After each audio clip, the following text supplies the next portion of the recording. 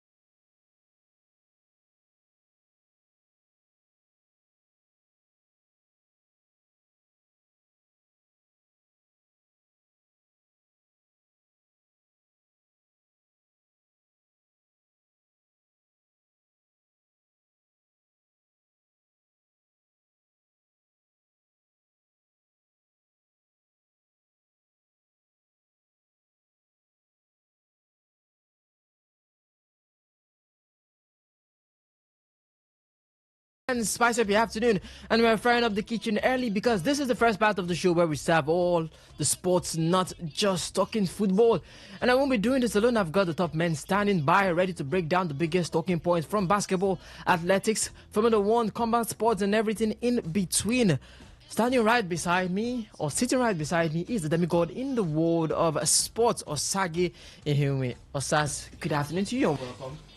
Good afternoon to you, Ovia Wallace. Good afternoon to the people of Port Harcourt. It is actually a bright Sunday right here in the city of Port Harcourt, and we have gone to church and we're back, and it's time for us to talk sports right here on the show. So much to talk about already from the local scene. We hear about the fight between the National Sports Commission and the Athletics Federation of Nigeria, and the hovering hammer of the athletics integrity unit of the World Athletics right there over the heads of the AFN. And if nothing is done so early, maybe we might go down again to a sanction, and this time it won't look really good for Nigerian athletics. And we've got a lot happening on the global stage in football, so much to talk about.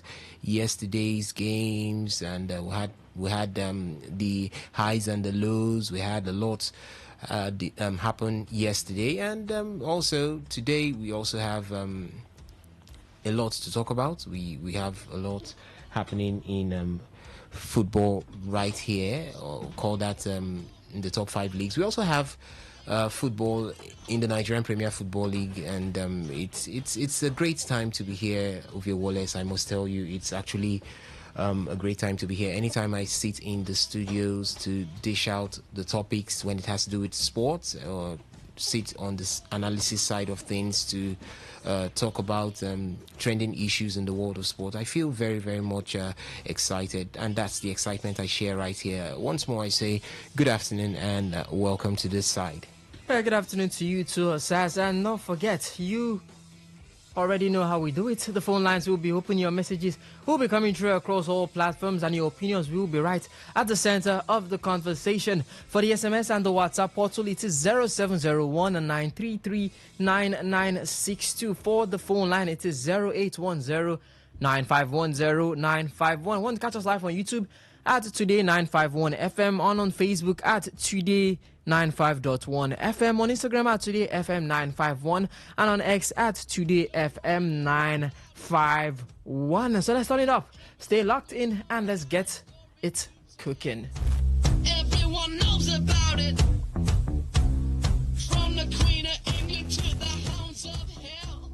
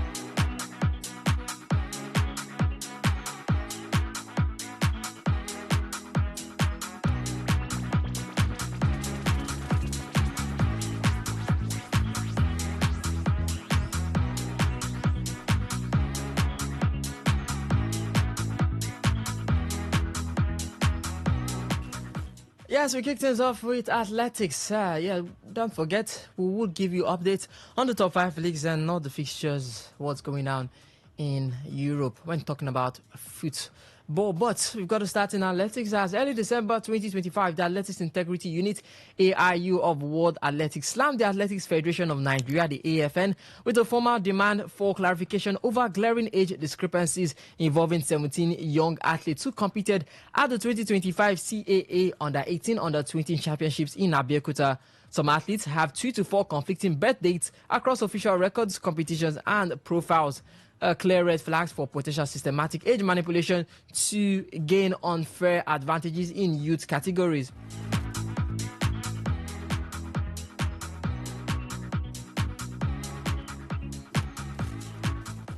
Some of the key names in the spotlight: Chioma Cynthia Nweke, who the reigning national 100-meter champion, Africa Under-20 champion, and MTN champs standout. Conflicting dates in AFN and World Athletics record: Jennifer Chioma Nwanchukwu, aka Chioma Elochukwu, a University of Iowa NCCA star with a blistering 400-meter personal best of 51.26 seconds. Birth years listed as 2006, 2008, and even 2010 added to that. Others flagged as well are Ismailiat Akinsonia, Esther Afigbo, and rising star Godgat, who were recently honored by Forbes but will now be under review. FN President Tonobok Okowa and Secretary General Israel Inwang have until 5 p.m. on January 16th, 2026 to respond or face escalation. And now insiders and analysts are calling this a profound governance crisis rooted in excessive centralization, poor data management, and the deliberate sidelining of AFN's 6 constitutional zonal structures. These zones, meant to be the grassroots engine for talent ID, registration, and compliance, have been starved of funding and authority reduced to ceremonial roles.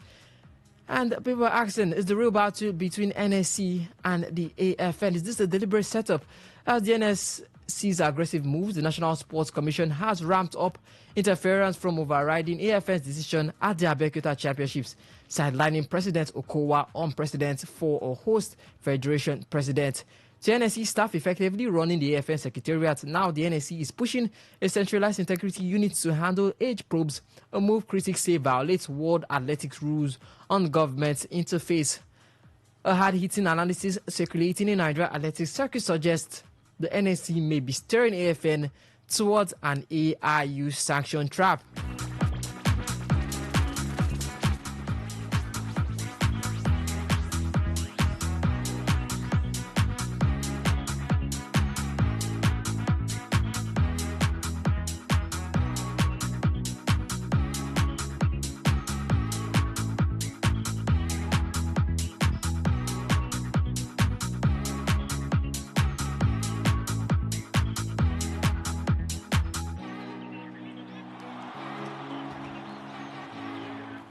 Osas, you've already kind of shed light on it, starting off the show.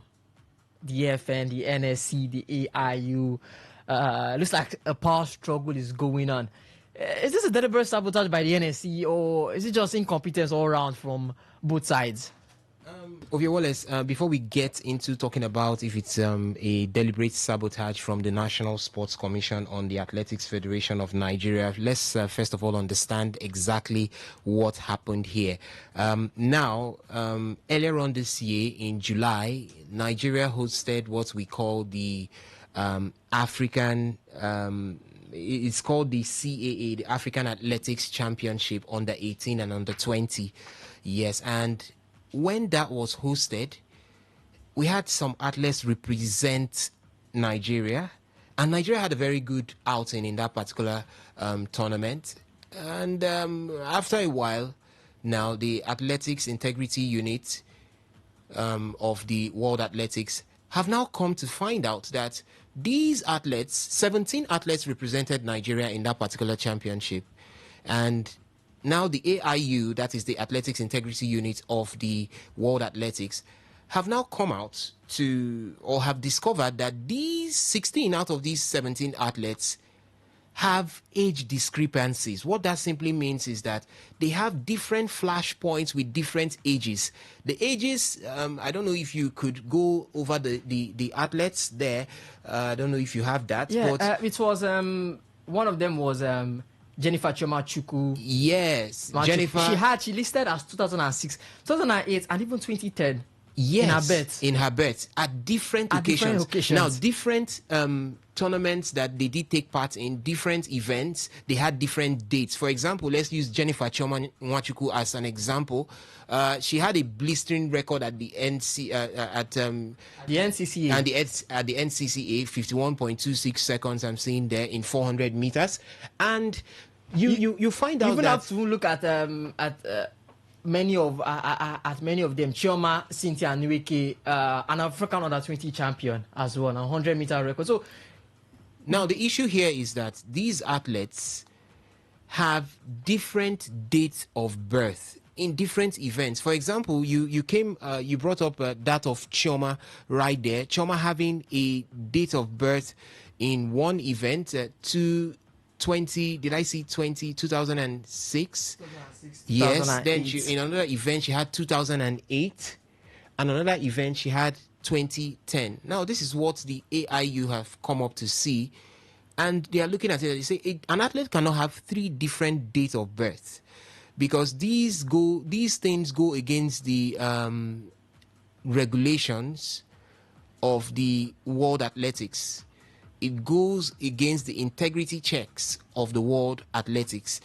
Having multiple dates of birth is one thing that the Athletics Integrity Unit will always frown against. And that's the reason why they have called the entire Nigerian setup to look into it. They have called them, they have queried them, and they are saying, we're giving you till this time. Go do your checks and make sure you get back to us to let us know why. So January 6th, yeah. Get back to us to let us know why you will be having these discrepancies when it has to do with athletics.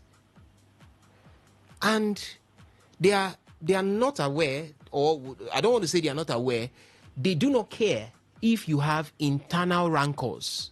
That's your business. You understand what I mean? That's your business. Whether you have internal rancors or not, it's your business. What they want to know is, why is it that 16 out of the 17 athletes that you put out at the African Athletics Championship, CAA, under 18 and under 20 event, why is it that 16 out of the 17 you put out are having age discrepancies? So now they have given them until Tuesday, being the 16th of December, to give a formal reply, to let the AIU know why these discrepancies. So now let's break it down to what we have right here. We've always been clamoring excuse me.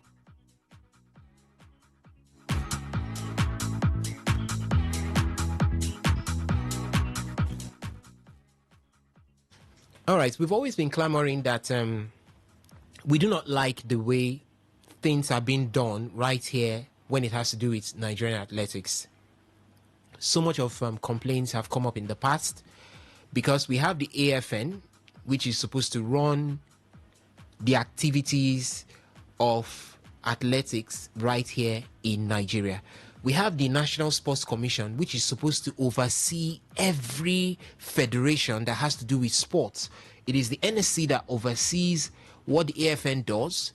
It's the NSC that should oversee what the Table Tennis Federation of Nigeria would be doing. It is the NSC that should oversee what the Nigerian Wrestling Federation should be doing. It's the NSC that should oversee what the Nigerian Football Federation should be doing. But when it comes to athletics and even other federations, you have the NSC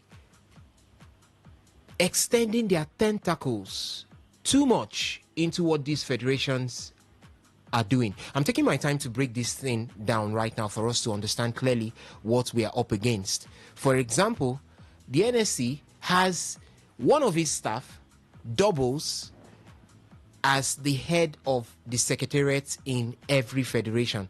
Let me break it down to the Athletics Federation of Nigeria. You have what we call the SG. You understand me? You have what we call the SG for every federation. That is the general secretary, the general secretary of the Athletics Federation of Nigeria. He's also a staff of the National Sports Commission. He runs the secretariat of the AFN. So now the AFN is more or less looking like a puppet, just looking like an extension of the NSC, which is not supposed to be so. The AFN is supposed to run athletics in Nigeria. Now, if you have too much of the presence of the NSC in the AFN, and not just too much of the presence, commanding presence of the NSC in the AFN, is more or less like saying that the AFN is the NSC, or the AFN is just an annex on or an overshoot of the NSC, which is not good for Nigerian sport. There is a reason why every federation was broken out. It is because that was done so that every federation can have a working body that has an eye down to the grassroots for every sports, every sporting event, whether it's athletics, whether it's table tennis, whether it's badminton, whether it's weightlifting, whether it's wrestling. You have a federation that should oversee the affairs down to the grassroots. But these days, most especially for the Athletics Federation of Nigeria, you find it that the NSC is always at loggerheads. Either they are at loggerheads fighting with the AFN, or the administrative setup of the AFN, or the administrative setup of the AFN will just lie down, what we call KBAC in our local parlance, just lie down for the NSC to always rule and overrule. Why they just sit there as puppets? Now we have Tonobo Kokowa. He has his issues, rightly. He has his issues of incompetence. But now the AFN is complaining that how do you expect us not to fall short administratively, not to fall short when it has to do with proper record keeping and accountability, when we do not know what our place is? We have the overdue presence of the NSC in the AFN. Now, let's come back to what has caused this problem. It all started in Shagamu, as I said, in that CAA Under-18, Under-20 championship that was organized right here and hosted by Nigeria, where 16 athletes out of the 17 have now been earmarked by the Athletics Integrity Unit to be verified when it has to do with their ages of birth. Now, normally, the AFN is supposed to be broken into 6 units.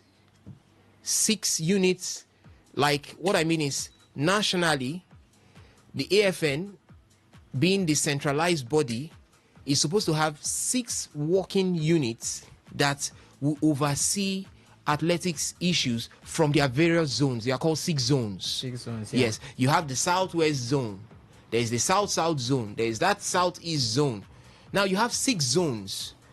Now what happens is that what the global best practice, or what should be the right practice, is when athletes are brought in. Now these 6 zones, you have under these zones what we call the state FAs, state federations.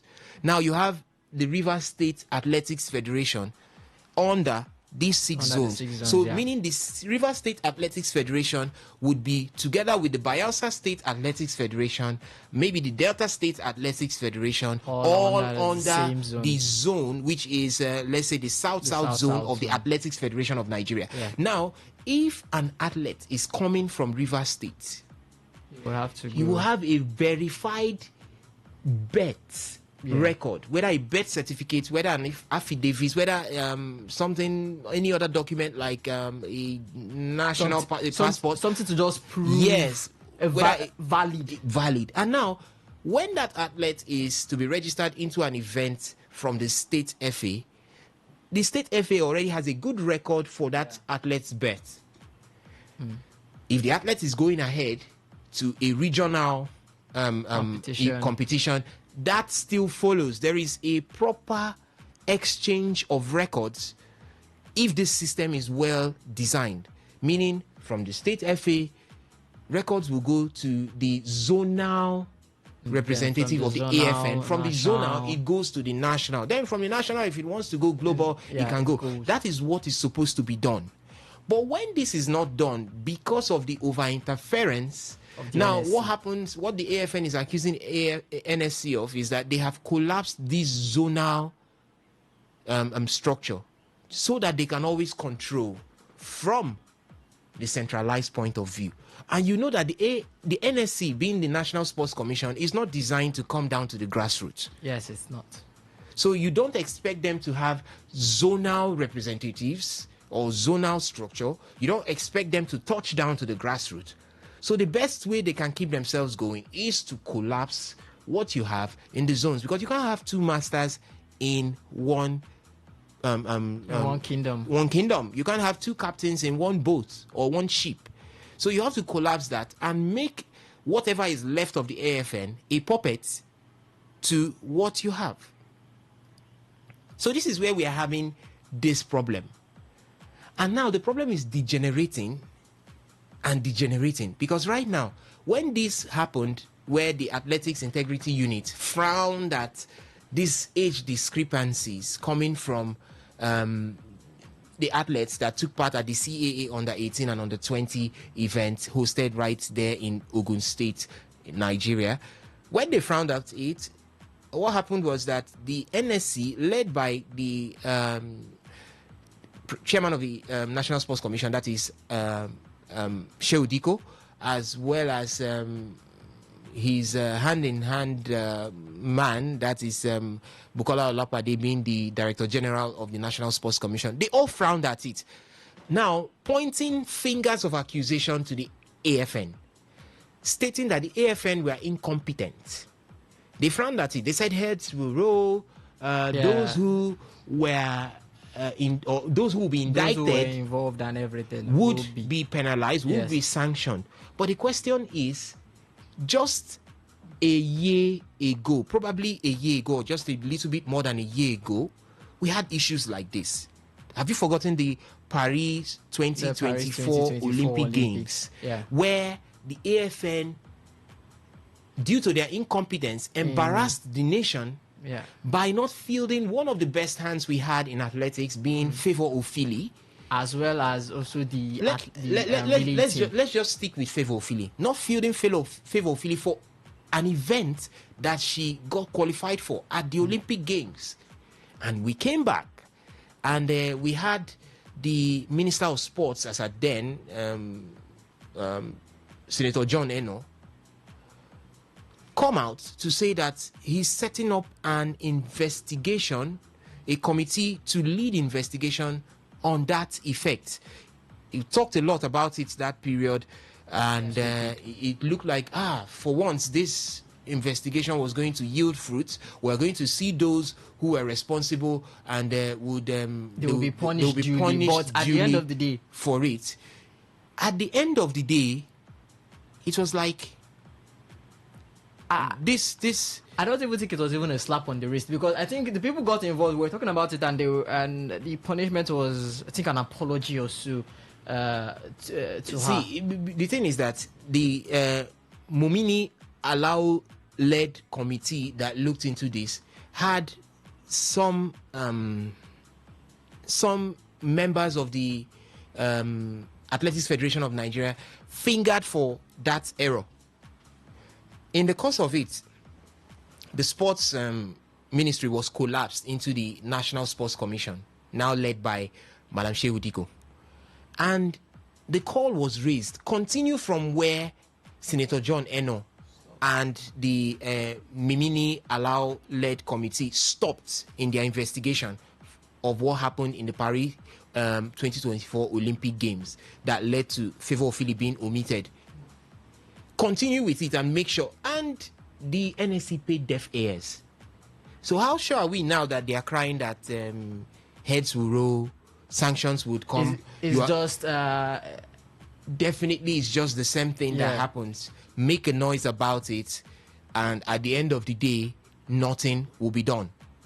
So now a lot of stakeholders in athletics are calling for the NSC, first of all, if you want to do what is right, start from the engine or the source of the problem, which is taking away your hands from the Athletics Federation of Nigeria.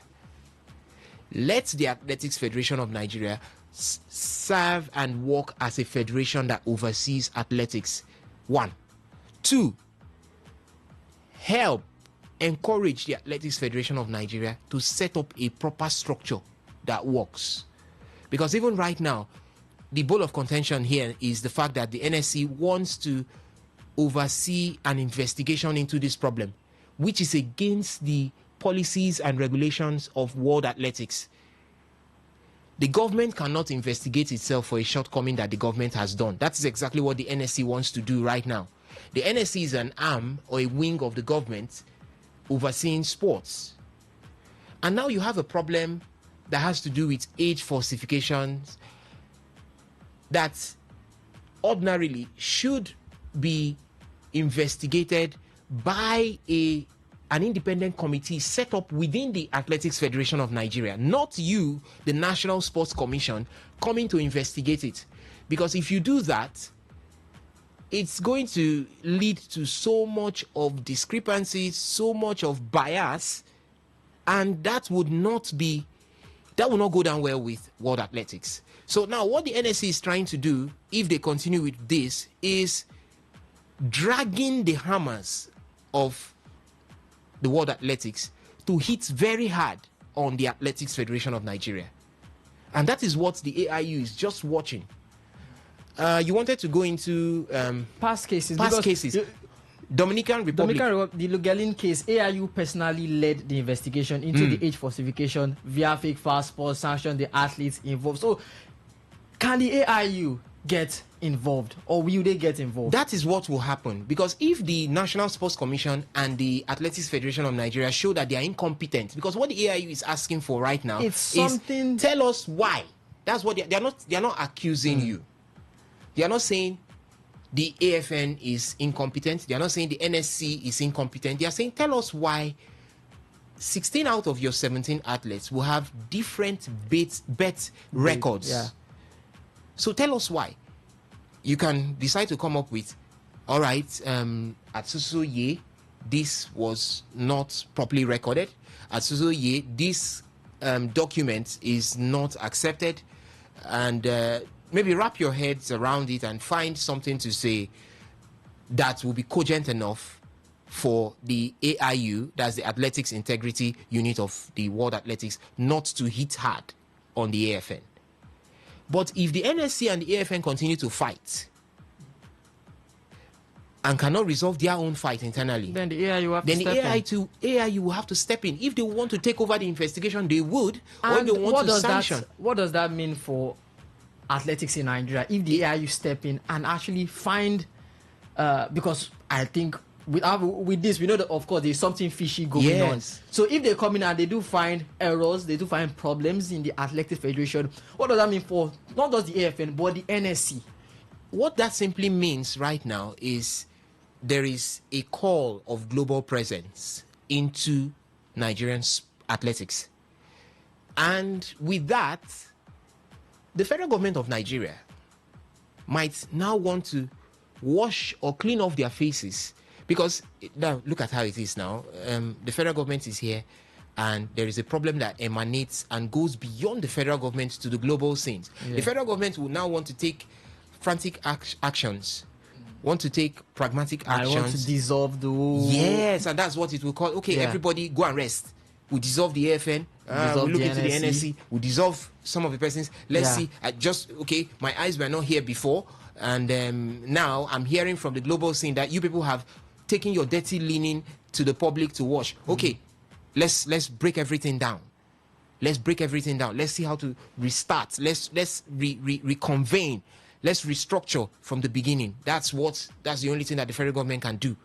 Because ordinarily they are not supposed to have their eyes in the day-to-day activities of the Athletics Federation of Nigeria or anything that has to do with athletics. They've got a lot on their hands. That's the reason why the NSC was set up to oversee also the AFN that was set up. You understand what I mean? So now that will be the federal government of Nigeria dissolving a lot. So many persons will lose their jobs.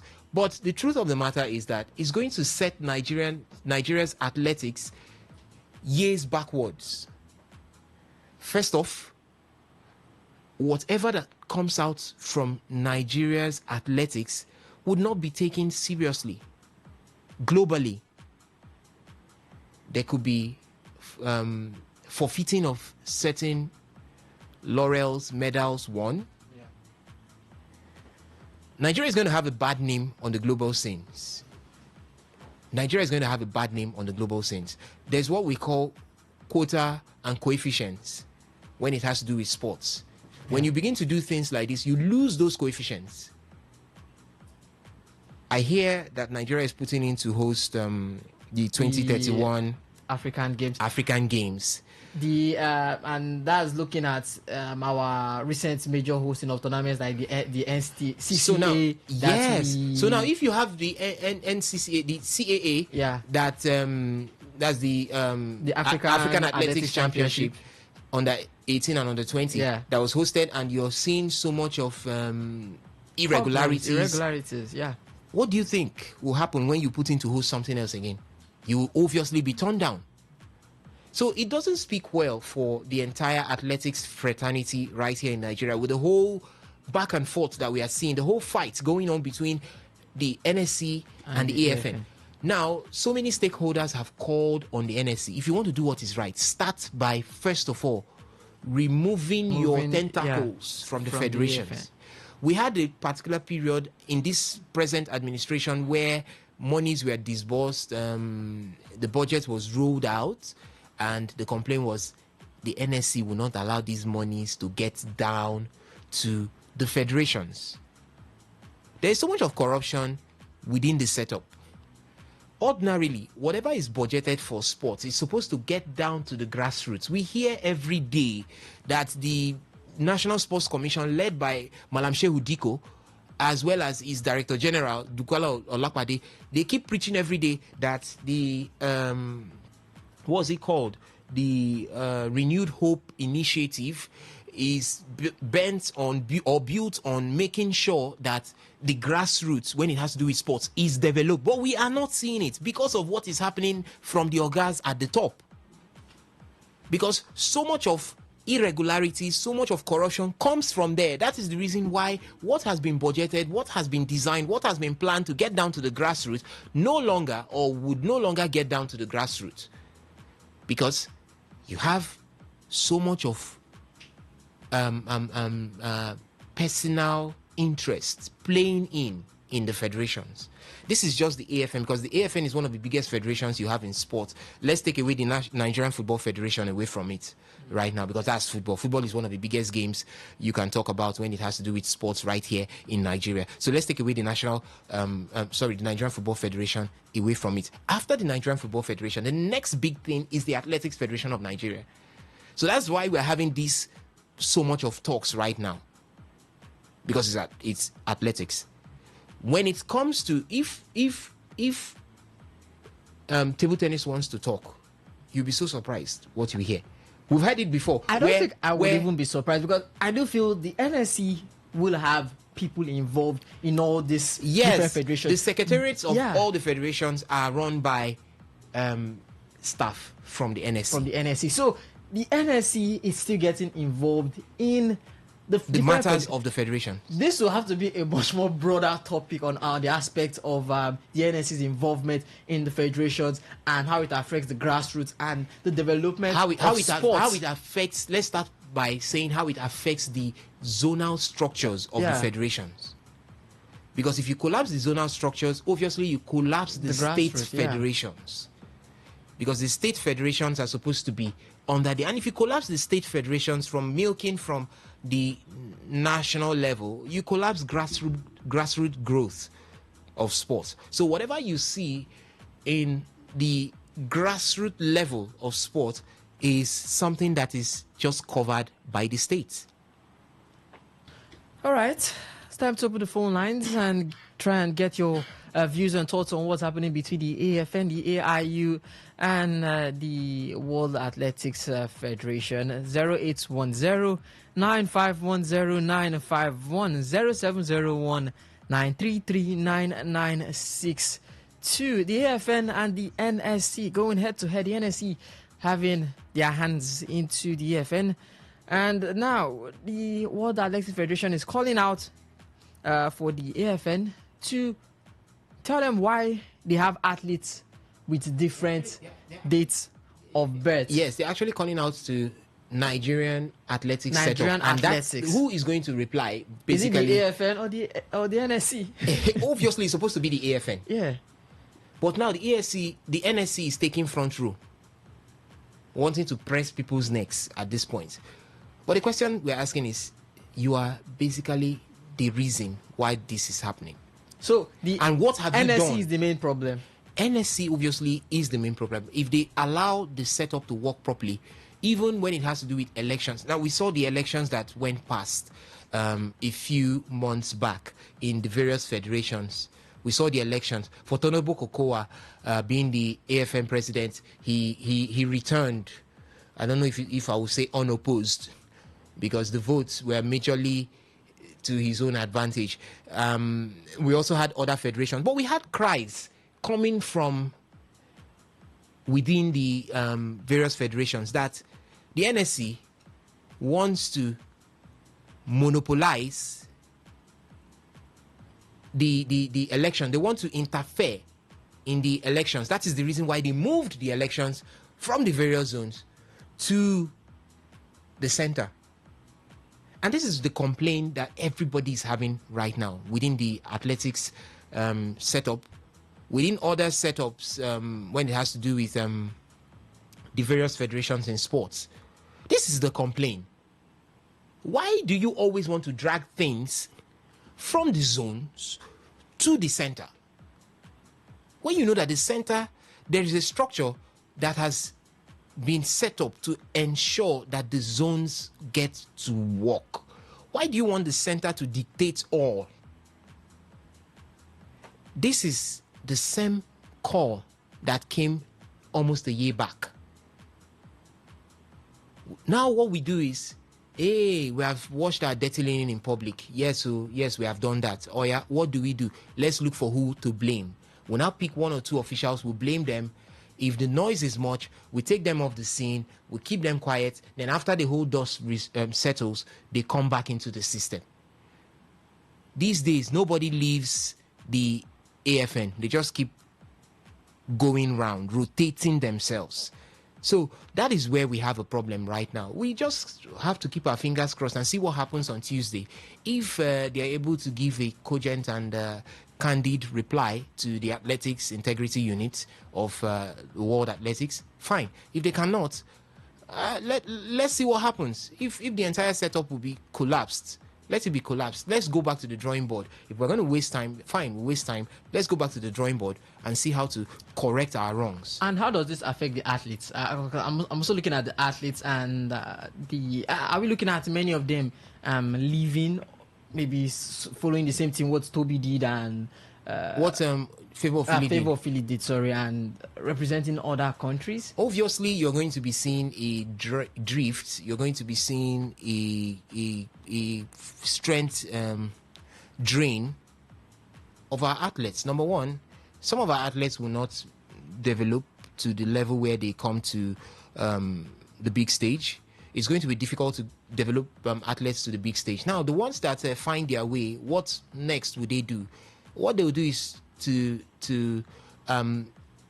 obviously look for greener pastures elsewhere. If you see a country that will want you to switch allegiance, represent, and you have the chances of, you have a very good system that supports you, and you have the chance of making it big, would you not switch allegiance? Definitely you will switch allegiance. Your home country doesn't want to be serious with whatever they are doing. And the life of an athlete is age dependent. If you waste your time waiting for the home country and you go past your prime, definitely you cannot you cannot make it to the big stage. So we're going to be seeing a lot of athletes not make it to the big stage, or those who are even able to make it to the big stage would definitely want to seek greener pastures elsewhere. 0810951091 for the SMS and the WhatsApp, or to 0701 933 What's your take on what's happening in the world of athletics in Nigeria? The EFN and the NSE battling it out, and the AIU of the World Athletics Federation has come out to say what's happening right there in the country. Different athletes, different date of birth for different events. Why is this happening in the country? Just tell us why. Just tell us why. And they have actually called out that if nothing is done, then maybe drastic measures might be taken. Maybe the AIU would actually get involved themselves. Or are we going to see the NSC or the AFN getting dissolved? And what's your take on the athletes involved in all this? Are we going to see more punishment doled out to them? Maybe they were coerced into doing all this. And do we see them switching allegiance or maybe doing something else? 0810 9510 951 for the SMS and the WhatsApp, or to 0701 933 9962. Alex Kabari joins us in the studio. Alexander, good afternoon to you. Welcome to the show. Good afternoon to you, and good afternoon to us too. Good afternoon to our lovely listeners. Happy Sunday to them too. It's another wonderful marathon edition. We are starting off with very controversial stories so far, but I do promise you that it of course will get better, and there's still a whole lot to talk about. So of course, Ovi, it's a pleasure to be here. Good afternoon. Good afternoon to you. What's your take on all this that's happening in Nigeria? We need to start. We need to start somewhere. Like I always say, you have to start, whether you start from the grassroots or you start from the top, but you have to start somewhere in terms of trying to sweep out whatever forms of corruption that has seeped into our system. It's obvious. It's so obvious that these clashes should not be happening, but it happens when there is obviously some clashes of interests, and one side does not want to bend to the other. So these clashes are not normal, and like Mr. Osas has done justice to that whole topic, and he did really well in the breaking down of it, and it just shows you that the corruption that has seeped in is going to take extraordinary steps over here to be wiped out, and you might even require external bodies to come in and try and set things right, like Osas said. So it's a whole lot that is going on, and well, we are just going to see how it all plays out. 08109510 for the SMS and the WhatsApp, or to 0701 933 9962. Tomorrow, say good news for Nigeria as they capped up an outstanding athletics campaign at the 4th African Youth Games in Angola with an impressive total of 11 medals, 6 gold and 5 silver as events concluded on Saturday. The performance underlined Nigeria's strength and depth in youth athletics, particularly on the track and the relay events. Yes, Nigeria dominated the sprints and quarter-mile race with Rosemary Chigozie Nwako claiming gold in the girls 100 meter by 11.77 seconds, and Tejiri Ugo winning the girls 200 meter by 23.95 seconds. Hafso Bisola Majeko Dumi added gold in the girls 400 meter, while silvers came from Emmanuel Akolo boys 100 meter, David Udo boys 400 meter, Gift Go One 400 meter Odus, and Perfect Fire boys 200 meter. In the field, Nigeria also shown as Timothy won gold in the triple jump, and Godswill and Nelechi secured silver in the long jump. The campaign ended on a high note with a relay dominance as both the girls and boys medley relay teams powered to gold, capping a memorable outing for Team Nigeria and reinforcing the nation's status as a rising force in African youth athletics. Yes, Osas did say Nigeria will bid to host the 2031 African Games. As an official, they have officially submitted a bid to the African Union Sports Council, the AUSC, to host the 2031 African Games nearly 25 years after successfully staging the 2003 edition. The bid was presented during the high-level engagement with the AUSC by its sports broadcaster and administrator Mind Sarah Ilo, with Nigeria reaffirming its readiness and capacity to deliver a world-class continental multi-sports event. The bid is strengthened by Nigeria's recent track records of hosting major international competitions, including the CAA Under-18 and Under-20 African Athletics Championship, African Karate Championship, ITTF African Youth Table Tennis Championship, West Africa Para Games, and the 2024 African Military Games. This event generated significant impact, supporting over 5,000 SMEs, creating jobs, boosting tourism, and enhancing Nigeria's global sports profile, exemplified by the Lagos City Marathon and World Athletics Gold Label race. Driving the bid is the leadership of the National Sports Commission under Chairman Mahlum Shehu Diku and Director General Honorable Bukola Olakpade, whose sports economy reforms continue to yield measurable results. Nigeria's 2031 African Games ambition is anchored on a clear vision to use sports as a catalyst for economic growth, youth empowerment, continental unity, and national pride.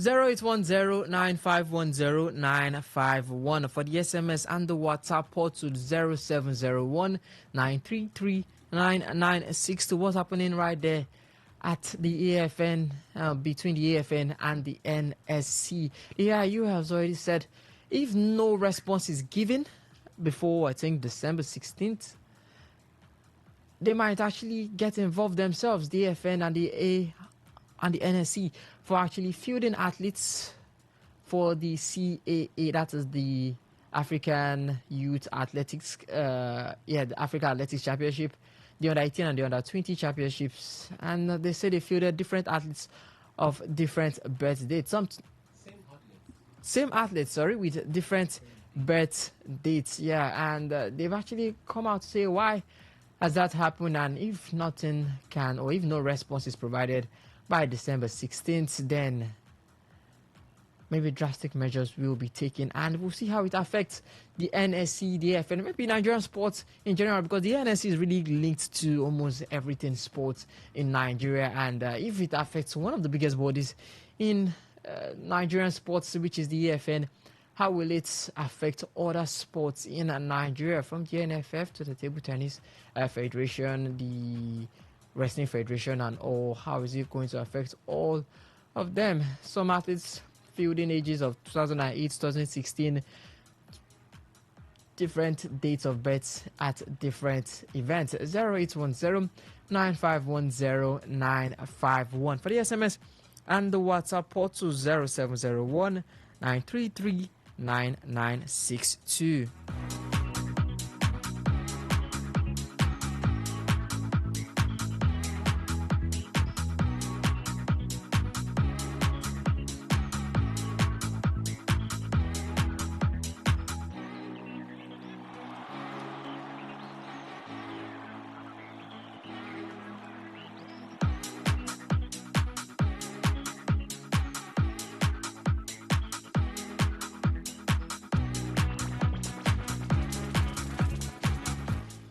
Let's talk basketball right now, and it's the NBA Cup semifinals, as in a shocking upset at the T-Mobile Arena. The San Antonio Spurs edged the Oklahoma City Thunder 111-109 in the West semifinals, snapping OKC's franchise record 60-game winning streak and halting their 24-1 start, tying the 2015-2016 Warriors' historic pace. Victor Wembanyama, returning from a month-long calf strain, came off the bench for the first time in his career on a 21-minute restriction, delivering 22 points, 15 in the fourth, 9 rebounds and 2 blocks. His 21 plus minus was game-changing, as Spurs were minus 19 without him.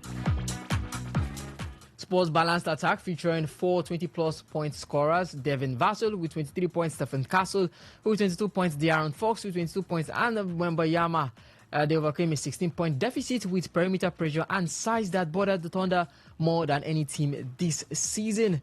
Thunder full preferred lineup: Shai Gilgeous-Alexander, Luguentez Dort, Jalen Williams, Chet Holmgren, and Isaiah Hartenstein debuted but shot poorly with 41% field goal, 21% 3-point, and SGA scored 28 but went 1 of 7 from 3.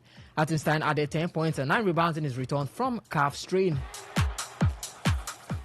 And Alex, before I get your thoughts on OKC's streak being snapped, New York Knicks in the East semifinals dominated the Orlando Magic 132-120, advancing to Tuesday's NBA Cup final against the Spurs. Jalen Brunson exploded for a season-high 40 points, 16 of 27 field goal, 4th straight 30-plus point game. Karl Anthony Towns added 29 and OG Anunoby 24, shooting 61% as a team against Orlando's vaunted defense. Knicks overcame Orlando's physicality, going 23-21 from the line and limiting turnovers to 12. This evens the season series at 2 potentially crucial 4 tiebreakers, as Magic struggled without Franz Wagner, high ankle sprain, who lacked stop rims, rim attacks, and rebounding, allowing 12 first-half second chance points. Jalen Suggs hobbled with hip soreness.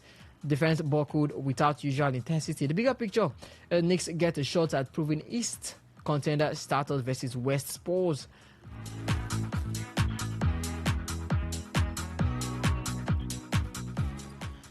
Alex, it's finally ended Oklahoma City's run, 16-game winning streak, and it's to the San Antonio Spurs, a playoff team in the West, and it makes you wonder how they only have 2 losses. I think from the game against Portland Trail Blazers, I think you can actually see Blazers actually stood out because it was a win by 2 points, and OKC were just coming off back-to-back matches. So you could say this is the real first loss they've had against a real playoff contending team. What's your take on the streak being broken? Could we really say that this is their first real loss? I mean, if you look at the scoreline too, and look at how the game went, I was just going through the score charts for it, and it was 109 to 111 with about 2 seconds of play and OKC possession.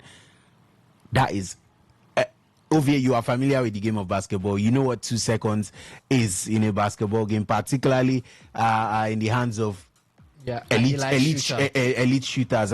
Because we have J-Dub, you have Shea, you have Chet who could force his way to the rim. There are thousands of plays you could run with 2 seconds could have gotten on the clock. A free throw.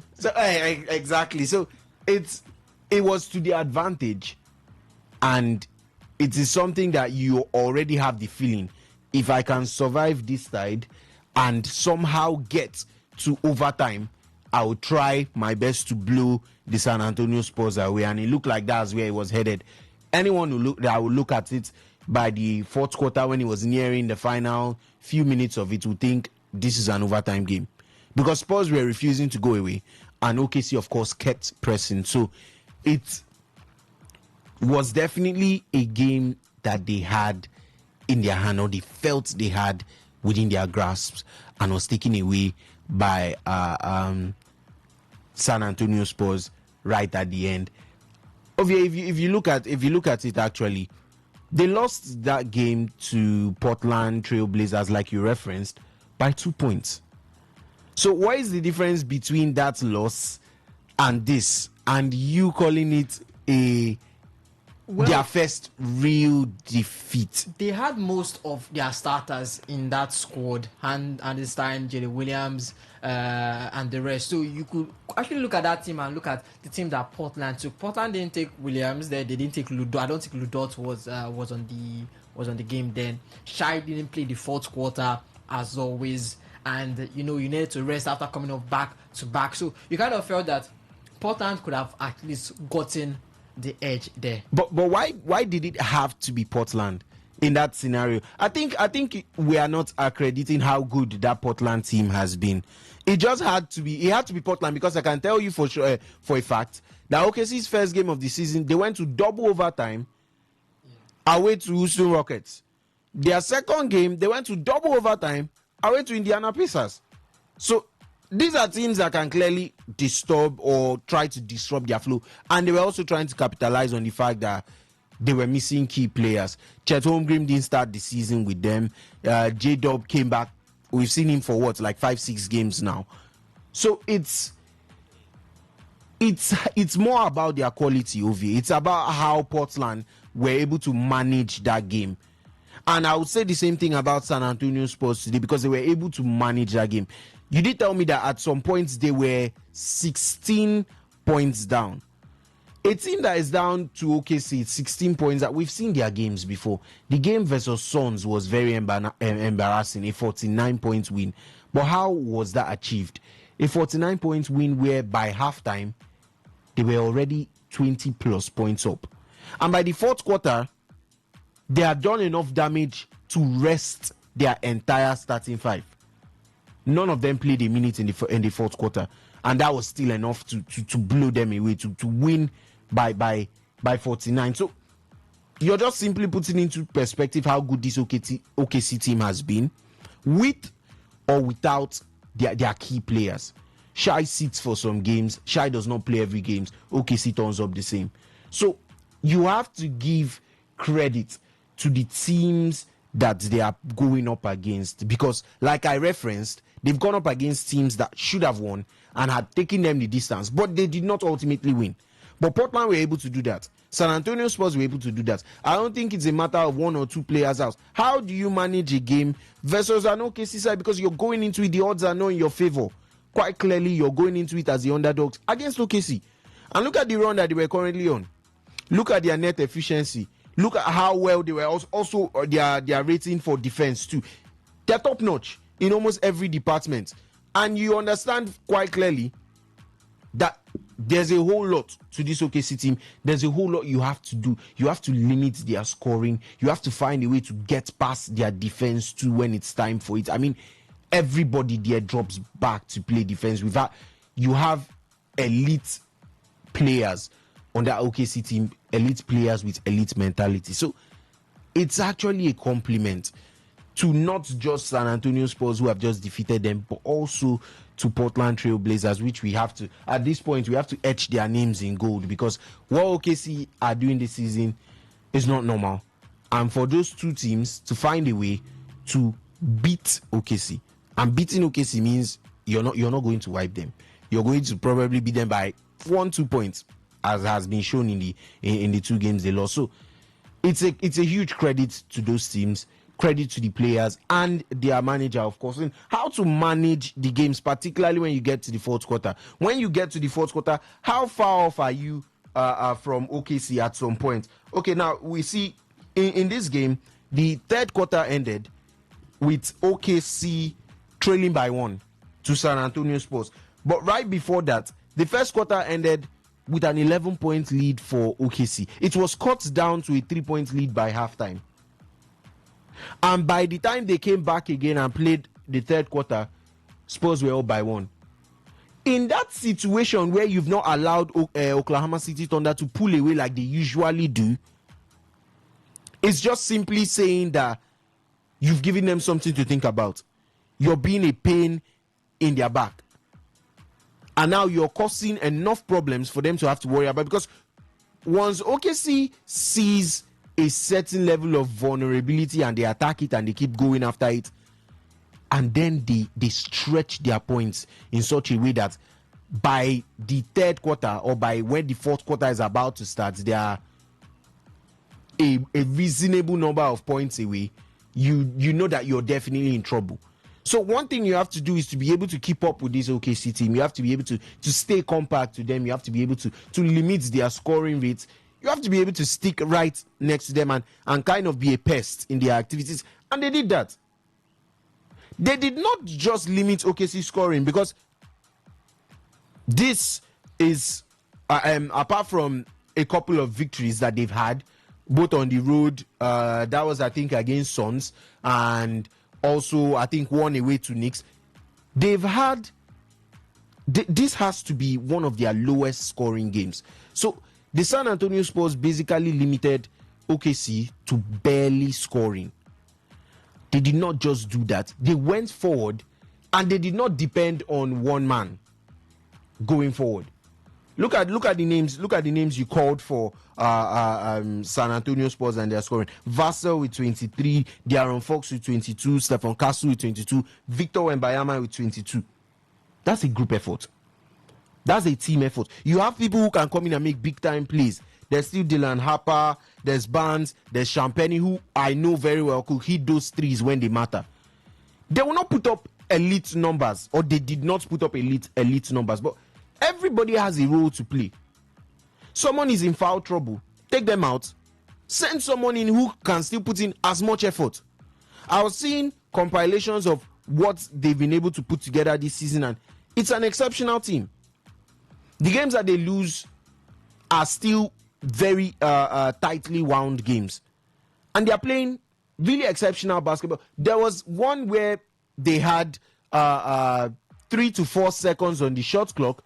They went forward, made the two. That was against Golden State. Yes, they went forward, made the a 2-pointer to take the lead versus Golden State, and it seemed like a couple of the San Antonio Spurs players were already celebrating when there was 0.9 on the shot clock. So a quick rebound had found a Golden State player who was already aiming to just go up there and return it to return their lead back. And Luke Cornett out of nowhere with a block. Those are the kind of plays that win you games, that win you titles, that has taken them so far to the NBA Cup final. And you need players who are sustainable for them. And I always say this, it has to go beyond one or two players. It has to go beyond a couple of players. You need to have a team, a system that is inbuilt, where every player on the roster, both the starting and the bench players, can turn up and collectively do their work. And that is what San Antonio Spurs did. They did their assignment wonderfully. So you have to give credit to this team, in as much as yes, they came up against an OKC side with almost everyone fit and ready, and you can understand where you'd come from in terms of saying it's their first actual defeat. But at the same time, this OKC team has been a really stubborn one for teams to deal with, and they have also been the benchmark. So when you put that into consideration, anyone who manages to at least hold their own, I was not even thinking about defeat. I was just thinking, will Spurs be able to at least hold their own, make a good account of themselves? They did well in the quarterfinals away to Lakers. How are you able to hold your own against top teams? You have elite scorers. Look at Doncic, Reeves, and LeBron, and you were still able to hold your own away there, and then they put on a more fluid attacking display without Victor Wembanyama, what you would call their key player this season. And it speaks a whole lot about San Antonio Spurs and their resilience this season. And now they've come away to Oklahoma City Thunder in a game no one was really expecting them to win. All I was expecting of San Antonio Spurs was to go there, give a good account of yourself. Don't lose by much. Just show enough to suggest that you're a team that should be taken seriously. In that sense, it just means you can go there. Do not lose by 30-40 like other teams have been losing. And also try to take them into a position of vulnerability, which is where they do not have that air of invisibility that OKC usually does. So you take them into the third and the fourth quarter, and you are still in the tie, and you're still in the game. You are going to be able to collectively go again as a group and now push for a different target. Your first target on coming there could have been survival across the first half or the first 3 quarters. But then when you enter the fourth quarter, you've played 4, 5, 6 minutes, 7 minutes in. You're looking at the clock, you've got a mere 4-5 minutes left. And you notice that the game is still even. Your objective begins to change. You're like, okay, this is no longer a game where we are trying to survive. We have a shot. We have a chance at this game. And to do that, you need to maintain the right amount of concentration at all times, which is what the San Antonio Spurs showed yesterday. So it was a collective effort from the team. It was one where, like I said, they did not depend on any player. And note, a lot of people have said that with Victor Wembanyama returning, there is going to be a sense of dependency on him to get those boards, to get those points, to get those contributions to the team. But instead, if we look at the Oklahoma City Thunder stats, it looked like there was more dependency on their two scorers than there was on Victor Wembanyama, with Shea putting up 29 and of course Jalen Williams putting up 17. So it looked like there was this dependency on them. Now, take away those two, you have Chet Holmgren on 17, Caruso, Hartenstein 11 and 10 respectively, and then the rest of them are all beneath the double figure range. Particularly when you go way down, Wiggins with 12 minutes put up 0 points and got only 1 board, and Lugens Dort with 22 minutes.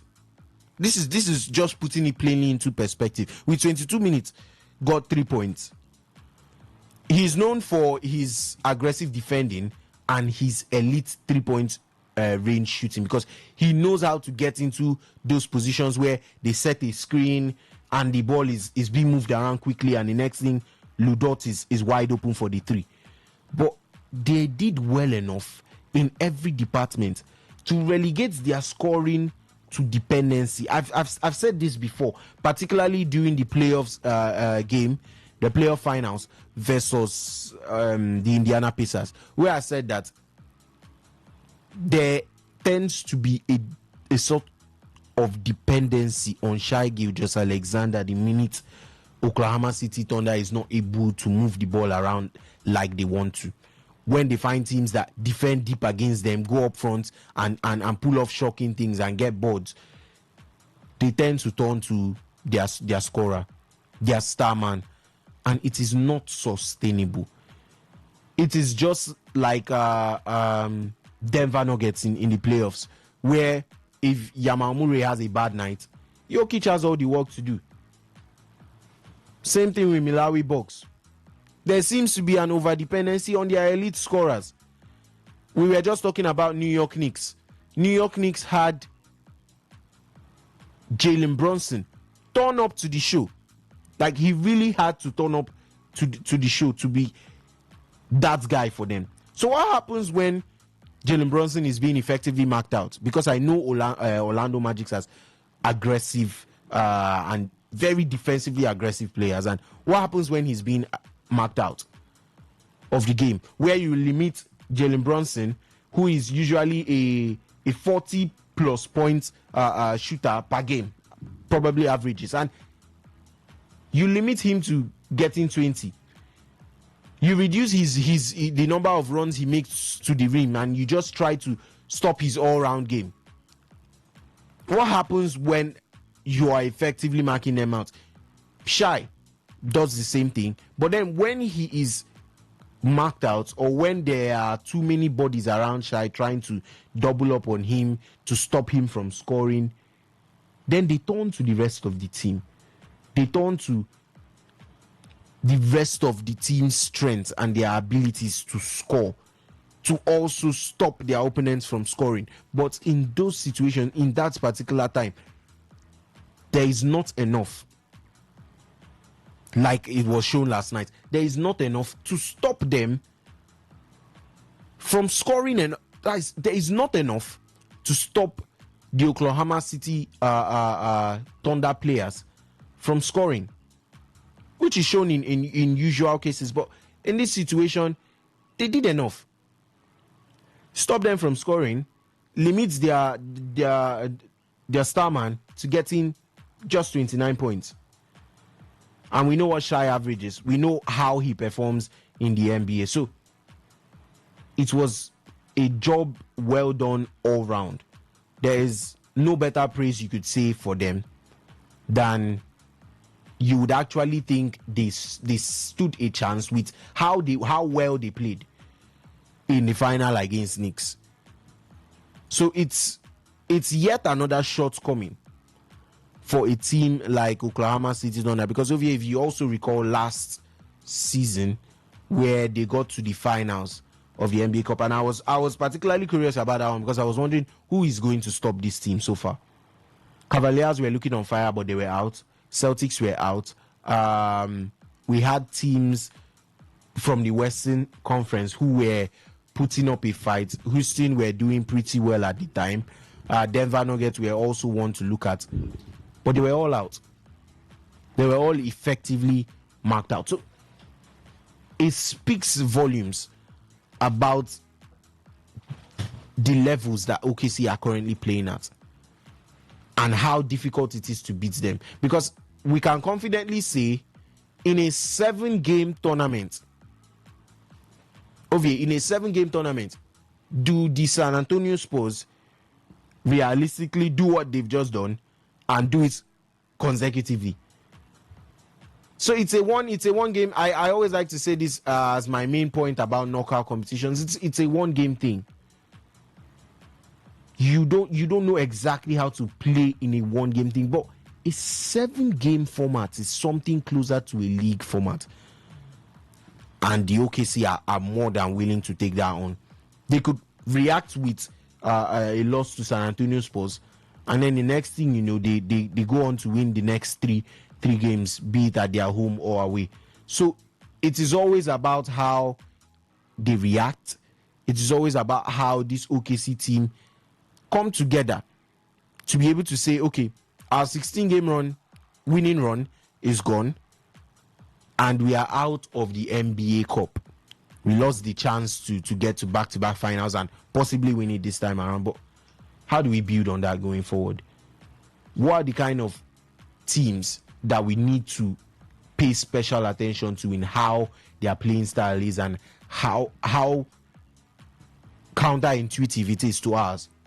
So when they put all of this on the board, and I'm sure they are going to look at it because they are a very intelligent set of players and of course coaching staff, they're going to look at this and they're going to think of how to turn the tie around. Anyone else will be saying it's just a loss, do what you've been doing and keep going. But no, they're not.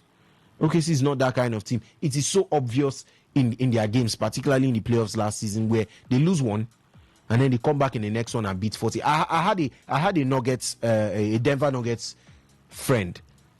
He was a fan of Denver, or he is still a fan of Denver Nuggets, and they won game 1 away to OKC with an Aaron Gordon last minute 2 just to snatch game 1, and he was like, I think we can still go ahead and win game 2. I said, you're losing that game by nothing less than 30. You're losing that game by nothing. There is nothing that OKC will go to their board, figure out what they did wrong, and they'll blow you away by halftime. Just halftime. And he was like, no, I really think we could at least pick up game 2, get a 2-0 lead and head back home. I was like, you're losing that game by nothing less than 30. So I'm telling you, if the Oklahoma City Thunder were to come up against the San Antonio Spurs again, you have to believe that they have a point to prove. They don't want to show vulnerability or weaknesses or show that, this particular team has figured out our mojo. So they would also have a point to prove when they come up against those kind of teams, like I said they did last season. So in most of those games, there was a double. I think there was a double header back to back. First away to Cavaliers where they lost by 2 points, and then back at home where they blew Cavaliers away by 15. So it just talks about the level of competitiveness in that team. They sit up almost immediately. They play games with an extra vigor, and they're just ardent in their chase. So this is nothing but a setback to them. A setback which they would have preferred to be in the league. Because now you're out of the NBA Cup. It's just 1 game. But it's not substantial enough because, like I said, it's just a knockout game. It's not an affair of 2 to 3 matches consecutively where you have to do a best of 3. So they would instantly go back to their drawing board. They are going to work on the areas that they did not perfect versus the San Antonio Spurs, and they are going to show why, 1, they are the NBA champions, and 2, while they currently have 2 defeats after 26 matches this season. And 3, they are also going to show while they are on, or their current 16-game winning run just ended. All right, now still sticking with the Oklahoma City Thunder and their match. Some are calling their streak overrated. Some are saying that it's really, really underrated, knowing that they kind of matched the 2015-2016 Golden State Warriors 24-1. The 2015-2016 Warriors did a streak of 73 wins and only 9 losses. Are the OKC on pace to match that or maybe even break that record? Same pace they did. By this time, it was the same thing with 2015-2016 Golden State Warriors, 24 wins and 1 loss. Although they have 2 losses, and it does not look as if any team can stop them here. You look at what happened then. The 2015-26 Warriors went to the finals. They lost to the Cavaliers 4-3. I think that was when they were leading the series by, I think, at least 2 or so, and LeBron came back, and they did one of the best comebacks I've seen in NBA history. So, is this Oklahoma City team better than that 2015-2016 Warriors team? Do you see them breaking that record or matching it? Are they better than that team? I don't think they are. Do I see them breaking the record? Yes, I do. I also have to remind you. Is it because of the difference in the league? Yes, that was exactly where I was coming from. Now, when you are a Warriors player back then, and you're coming up against teams, you know that you are about to have a very tough time. That is why everybody respects their run. They respect teams who play them because the teams were stacked. You had LeBron, you had Wade on the same team. You'd go to another section, you'd have James Harden, you'd have Kevin Durant, all on the same team. So these are teams that could cause you enough problems. Look at the quality of teams now. I can confidently tell you, they come up against Brooklyn Nets, they rest 2 to 3 key players, they beat Nets. It was not so then. Nets will give you a tough time and will tell you you were wrong to rest your main roster against me. You understand that feeling? I always used to liken it with the competitiveness of European top leagues. I used to say that there was this season Real Madrid were so impressive. I think that was 2-3 seasons back where they won the La Liga. They went on an 8-game winning run while resting players for the UCL final. You can't do that in the Premier League. You absolutely cannot. You are about to play in the Champions League final. You're Liverpool, you're Manchester City, you're Chelsea, and you're benching your first 11 while chasing the league title. I don't think I also omitted the fact that they had not secured the La Liga then. So those matches were still being played with the intention to win. But they were just able to they were going to random grounds, Celta Vigo. Modric was not a starter then. He was not really a starter. He was coming into the team, and Ada Güler was just taking shape, and they were beating teams easily. I'm just likening it to what is happening in the NBA right now. You do not give any team who is seen as a small team a reason to have bragging rights against you. And that is what they did a whole lot back then.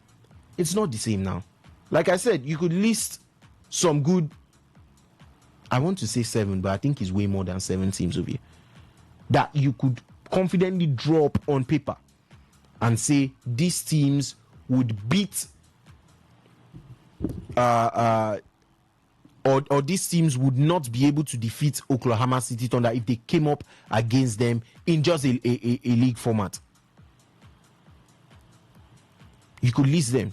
There are as many as you could definitely find them in the bottom areas of each conference standings. Go to let's say Wizards. I don't know. I think they are doing considerably better this year.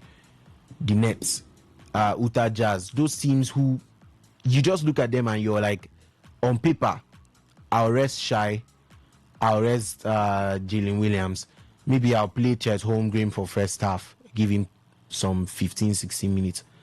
I'll start Andrew Wiggins. I will start Isaiah Joe. I will start the other Jalen Williams, and I will still be able to come away with a win. What does that speak about the level of competitiveness if you're able to do that? I mean, look at their 16-game winning run.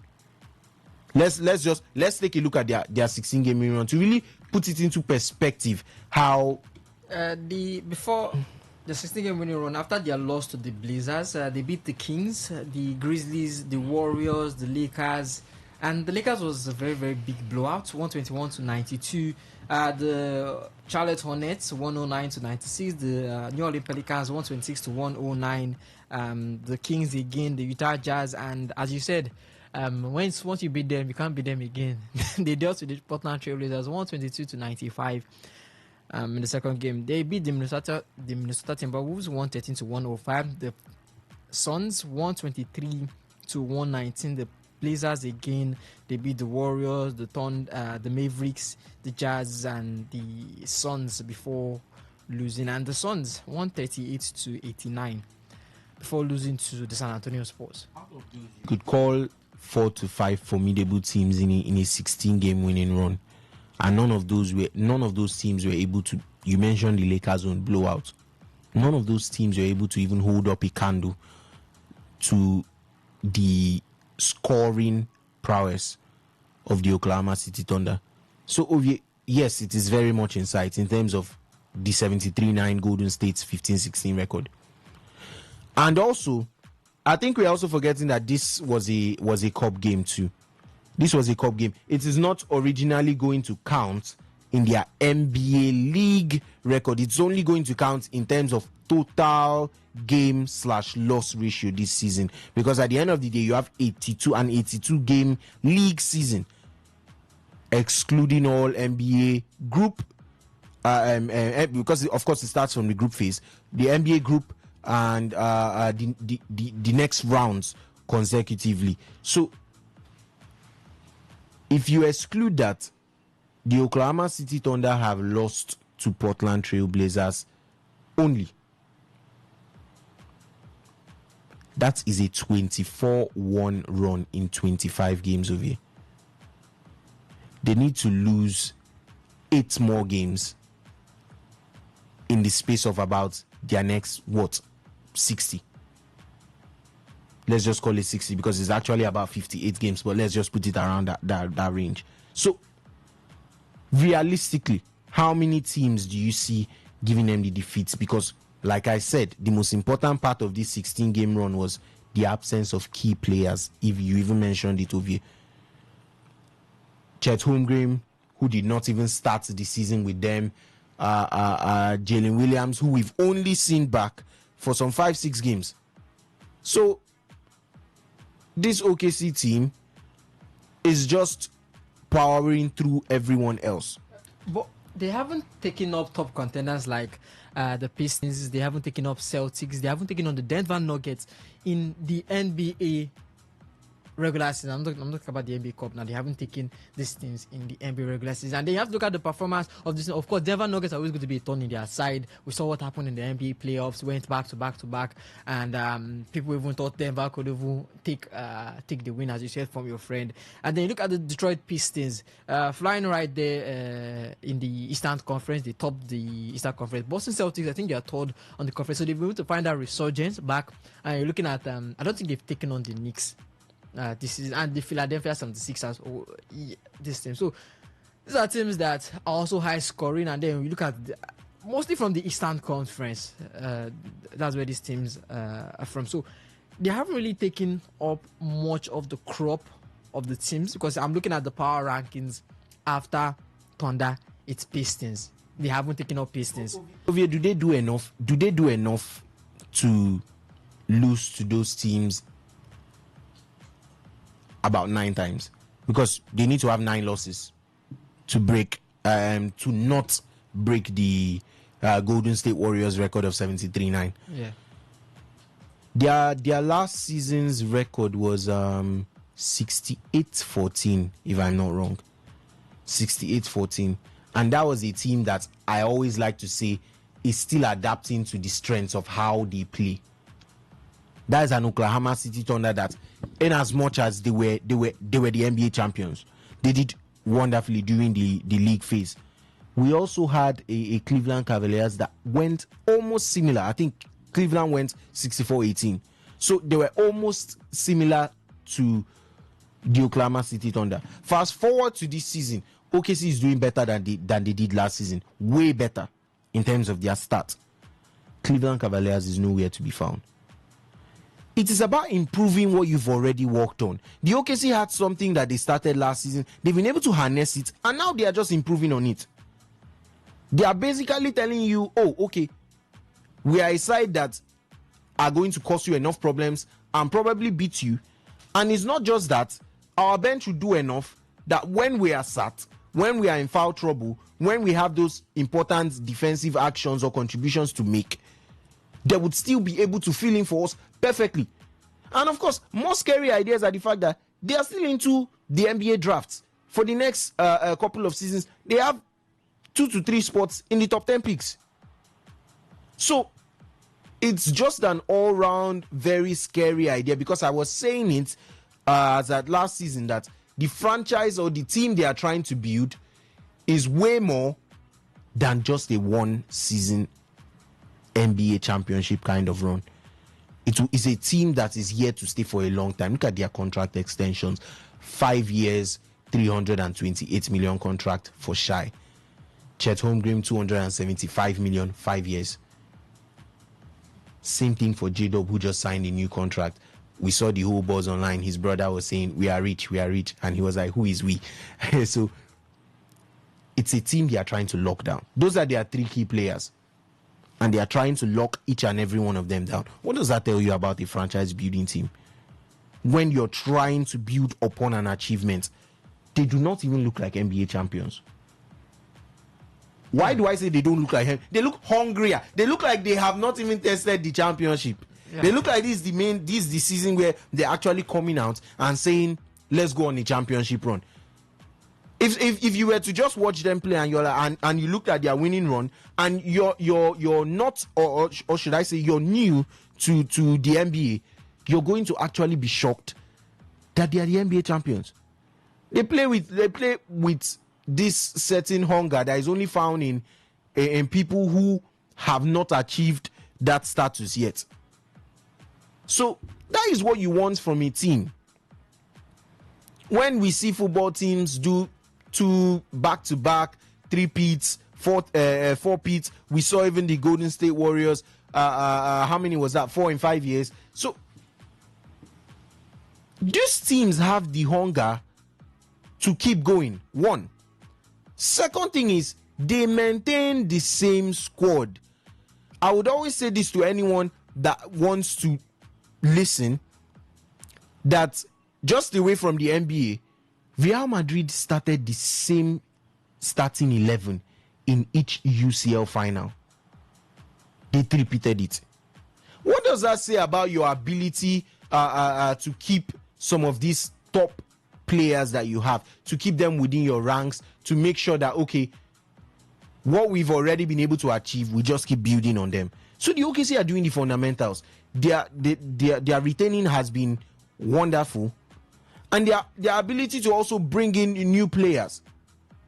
Their scouting job has been exceptional too.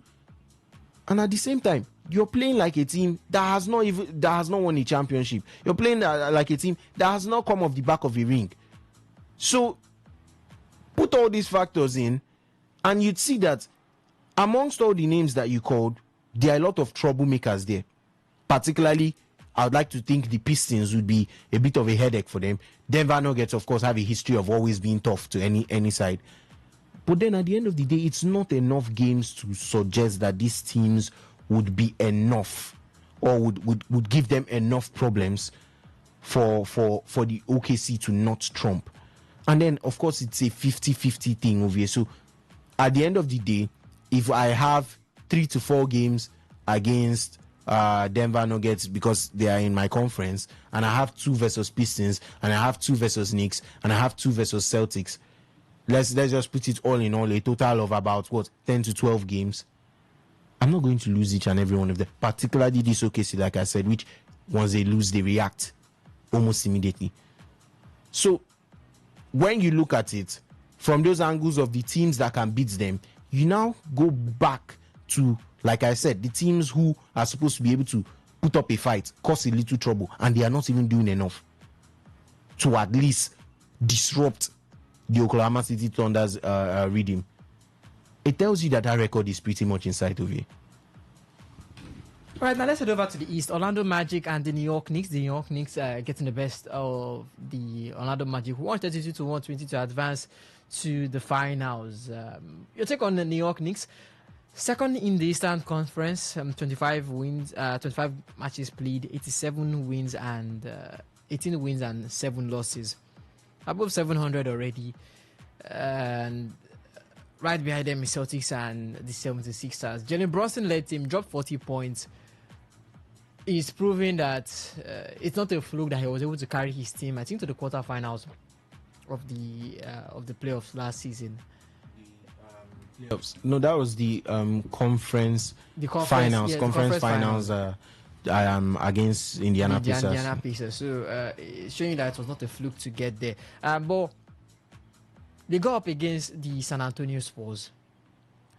Wemby, if Wemby is fit, can we see the Spurs being crowned champions and maybe a new reign of the Wemby dynasty in the long term? I'll say this, Ovie. I did not expect the scoreline I saw from the New York Knicks yesterday. 132 to 120. It suggests maybe not a blowout, but it suggests that there was a sizable gap between those teams, and it is not so. I think the Orlando Magic are a refined team, and their defensive prowess helps a whole lot in terms of how they try to play and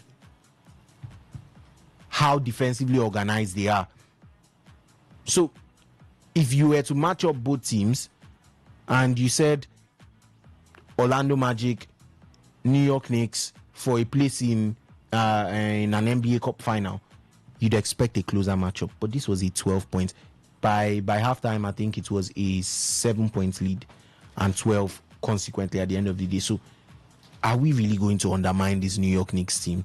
Are we really going to say that just the presence of a certain Victor Wembanyama is enough for the New York Knicks to not beat the Spurs? I don't even think the Spurs are clear on favorites. I think, if anything, it would slightly be in the favor of the New York Knicks. No matter how little it is, I think the New York Knicks take a slight edge in the sense that they have players too who this season I've been very impressed with, particularly when they come off the bench. We know their usual five: Brunson, Towns, Anunoby, Mikal Bridges, and Joe Hart. So when these guys are sat, we have a number of players who come off the bench and I've been pretty impressed with, like Robinson and Yabusele. I like when these guys are on the court for their defensive actions. It's one of the reasons why the Knicks are able to limit the scoring of other teams. So if you put all of these factors together and put a team that tries to limit your scoring, Ovi, I don't think you can come out and say there's an out-and-out winner between the New York Knicks and the San Antonio Spurs because of a single player. He could be the difference.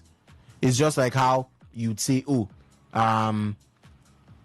if we had gotten shy a little bit more into the game yesterday, they would have blown Spurs away. But it had to do with the defensive attributes of Spurs and how they were able to limit him. So in a team, like I said, where Karl Anthony Towns takes a seat, Mikal Bridges takes a seat, Anunoby takes a seat, and Robinson and Yabusele would still come off and do their defensive duties exceptionally. Is a team that you cannot undermine for anything. And then, of course, when you have an elite scorer, you have guys that can get to the paint at free will. I always like to call them that, and I put SGA, I put Jalen Brunson in the same bracket, in the same category, because of their abilities to do that. We have a hard worker in Anunoby who contributes to attack and defense. And of course, we also have Karl Anthony Towns, who surprises. His surprise today could be okay. First of all, he is currently second on double doubles averaged per game, only behind Nikola Jokic, of course. So, put in the fact that you don't know what to expect from Karl Anthony Towns, he dropped 29. On another day, he will drop 12 and pick up 19 to 20 rebounds. On another day, he would average almost a triple-double and just be setting up his teammates. So these are players that show their quality in different aspects of the game. You can't come out and say, oh, he's an out-and-out defender that would call when we need to play a little bit of defense. You can't come out and say he's going to be one of the elite scorers. He has his days, but it's not all the time. It's not as consistent as the league's really top scorers. So it's not a team you can undermine. The way they treated the game versus the Orlando Magic, and like I said, the margin of victory tells you a whole lot more about this New York Knicks team than you'd want to say. And plus, you mentioned too, their playoff run last season, getting to the conference finals in a really, really long time. So, just like OKC, the New York Knicks are trying to build on their success from last season, and they are trying to see how they can carry it on and the levels they can operate on, how they can keep improving. And when you keep doing that, I think finals appearances, NBA playoff run, probably the conference finals or the NBA finals, those things are very achievable. And the team just gets better all round. So the Knicks are not a side that I would like to peg back just because of the availability of Victor Wembanyama that would supposedly make the game easier. I know that they are a headache and they are definitely going to be there to win that NBA Cup when it comes up on the 17th. But it is an evenly matched team. Those are two evenly matched teams, and they would be looking to try and make their stamp on the world of basketball, recent or should we say modern day basketball, particularly the New York Knicks coming off their run, but then the San Antonio Spurs, who were almost nowhere to be found last season. So it's an excellent matchup, and both teams have a point to prove. As like I said, with the Knicks trying to show that okay, last season was not a fluke, and the San Antonio Spurs saying we ought to be better placed than we were last season. So it's an interesting matchup over here. It's one to look out for on the 17th. And I don't know if I can tag anyone as favorites because, like I said, they are evenly matched teams. And I just expect it to be a good game all around. It's going to be a good game all round. I don't think there is any quality that would endear a certain team towards winning that finals. Everybody has their strengths, they have their vulnerabilities too. What happens when your players take a seat after a timeout and you're trying to, let's say, throw a couple more roster players onto the court to get some minutes to be able to sustain you? Let's say you just want to take your lead into a halftime, and then the next thing, your opponents throw out their full attacking force and go on a pretty decent run, and then you find yourself trying to recollect and regroup and send those players back in, because the Knicks were fond of doing that, where I think they let their players sit for a little bit too long, and I could say that was their issues most of last season. But they've been able to be there. Like I said, being there is more important than anything else. Staying or hanging around there is very important, because you get to say, okay, once I'm in this position, it's no longer about just being there or surviving, trying to get there. You now genuinely have a shot at whatever it is they are chasing. So they might not have been termed favorites or tagged favorites, but they're in the NBA Cup finals.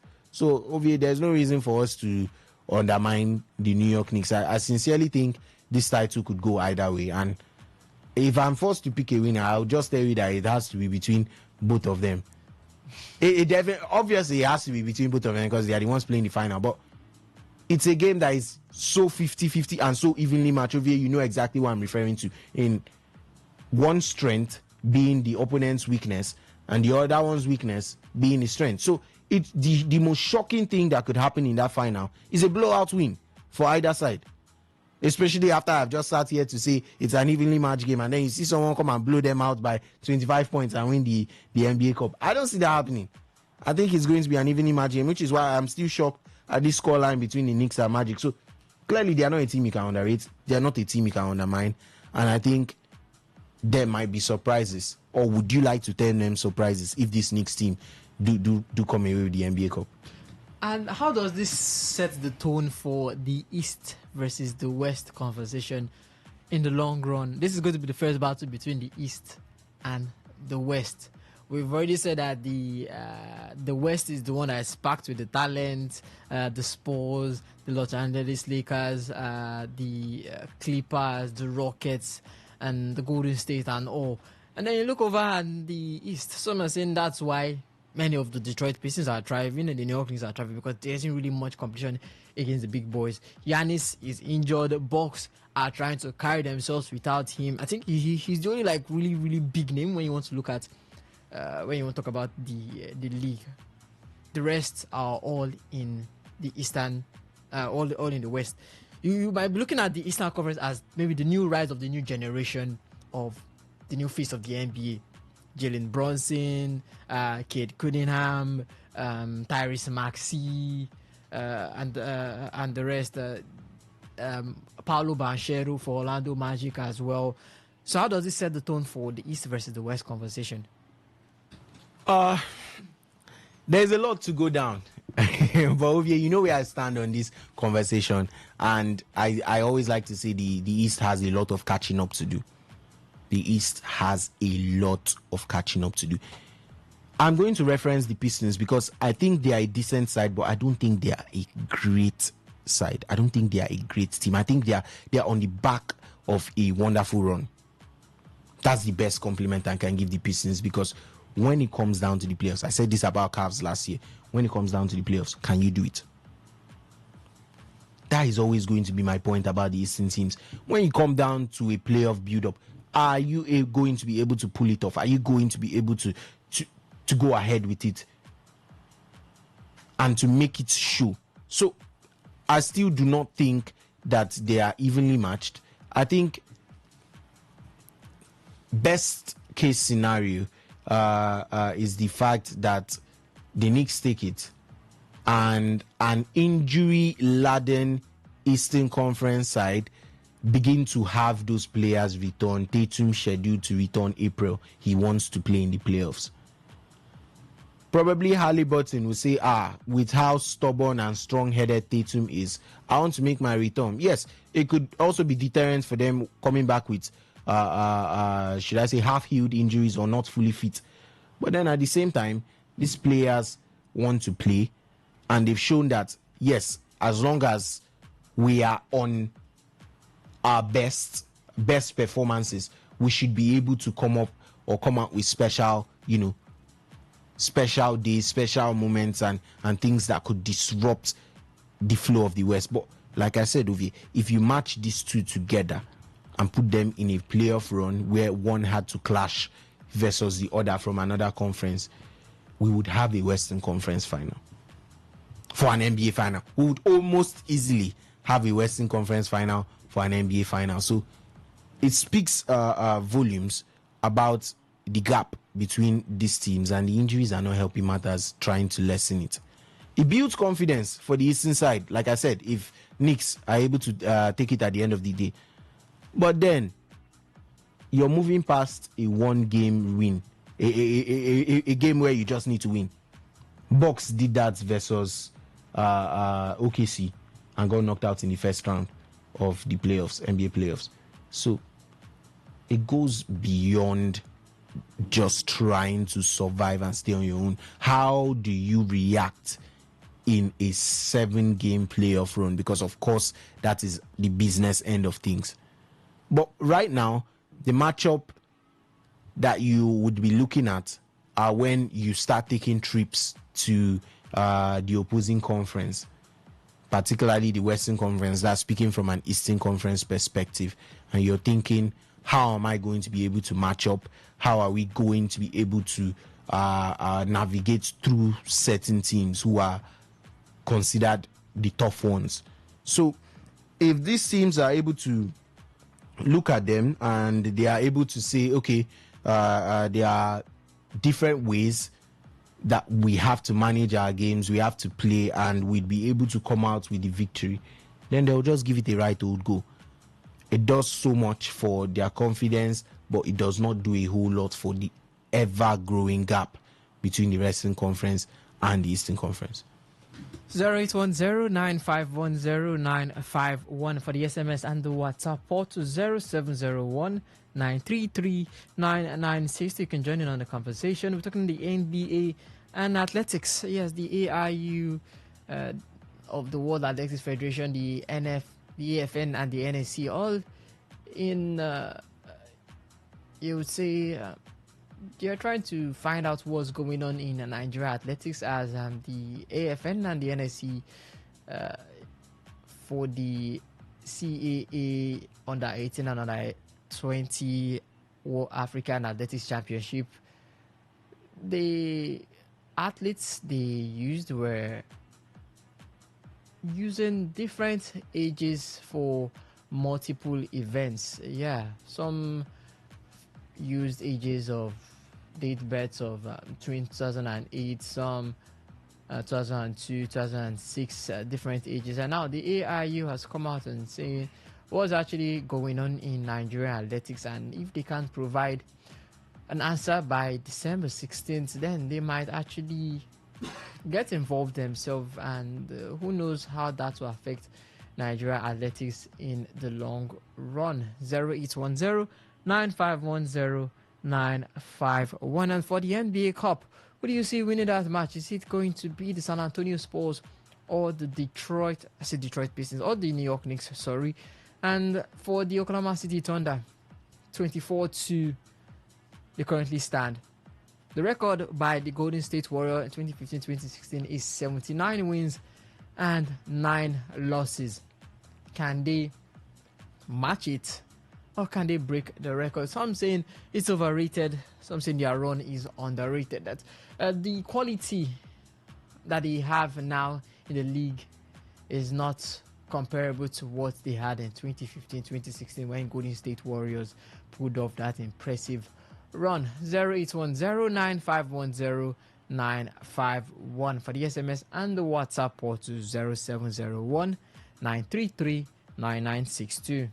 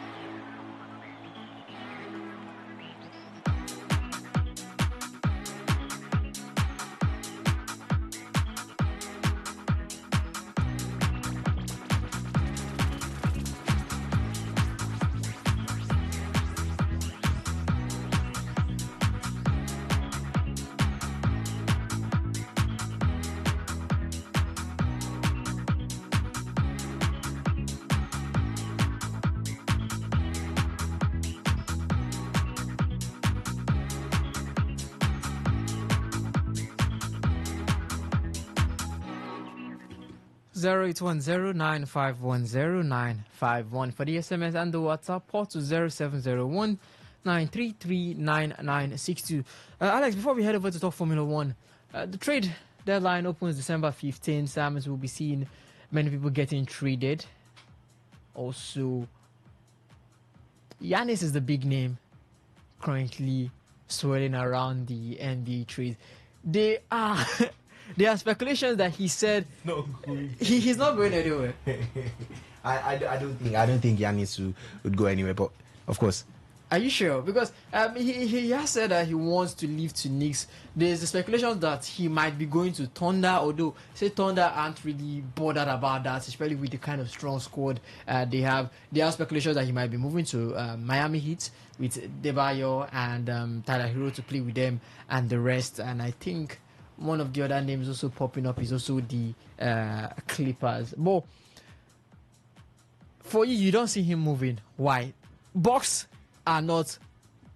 It doesn't look as if they are fighting for a playoff spot. They are in the play-ins. You see, right behind the Atlanta Hawks. They secured the last spot for the play-ins positions.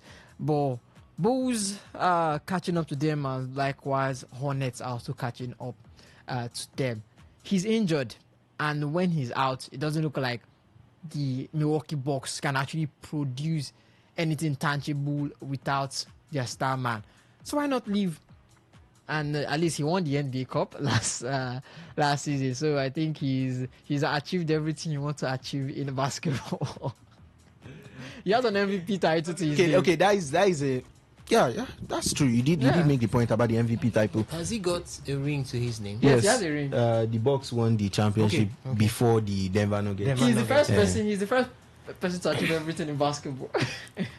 And he's also an elite scorer. Yeah, he's on track. He's on track to at least get close to LeBron's. No. He's go there. No, I'm actually. How old is Giannis? He just clocked 21,000 points. So how would he move from now to 40,000 over 40,000 points? Giannis is around. He's 26. NBA players, the elite ones, play up to 40. He will need to play 40 8 plus seasons. years. He will need to play 8 seasons, about 8 seasons, hitting an 80 plus. You need injuries to let go of Giannis, and I promise you, LeBron is not safe. That record by LeBron is definitely not safe. This is what I'm saying. This is what I'm saying. Giannis is 31. Oh, 31, not even 26. 31. Yeah. Did I make something up here? Okay, 31. Yes. Okay. You gave him 8 seasons. So now, and let's say he turns 39, 40. Who says he can't have the longevity that LeBron and the likes of Steph and even James Harden already? I don't think so. How many points would he have to score every for him to hit that for over 40,000 points? Yannick must start hitting in every game, at least turning in a 39 plus. He had in every game, barring Shai Gilgeous-Alexander. Was he even barring? No, I think he was ahead of Shai Gilgeous-Alexander for points scored per game. That's average. The only issue you have with Giannis is the fact that he doesn't start enough.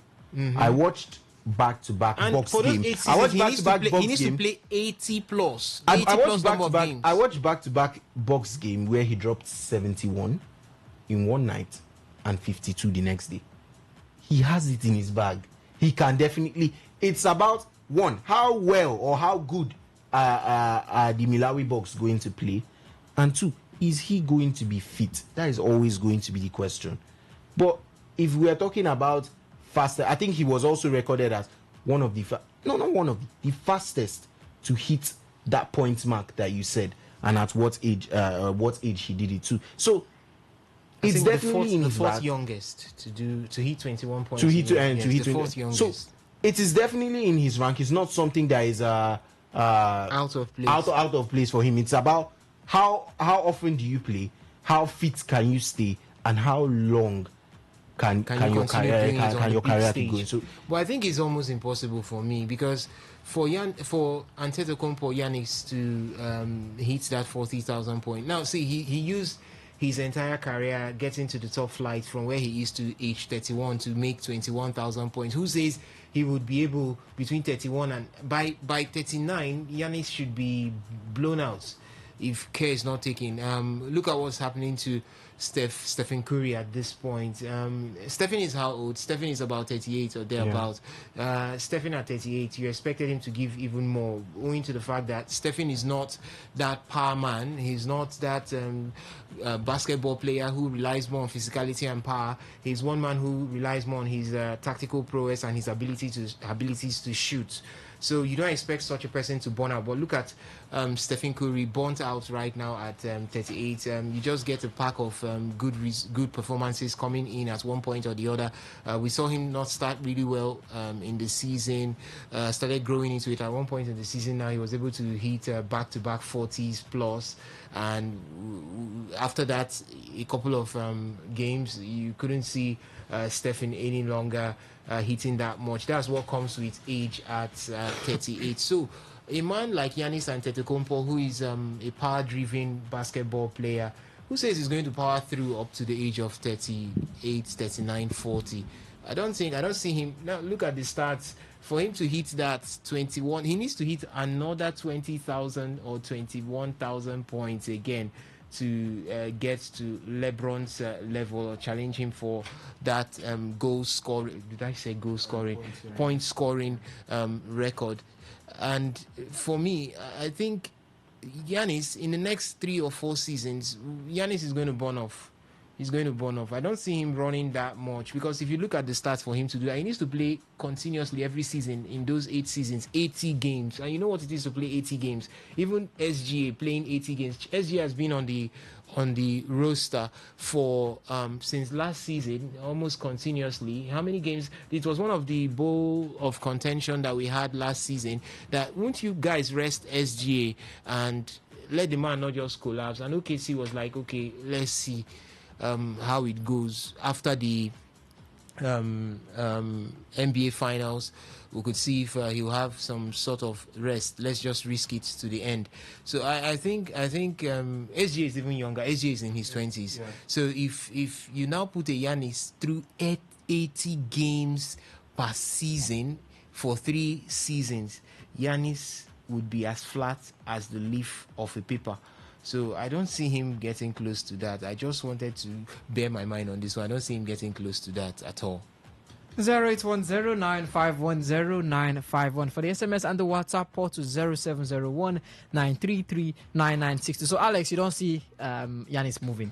Yeah, I definitely do not see him moving. Like Osas has pointed out, the conditions about his age, his playing pattern, and the fact that he's not always fit, you don't see him being a trade for a long period of time.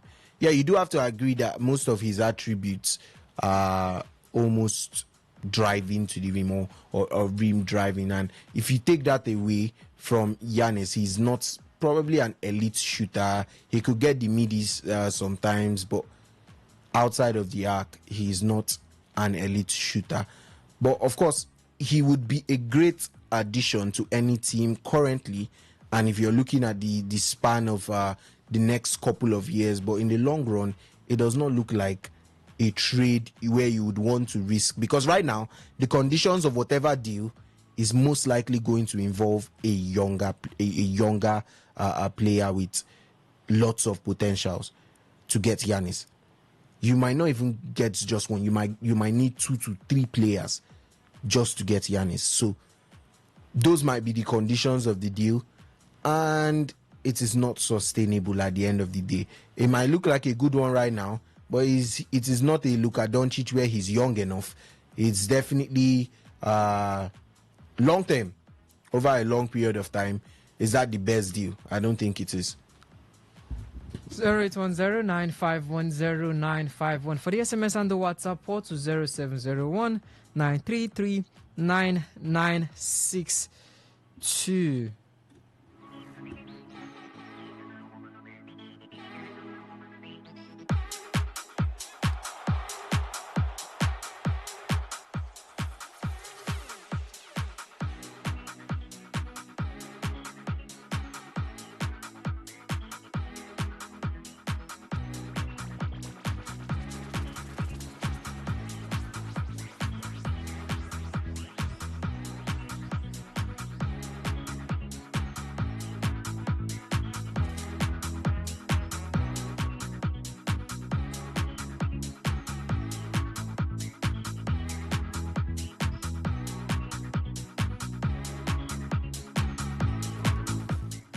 All right, now we head over to Selhurst Park as City take on Crystal Palace, hoping to close the gap on Arsenal to 2 points on the table.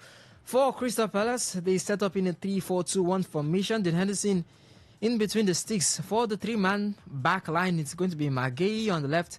In the middle is going to be Lacroix and Richards on the right.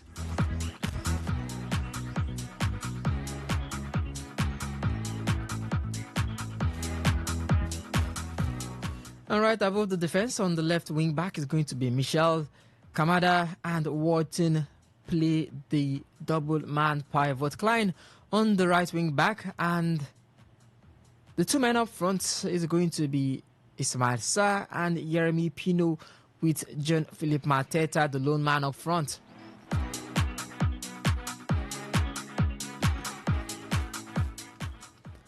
For City, they set up in a 4-3-2-1 formation. Gianluigi Donnarumma in between the sticks for the four-man at the back.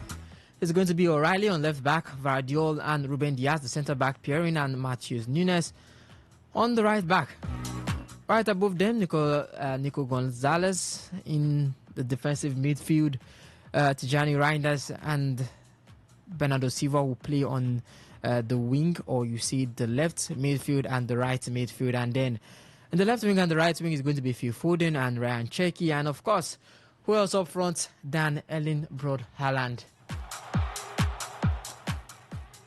3 minutes on the clock at Selhurst Park, and Alexander Kabari will give you guys more insights when he comes back by 3:30 to talk everything that has to do with football. Hopefully, City can close the gap on Arsenal, since to be running away with the title.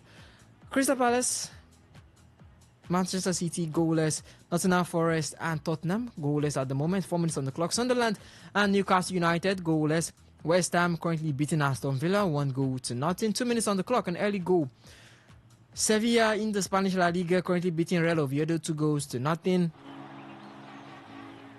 In the Italian Serie A, is Fiorentina and Verona playing out a goalless draw. Udinese and Napoli playing out a goalless draw at the moment as well. 4 minutes on the clock.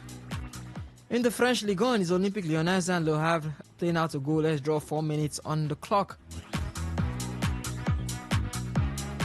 And that's all for the live games on the top 5, or around the top 5 leagues in Europe, as we continue talking all the sports on today's Sports Live.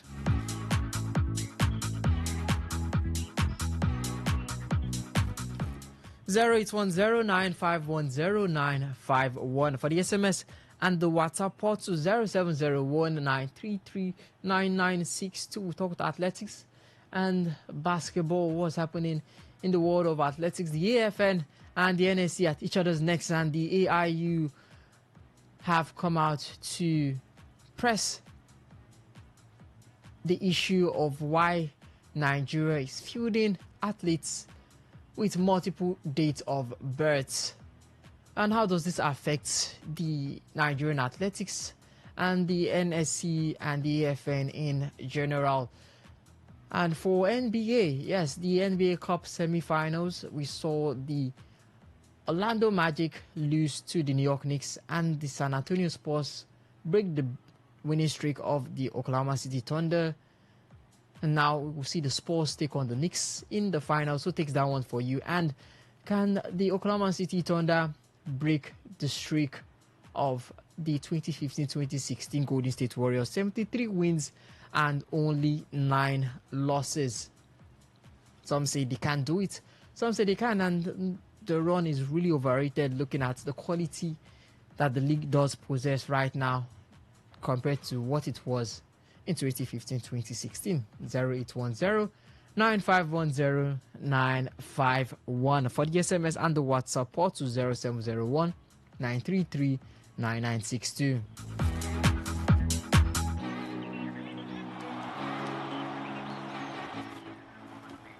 Now let's head over to the tracks and talk some Formula One.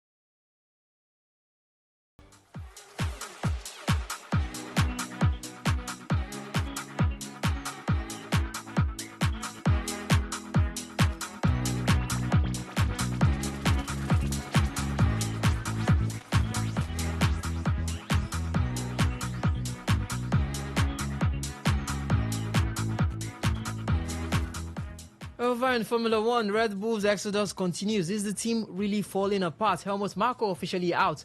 The 82-year-old motorsport legend and architect of Red Bull's dominance in stepping down at the end of 2025 after 20-plus years. Marko cited the emotional toll of Max Verstappen's heartbreaking 2-point title loss to Lando Norris in Abu Dhabi as a key factor, calling it the right moment to end his extraordinary era. Red Bull CEO Oliver Mintzdahl confirmed it was Marco's personal decision, but whispers of internal clashes persist amid major regulation changes looming in 2026.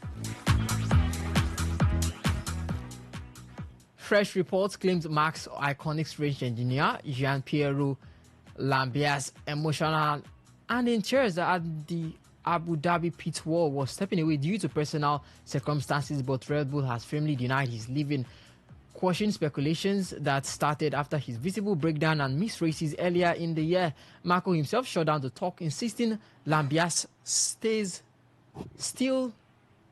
the emotions were real after a brutal season. The turbulent year in review as Red Bull chaos didn't start yesterday. Christian Horner was sacked mid-2025 after 20 years. Design genius Andrew Newey bolted to Aston Martin. Sporting director Jonathan Whitley off to Audi. Strategy chief Will Courtney headed to McLaren. Yuki Tsunoda let go from the senior team, plus multiple engineers from Verstappen's inner circle departing.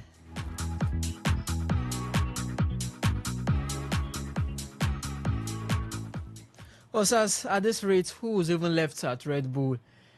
Is this a full reset or is this a sinking ship for the team? Oviolas, I think it's a full reset. When Christian Horner left Red Bull and Laurent Marquez came into the helm of affairs, I knew that things were going to change, and Andre Newey followed.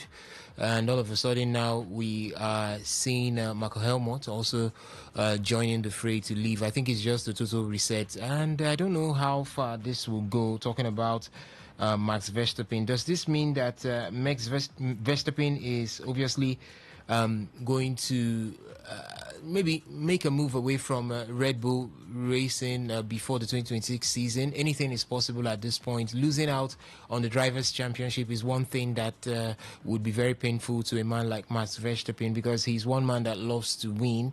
We've seen it over the years. He's one man that doesn't play with that winning factor, and this time he lost it. I could say a little bit due to the inconsistencies coming from his constructors, a little bit due to his team players not standing in for him when they were needed the most. And these are some factors that could want to lead Max Verstappen to looking elsewhere if Red Bull cannot sort out, because it came out really clear to him this season ending, that you need to have an A-list, if not an A-list, at least a complementing team member. Max Verstappen is one man that has been flipped very much, even more than the coin, when it has to do with having a team member that matches his drive. This season we saw him shift team members at 3. I know he started off with that was Oliver Behrman, isn't it? No. Who did he start off with? I know he changed Sergio Perez before the start of this season. That was Liam Lawson. And after Liam Lawson came Yuki Tsunoda. Was that Yuki Tsunoda? Yeah, Yuki I thought there was Tsunoda. somebody between Yuki Tsunoda. No. It was first Checo, then Lawson. Lawson started the season. It was during the before the Japanese Grand Prix. They changed drivers, and Yuki came in. Yeah. I thought Yuki was even a third driver to come into working with Max Verstappen this season. But okay, this season no, but you say over the last two seasons. The third driver. So it's been a whole roller coaster run for Max Verstappen when it has to do with your teammates. So you can see it clearly that he could also have that grudge within him, that if maybe Red Bull has presented to him a very well complementing driver, he wouldn't have lost out on the Drivers' Championship for this season. We saw what Yuki did in the final hall at Abu Dhabi there, how he couldn't at least stand in front to make sure that Lando Norris doesn't get past him and go ahead of Charles Leclerc at the end to finish on the podium, and that was what led to Lando Norris winning the Drivers' Championship. So this could also contribute to Max Verstappen trying to make up his mind to see if he could make it out of Red Bull, most especially if a more formidable or maybe an equal constructor comes calling. I think he might want to make that. When Andre Newey left, it was like, it seems Max is going to. I think there was a breeze, there was a huge wind that came with Andres leaving Red Bull, with Max at that point leaving Red Bull. I know it was more like Max has come to form a synergy with Andre Newey, and there were speculations that he was going to move to Aston Martin or move away from Red Bull because of Andre's leaving of it was even more than Chris Horner leaving, because I know that himself and Chris Horner were not on the same page most of the times. They had their back and forth, they had their argument. So it was like, fine. I shared a good time with Chris Horner, but he's leaving. Fine, I will be here. But when Andre left, it hit Max really hard. The speculations were heavy that Max was no longer going to be comfortable with Red Bull. But now, Marco Helmut, one man that Max respects a lot. A veteran, would I want to say a veteran in driving during his time in 1971 as well, the 1970s as well, and now a man that that grew with Max like a daddy and his son living. What else would be in Red Bull for Max Verstappen? I think Red Bull needs to be very, very careful at this point, because we still have a lot that will unveil before the 2026 season. So much will unveil before the 2026 season. So I think it's just for Red Bull, it's just a flip in the setup. They want to see how new guys will come in, because with Laurent Marquis coming in, definitely he will want to change people at various deciding positions, and that's what we are seeing at this point. So if that doesn't go really down well with Max Verstappen, then I think we're going to be seeing Max Verstappen maybe jump ships and move to the next that could offer him. Max needs to. He definitely wants to put himself in a run for that 7-time drivers' championship, or that elusive 8th that could separate him from the rest of the pack. So he wouldn't want to waste any time. Age is not on his side right now. If nobody's speaking to him right now, he should be hearing right in his head, age is not on your side. He's in his 30s. 30s, if I'm right, yeah? Should be in his 30s. And the man who has just unseated him from a smooth run he has been having over 4 drivers' championship now is Lando Norris. He's quite young. There is Oscar Piastri behind him. Lando is, I think Max is 28. Lando is 26. And Oscar is 24. These guys give themselves 2 years in the gap. Yes, Max is 28, Lando is 26, and Oscar is 24. So if you look at the rationale right now, if Lando has now grown of age, because you could see clearly that Max started dominating from the age of 24, 25. So if Lando decided to delay 1 year and has now come in, that means the pendulum has shifted. It's going to be Lando Oscar becoming the rivalry going forward. Max is more or less getting into that stage where you had Lewis Hamilton after a dominant run and getting to that 28-29. Now he's taking a back seat. So that's why I asked the question at once: is Max now taking the back seat? Can Max bounce back? Because what could help him bounce back is if Lando gets into a bad constructor, a constructor that brings issues. But if McLaren are to continue with this dominance, it's going to take a long time for Max to get back to dominance. And if he doesn't get back to dominance anytime soon, I think the 2026 season is going to be a huge decider. If he doesn't get back to dominance, then he can kiss winning 7 drivers' championship bye-bye, because it's going to take 3 years. And these guys, talking about Lando, talking about Oscar, talking about George Russell, talking about Kimi, who is still coming up somewhere along the line, Isaac Hajar is there also. If he clicks with a good constructor, Isaac is going to be a real pain to deal with. So I think he needs to think really clearly and with an open mind at this point. If Red Bull is not going to offer him what he needs to return back to dominant, then he has to think of making that move away. After all, basically every playing member of his team that he used to know have taken a move out. Alex, for the past 10 or so, 15 years, we've seen the constructors dominated by the Mercedes and the Red Bull. Yeah, and so funny that both engines are actually the Mercedes engine that they actually use. Although Red Bull will now be moving to, they will now be moving to the Honda. In fact, even McLaren use a Mercedes engine. McLaren use a Mercedes engine. So the Mercedes engine, but forget that McLaren is different between having the engine and having the car. McLaren have broken that dominance from both of them, and what?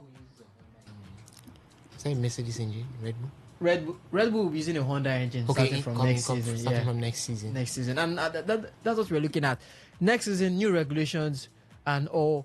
Toto Wolff came out saying that the new regulations and the new system will favor new drivers like Max Verstappen and George Russell. That is. Old drivers like Max Verstappen and George Russell, and the rest. But are we going to see different constructors popping up, especially Aston Martin? Some people are giving them a good chance at that. Or do we see Red Bull coming back? Mercedes, do they have a fighting chance? And then there's the Audi, which is actually Kick Sauber, but they will be moving to the Audi. They'll be changing their whole self to the Audi. And then there's Cadillac coming as the new constructors. Is there any surprises you're expecting from next season? The rules and regulations, are they going to change the shape of how we see constructors in a new light? Just briefly still about Max Verstappen, and I like the direction Osas came from, because he was not just referring to Max and his abilities. He was also talking about his partner, like who his second driver or a second driver for Red Bull is most likely going to be. And I think, if anything, where you're particularly headed, Ovie, is the Constructors' Championship. That's the look at it and the blow away, how the McLaren ran away with it. You have to look at it and say there has to be better driving, particularly with the new rules that are set to take place from next season. There will be a bit more competition, particularly in that zone, because the Drivers' Championship being tight, but then the Constructors' Championship being won some good 5-6 races before the ending, it speaks a whole lot about certain constructors and their recruitment. And like you did say, when you're able to recruit someone as your main driver, you also need a good second to be able to compete. So in terms of shockers, I definitely think next season has been thrown open. I think there are going to be a lot of constructors that would come out and want to give it a right old go, and particularly the new boys with the new drivers. Of course, experience plays a huge part. There's also the Red Bull with Isaac Hadjar set to join Max Verstappen. It's the kind of lineup that you need to be able to hold down some certain positions. It's so disappointing when Max has about 320 plus points and Red Bull in total has 350. And why is that? Just because Tsunoda is able to rack up some good 20 points during the season. It's not a good look. You need someone who can give you, even if it's an additional 150 or even 200 for an exceptional racing. And this was Kimi's debut year, but look at the things he did. And Mercedes had a better outlook, or should I say an almost better management, race management with George Russell and Kimi Antonelli, and they'd be able to pose challenges, they'd be able to pose threats to that formation of Lando Norris and Oscar Piastri for McLaren, and at the same time you'd be looking at other people too. There's Charles Leclerc and Lewis Hamilton, which on their day are actually supposed to, be in and around that top 5 podium position and around there, which is enough to garner points and earn your constructor at the end of the day a huge spot, or let's say a couple of points that could maybe take them up the rankings. So first of all, when we talk about the constructors, the first thing we see is the McLaren's dominance, and not just their dominance, the dominance that is set to keep coming. It's not a one season thing. It's just the kind of thing you have where, as long as Lando is driving and Oscar is driving as the supposed second driver, and both of them are competing for the drivers' championship, it's inevitable that McLaren would want to take it at the end of the day. But you need better drivers, you need better teammates to be able to boost your chances. You cannot do it alone, and which is why we've seen major switches like the Red Bull own. Obviously there were a lot of sentimental suggestions when Yuki Tsunoda was demoted to the test driver, but at the end of the day, it looked like the smartest move was to bring in Isaac Hajar. I mean, he looks like the best bet of any of the Red Bull drivers, and he looks like someone that, given some time and nurturing, particularly with the way Red Bull likes to set up, he could be a real problem on the racetrack. So I mean, everybody has to have their seat belts well fastened, because I think this season is going to be different. I was speaking about it towards the end of last season, where I said, with the way the season is about to conclude, it looks like a lot of people might genuinely begin to have chances, like good opportunities. So if you look at those minor changes that would be made in terms of,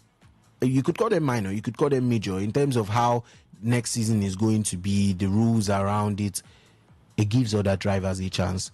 I would say those with experience, I would say those without experience too. I mean, I would still like to point out Kimi finished on the podium. We had this man from Kick Sauber that also finished on the podium, Nico Hülkenberg. So a bit more of those performances. Obviously, you have the regulars, you have the Lando, the Oscar, the Verstappen, the Russell, and then you now begin to have a little bit more variety as to who gets to the podium. And we are not just looking at a better constructors championship. You're possibly also looking at a better all-round drivers championship, and more competitive. So it's something everybody has to be able to acquire. One, either a better driver, or two, you have to have better strategies around the track ahead of next season, and look to see that most of the new rules that are about to be injected into the racetracks tend to work into your favor, or you have a way to make them work in your favor. So I mean, it's going to be a shocker of a season, Ovie. Believe me when I say that. It's going to be, I see lots and lots of things happening in terms of both the constructors, both the drivers' championship, and there could be a whole lot of movements in places where you probably did not expect. So when the racetracks have been thrown open like it is right now, and they're trying to give everybody an even playing ground, then there might not be a certain dominance from either a driver or a championship. 0810-951-0951 for the SMS and the WhatsApp, or to 0701-933-9962. Still goalless right there at Selhurst Park, 27 minutes on the clock. Or Sas, you've got your eyes on that. Seems to be going the way of the Sky Blues. I won't really say going the way of the Sky Blues, or donning the grey jerseys with the lemon green as Manchester City at this point. I won't want to say going their way, because it's been a fair share of chances between Manchester City and Crystal Palace. I won't want to say it's an end-to-end affair, but it has been a 60-40.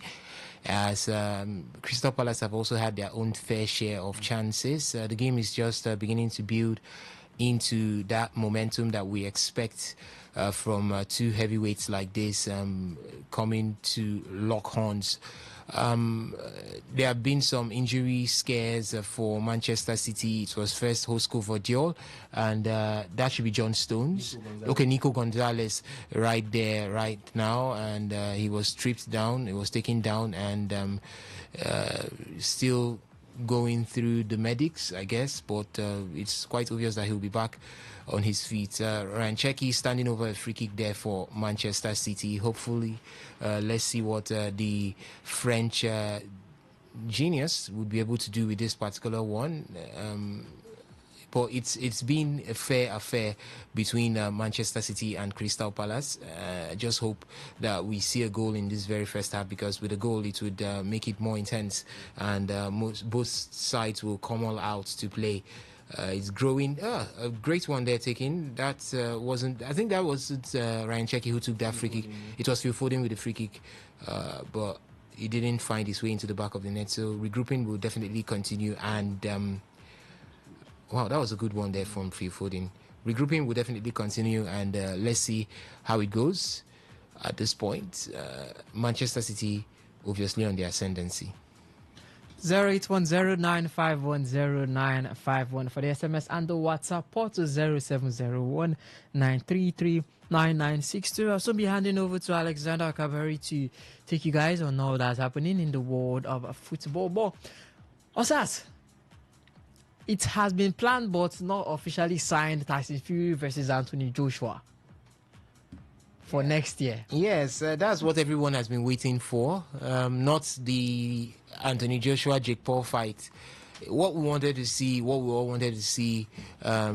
make the headlines, what we all wanted to see get there on the signings in the world of boxing is Anthony Joshua up against Tyson Fury. We wanted this all British bout at the biggest of stages, when the two fighters were at the topmost of their career. But it didn't happen. But we would make do of this. We would still enjoy the thrill that will come with it, seeing Anthony Joshua and Tyson Fury take to the boxing ring. Even at this point, it will still be a huge one in the world of boxing. So we just hope that as the days continues to unfold, we would get to see this one signed and a date fixed for these two heavyweights to come down to it. But for now, let's still, in a couple of days, we're going to be seeing Anthony Joshua up against Jake Paul. That's the 19th on Friday. So many persons, including Deontay Wilder, has stated that it's going to be a scripted one, because it's obvious that it will be scripted. Anthony Joshua cannot. No, the other way around. Jake Paul cannot stand Anthony Joshua. It's going to be a kill. But let's see how it goes. Well, I just don't want to see what I don't want to see. I don't like what I hate. I don't want to see what I don't want to see. I don't want to see Jake Paul beat Anthony Joshua or drag him round the. It's going to be too obvious. It will be too obvious that this was hugely scripted. Imagine when Jake Paul begins to dole out. Don't you think Paul has actually put in the work? What type of work? He has actually put in the work as a That's boxer. There's no type of work that you will put in that will make you a boss conductor go to beat a full-fledged trained heavyweight boxer. It's not possible. Even if you have been fighting at the motor park for the longest period since your birth, you will not beat a man who is trained for this. He's trained for it, no matter how you want to look at it at this point. So, but I don't want to see Jake Paul come through and start doling out the punches on Anthony Joshua, and Anthony Joshua will look so defenseless, like, waiting to happen for a year. I don't want to see it. Let it be that, fine, they script whatever they want to script, but let it be minimal. Let it not look like a child's play. But after 19th, we look forward to something bigger. All right, we'll see what happens after 19th. 0810-951-0951 for the SMS and the WhatsApp port to 0701-933-9960. You can join in the conversation at any point in time. But before I do hand over to Alexander Kabari, Wolves against Arsenal yesterday. Tola Rokodari finally getting his first goal, and it looked like his team were playing with just 9 men, because two of his players decided to try and don that red jersey and score 2 own goals against his team, playing with a handicap. But a good one for the Nigerian getting his first goal. But I don't know. As a Nigerian, I do actually pity him, knowing that he came from a top league in the from the Belgium league, Kelder Genk, a team that you could say were even fighting for the Belgian Pro League, and then he might be going to the championship. Yeah, although you might say the championship is still bigger than the top flight in Belgium, but you still want to see him play top football. You're not sure of him going to the championship. That's it. The truth is, it's still very with much only 2 open. wins. No, it's still very much open. It's still very much open. Wolverhampton Wanderers can still survive. One, Wolverhampton Wanderers can collapse and go to the championship, but Tolu Arokodare could be taken away by any other English Premier League side. So there are different possibilities to all of these things that could happen. But for yesterday, it showed one thing about Arsenal. They are beginning to work with grit and might. They are beginning to work with grit and might at this point, because Arsenal have now been able to get to a point where they could struggle out and churn out results even when it's not going their way. We saw that game yesterday. It didn't look like Arsenal was going to outrightly win that one, but from nowhere they were able to put in the pressure and got that victory, all 3 points from that encounter. So it's a case right now of Arsenal seeing off the games one game at a time. They were able, getting that victory yesterday, they were able to shift the pressure from their shoulders to the shoulders of Manchester City. And here it is right now. The owners are on Manchester City to most likely drop off from that chase. It's no longer on Arsenal right now. It's on Manchester City. Do you chase continuously, or do you just drop off and rest your case? That's the question right now. But it was a good one yesterday. 3 points in the bag, a victory in the bag. We live for another day. The words of Mikel Arteta.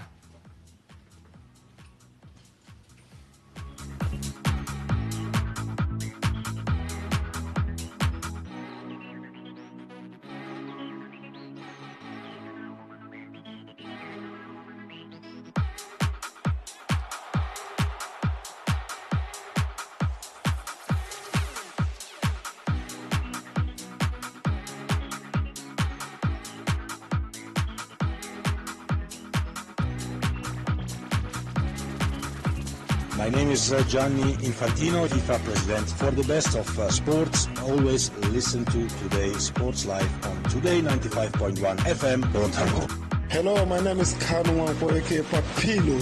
For the latest and trending sports stories, always listen to Today Sports Live on Today95.1 FM, Port Harcourt.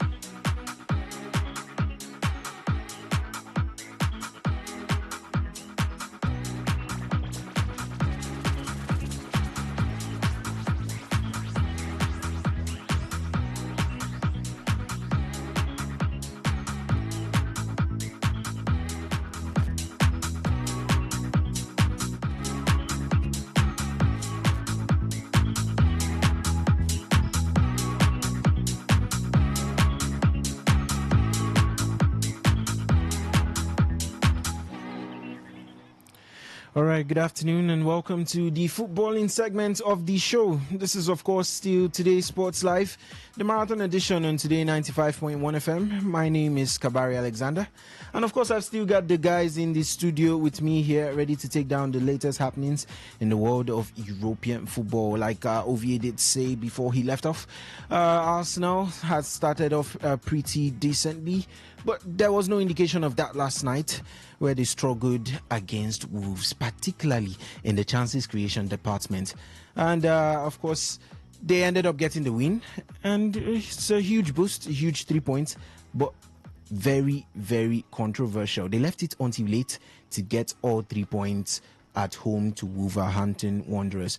Liverpool look like they're back to winning ways with a 2-0 victory, over Brighton and Hove Albion at Anfield. And, well, that's a whole lot to talk about. Of course, you can share your thoughts and contributions when the phone lines are open. 0810-9510-951.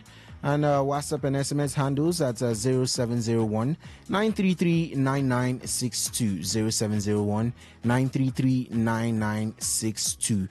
So the guys in the studio are ready and I am set. So if you're all ready to go, let's get the show on the way.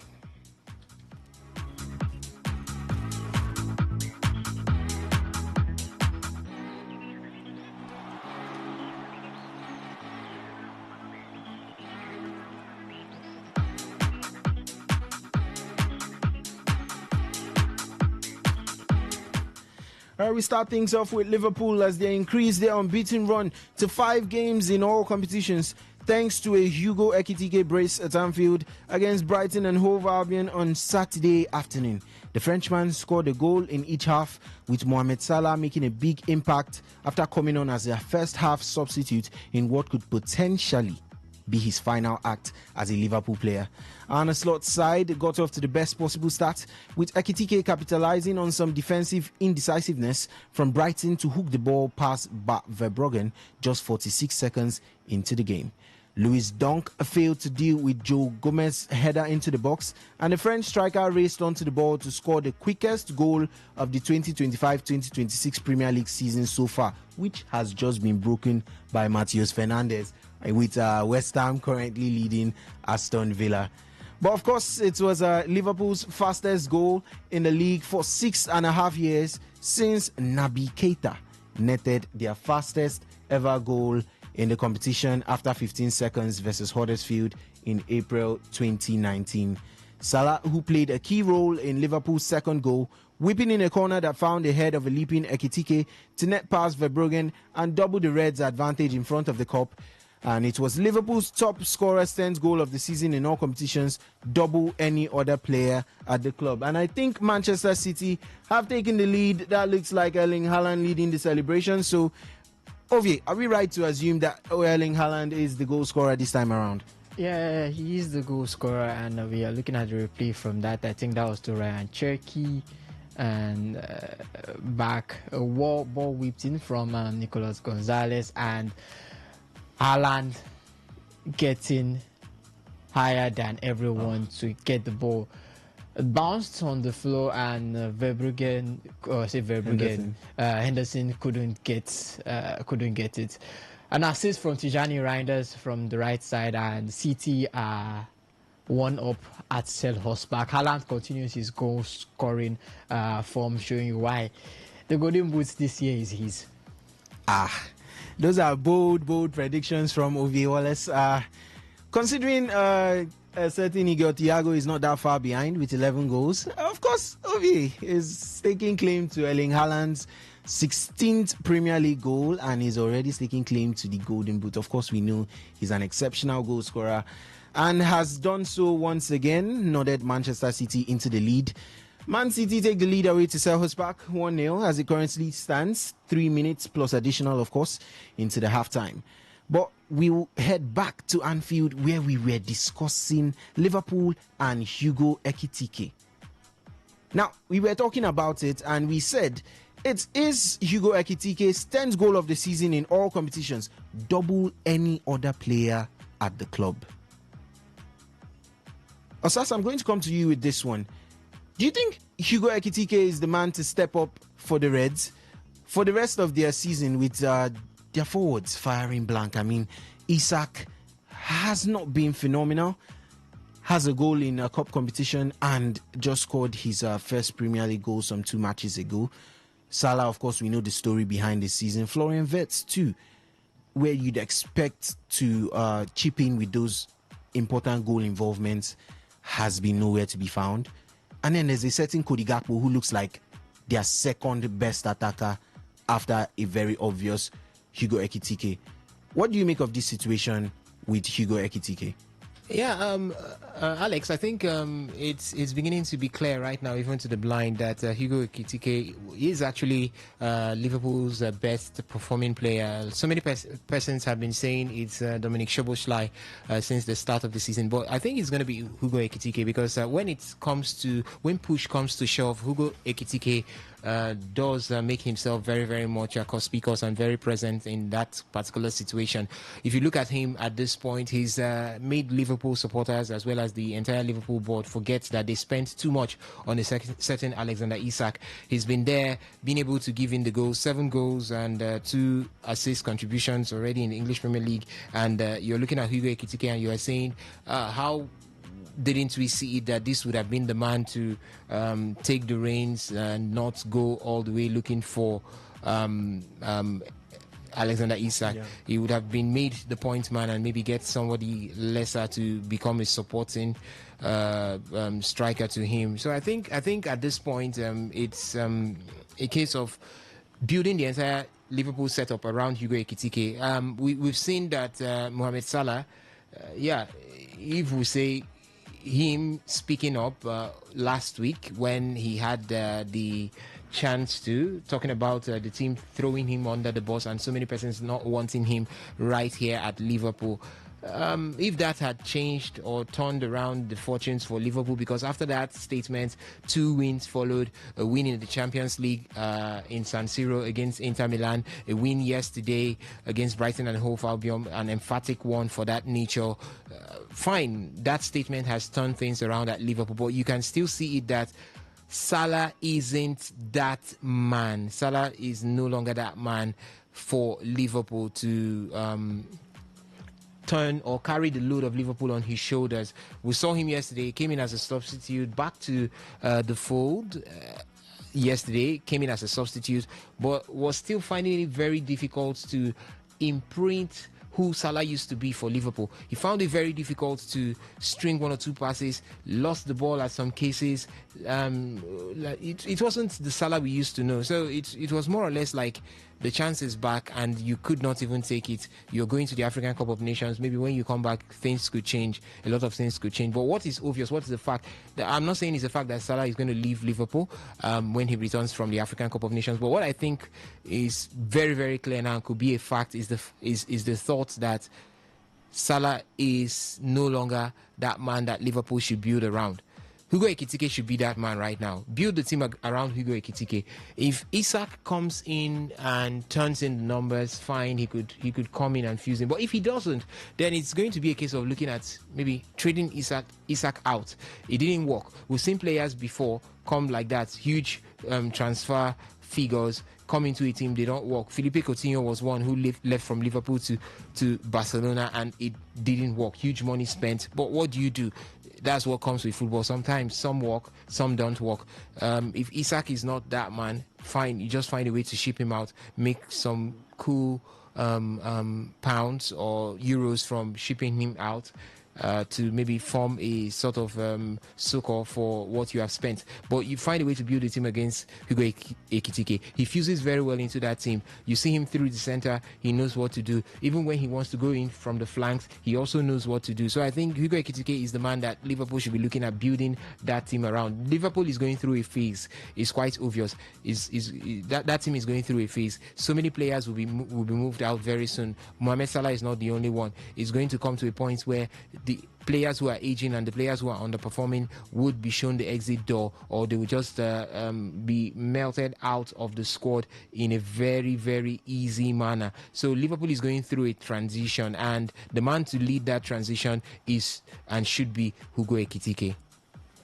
Osas, I was also going to come to you about the Isak situation. I mean, like we said, he has not been firing, but of course, if anything is to go by his previous records at Newcastle United, where he moved for about 135 million plus pounds, and he is or should we put it, an elite goal scorer, or at least has been for about 2 seasons. Isak comes back and he looks to have found his mojo and his goal scoring boots. What happens? Particularly with a forward line where most guys are being retained. We've seen Rio Ngumoha not playing as much minutes as you would have possibly expected with the way he started the season. And there's a certain Cody Gakpo, of course, who you cannot write off when he is in his best form. We saw that last season. He formed a unique partnership with Diaz in the middle and Gakpo sometimes drifting into the middle too off the left wing. So what happens? How do you go around it with Isak returning and possibly finding his goal scoring form? And Ekitike, of course, who has been the man to call upon. What tactical twitch do you think Arne Slot has to make to fit both strikers? I think that's an if and if and if. That's if Alexander Isak returns back, finds his mojo, gets his scoring boots on. That's just if. That's the question there. But for now, let's deal with what we have factually, and that is Hugo Ekitike being the better option up front for Liverpool at this point. So Hugo goes on. But if Isak returns, I think it's now on a slot to find how both players would be able to give their all for Liverpool. Is he going to be playing 2 strikers? You know, if he plays 2 strikers, it's going to tell on one man from the midfield. So it's going to be a huge one, playing 2 strikers. Or if he's going to look at having a very good squad rotation that would have both players offer you their best at the times when they are called on, that's left for Arne Slot. But for now, what I'm looking at is Hugo Ekitike is the man that Liverpool needs right now. Is the man that should drive proceedings right there at Liverpool up front. Alexander Isak, take out your time, try to find yourself, try to find your rhythm. If that happens, fine, you get back to the fold. But for now, as I said, Hugo Ekitike all the way. Oh well, Hugo Ekitike all the way right now as it stands. From Osas' perspective, I can tell you that Manchester City have gone into halftime, a goal ahead of Crystal Palace. Forest lead Tottenham at home, Sunderland and Newcastle in the derby. Still play a goalless draw. Wow, I wonder how that match is going. West Ham at home to Aston Villa take a 2-1 lead into halftime. Sevilla in the La Liga are 3-0 up against Real Oviedo, who just picked a red card.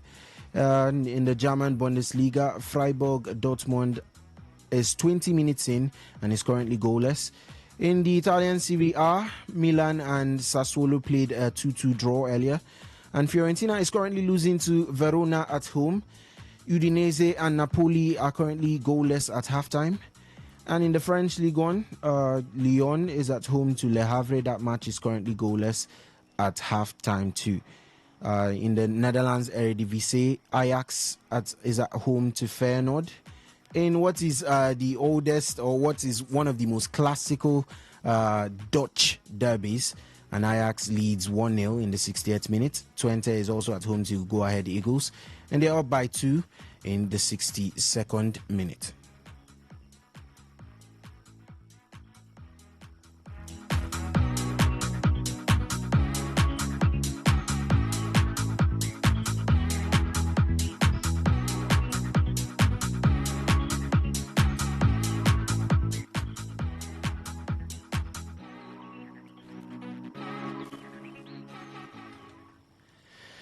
And we're still looking at Liverpool, and Ovie, I'm going to come to you this time because obviously they've had back-to-back wins. They've had also really good and really impressive performances too. Look at their game versus Brighton and Hove Albion. They limited Brighton and Hove Albion to barely any clear-cut chances. I mean, they had a few times they were through on goal and it was scuffed, but you can say that the pressing was intense. They did same away to Inter Milan at the San Siro, came away with a 1-0 win, penalty that some would describe as sketchy, but 3 points regardless. With this current momentum, and of course, more importantly, clean sheets, do you think Liverpool have found answers to issues that have derailed their season so far? Or do you think it's too early to come to that conclusion? Say it's early. I would say it's early. Liverpool still have problems, glaring problems, and I think Ekitike and Zoboslai have been they've been able to solve the problems as it is right now. I think yesterday was still better when it came to the pressing and all. And I think I have a Liverpool fan, a Liverpool friend. When he sees the pressing, say yes, this is the pressing I remember from Jurgen Klopp, and this is the pressing I remember from last season. They've improved in their pressing. We see everyone is working hard at the rate at which they're going, but there are still defensive lapses, as we could see for Brighton yesterday. Brighton could have gotten some few goals thanks to Alisson right between the sticks. Maybe if it was Giorgio Mamadashvili, maybe it would have been 2-1 or it might have been 2-all. The match would have ended. But I think the first back-to-back win since the one they had against Aston Villa and Real Madrid. Since then, three back-to-back losses from Manchester City, Nottingham Forest, and PSV Eindhoven. They won at West Ham, and then 2 draws to Sunderland and Leeds, where you look at that and they were meant to have that game. If they had won, that would have been on 3 straight wins as of now. They still got lots to improve on. I think they need to get back that winning run. Good that they've gotten a good win right here at Anfield against Brighton. The last time they won was against to West Ham at Anfield. That was the last time they won. Okay, that wasn't even the last time they won. The last time they won at Anfield was to Real Madrid. That was the last time they won at Anfield. Since then, losses to Forest, PSV, drawing to Sunderland. Yeah, so since then, they first at Anfield. Anfield, that we know, was a stronghold last season. And now teams Anfield has lost that fear factor that you have to look at it. And their next run of games should be something where they should be able to get maximum points. I'm looking at their next 5 games in the Premier League. They've got Tottenham, they've got Wolves, they've got Leeds, Fulham, and Arsenal. You're looking at those games. At least Tottenham, they should be able to walk away with a point. Tottenham are also shaky in the league. Tottenham are also shaky. But we know Tottenham, when it comes to playing those big teams, Thomas Frank and the boys, they know how to turn up. But I'm still expecting them to at least walk away with a point there. Wolves, I don't think it should be a problem. All the top 6 have beaten them. I think everyone in the top 6 has beaten Wolves. So if you can't do the bare minimum of beating Wolves, I don't think you're ready for for anything there. And then Leeds is going to be a back-to-back. I think that's going to be next year. That's going to be the first match on the first day. Yeah, on the first month. They are going to be opening it up against Leeds. They should be getting that win back. I mean, they have a point to prove considering their 3-3 draw away at Elland Road. A draw which we know they already had it in the bag. It was really, really unwanted and unwarranted draw right there at Anfield, and at Elland Road. At Elland Road. This time they will be coming to Anfield, and then look at Fulham. They've lost 3. It's going to be during the AFCON. So that's if Nigeria do make it as far into the AFCON. They will lose 3 of their key players: Kevin Bassey, Samuel Chukwueze, and Alex Iwobi. It will be a good time to hold them. And then Arsenal, I think, after getting the first win at Anfield, if they can get the win at Emirates against Arsenal, I think these 5 matches are going to set the tone of what they are going to do in the Premier League. I don't know about the Champions League. I think in the Champions League they have a good run of form. They've been able to manage themselves in the Champions League. Maybe apart from that loss to PSV Eindhoven, which will blame everyone in the team plus Arne Slot, because it's a team that you've played all your life in the Dutch league. You should be able to beat them with the bare minimum. You should be able to beat them with the bare minimum. It's not about players not being it. You should be able to beat them.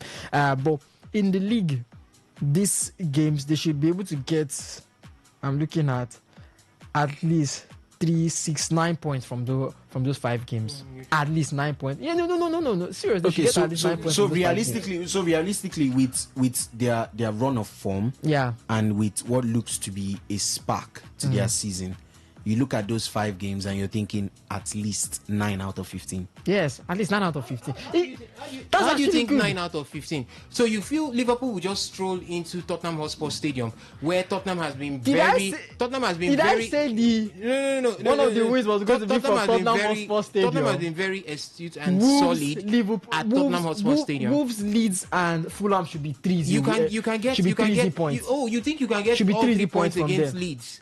Yes. They Leeds can. are a banana peel. See, They are a huge banana peel these days. see. You should not be struggling against Leeds. I understand Sunderland. Sunderland, how would I say? They are dark horses when it comes to how they've performed in the league. Well, they've lost some of their players to the AFCON. We'll see how they're able to handle it. Now we'll see how Regis Lebris will be able to use the team, especially with many of their focal players are gone. Because you look at the last match they had against Liverpool. The goal scorer is African. The person that scored the goal for them was an African. So let's say the person wasn't around for that. It's Taubi. Yeah, Taubi. Yeah, Taubi. Let's say Taubi wasn't around for that match. They might not have been, or you see, it might not have ended as a 1-0 draw. It might have ended Liverpool winning. So we'll see how Regis Lebris is going to be able to do that. But I think they are able to get themselves back. You look at the last 5 games; they've not lost. A win away to West Ham at the London Stadium, beating a draw at Sunderland. Although you say an unwarranted draw against Leeds at Elland Road, they beat Inter Milan at the San Siro, which we didn't expect. Although many people say it's controversy and all, but they still did it at the end of the day. All 3 points in the bag against Brighton, as Osa said, an emphatic win when they needed to win. You're looking at the next game, Tottenham Hotspur, Wolves. Wolves should be an easy win. That is already 3 points in the bag. Leeds should be a win that they should be getting because they dominated that game against Brighton. They dominated. It was just pure poor defensive errors, which I think they should have already worked on before then. And then you have Fulham. I think Fulham, yes, will give you trouble, especially going to the Craven Cottage, but I believe they should be able to get that win. Arsenal is the only tricky opposition where we say at least they should be working with you. But those 5 games, 9 points. If they don't get 9 points from me, I don't know what they're doing. Alex, the English Premier League is not where you just sit down and forecast and say 9 points will come in from 15 points, possible points in 5 games when you're going up against a Tottenham Hotspur. Now, mind you, understand that after that game yesterday, Liverpool would have relapsed into some injury crisis if care is not taken. Joe Gomez is out of that.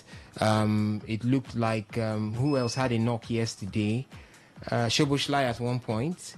It's going to be accessed to know if it's going to be anything more than that. But we are very sure that Joe Gomez, being a very, very integral member of that team now, or call it an integral member of the turnaround maintenance going on within that team, has now picked up an injury. So it's one thing that could also impact on what Liverpool would be putting through in their next 5 games. And you know very well that with all of that, it's going to be a bit difficult.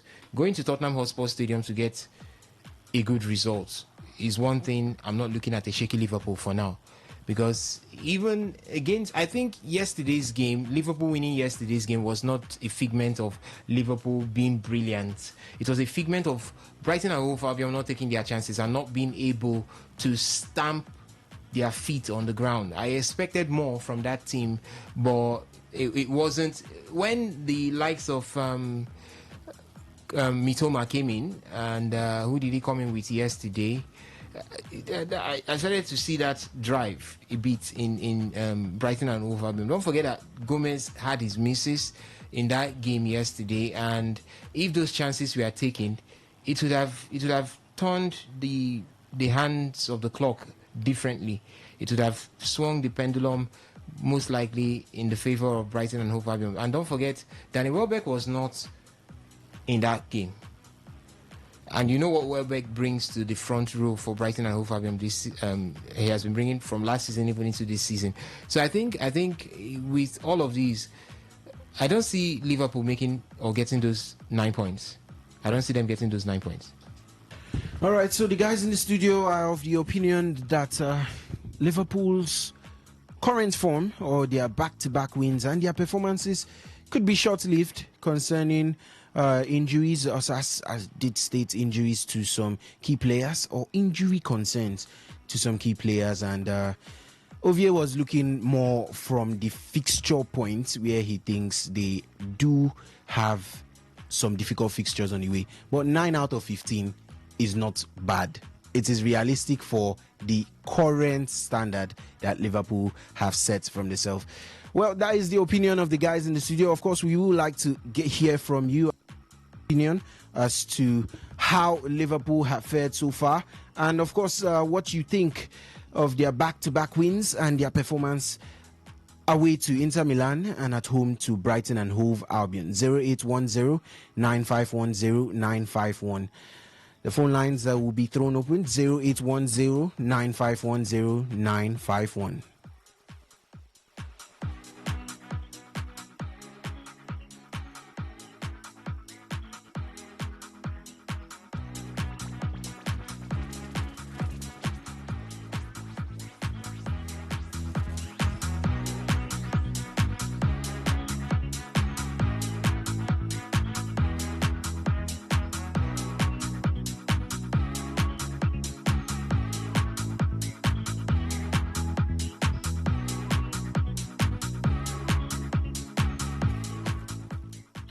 All right, the phone lines have been thrown open to discuss everything we've been talking about Liverpool so far. With Hugo Ekitike and him being the man to step up for the Reds, with the rest of their forwards all firing blanks. And of course, with Liverpool and their back-to-back wins, their clean sheets and the performances, do you think they found answers to issues that have derailed their season so far? Or do you think it's too early to come to that conclusion? 0810 9510 951. 0810 9510 951. Would love to hear your thoughts and your contributions to everything we've talked about Liverpool so far. And of course, our SMS and WhatsApp doubles at 0701 933 9962. Hello, caller. Good afternoon. Yeah, good afternoon. I greet you guys in here. We greet you too. Kablo Barry, welcome to the show. Yeah, about our match yesterday. So, sir, I hear you talk to Liverpool no filming on this match you talk about. Waiting I want to talk about this. As this so, now slot, slot, 9 years ago play. If not, who will be Tottenham? I wish I would call them a wolf. Now slot, because that man, they're consistent. The problem when you get that. Kablo Barry, with the exit of Joe Gomez, you see what Joe Gomez has brought to that side. Do you, with that, would you have confidence that Liverpool can go all the way to Tottenham Hotspur Stadium and get all 3 points? The problem, I said the problem is Anslot, because when we get to Tottenham place now, he will not go and use midfielder now and go and play that side too. He has people that can play that side too. He should use Frimpong and play. He should not be scared, because I see the scared is his own problem. Because if he's not scared, he can use fringe player and then start ball and they will play ball for him. And for that, our front, for now, if not me, Isak, Salah, Gakpo, they are those 3 players. They are game play for day short, because Gakpo sometimes he don't do the day comfortable. They play nonsense sometimes when they put him. And Salah, make him know they complain, because this season he know they form at all. And Isak, if he gets sense, make him just Kokomati down to watch from them. But the problem I have, I still talk is the coach, because he will now say, I buy him with big money. He will not throw him into the pitch. But he should not do that. But for the 3 matches that I saw that is coming, if and Slot can stand his ground as a coach, see those matches. I don't see any of those matches that maybe Liverpool will say, what are we doing? Because I know that we have players. But the problem that I have is our own coach. It's not any other people. Once he take that team and take Sam on the team, he can still bring a player from academy and they can give him what he wants. If he can stand his ground in that team, that's my own. Then for Arsenal, I watched that match yesterday night, and where I was sitting down watching the match, but I was watching alone in house, I was so bitter because for over first minutes to another kind 70 minutes, that is when Arsenal has one shot on target. And I said, watch this match. And after the striker where the called Gilchrist was there, running out of 90 minutes match, how many minutes where that guy play? Now only one movement where they say shoot ball, where keeper foul is going to be the only thing where that guy. So Arsenal, with the people they complain, and Arsenal fans they complain, say people they complain about their team. They don't reach the time where the Arsenal people, then they always they crash because waiting and see them play to do. If not like teams, like maybe like Crystal Palace, even said West Ham said, with waiting them play yesterday, Arsenal for no win that match. Wolves, then just win that match based on the Wolves. Maybe say everybody they come into them and collect their own points. That's the only saving grace. We don't get it. If not, Arsenal for lose 3 points of that game. But Kabilo Barry, don't you think that's an attribute of champions, always finding a way to win, even when it looks difficult? Arsenal has no champion. What champion are you talking about? Arsenal is a champion. Let's put it as would be champions. Let's put it as would be champions. They cannot. They are just learning. They are not even there yet. When they are talking about champions that they can turn things around, you talk of Liverpool, Man City, talk of Chelsea. Don't talk of Arsenal. Who was Arsenal? What Arsenal has done that they would not have said what. I'm just even looking at themselves. I told them before the season start, I said Liverpool this season will not do well based on the players that we buy. But if Arsenal do anyhow, we will come from where we are and take that lead from them. And I'm not changing my mind on that because I know Arsenal for over the years that I supported them. And I believe that Arsenal can never change unless something happens. That's it. Thank you, guys. Kablo Barry, thank you so much for calling in. Of course, you can keep your calls coming in at 0810-9510-951. The phone lines are still open. 0810-9510-951.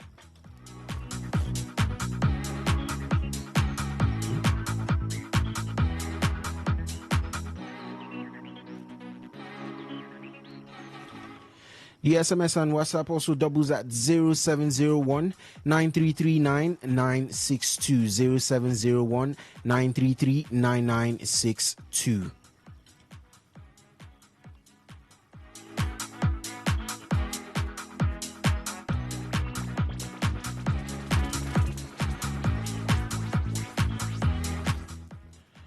We stay in England, where Arsenal made hard work of beating bottom club Wolverhampton Wanderers at the Emirates Stadium on Saturday night, but eventually found a way to secure all 3 points. It was a night where Wolves scored all 3 goals, but they ultimately lost.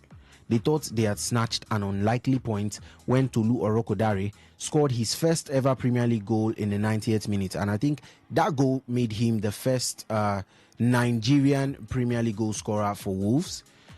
But Yersin Mosquera's unfortunate own goal in the 4th minute of added time gave the Gunners the win.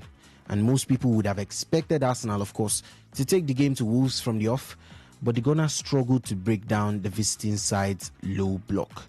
The Gunners have scored the second most goals in the Premier League with 35 behind Man City's tally of 35, which with Erling Haaland's strike this afternoon is now 36. By the way, that game remains 1-0 with Crystal Palace looking for a way back into it, an equalizer. It's at 50. It's at the 53rd minute, currently at Selhurst Park.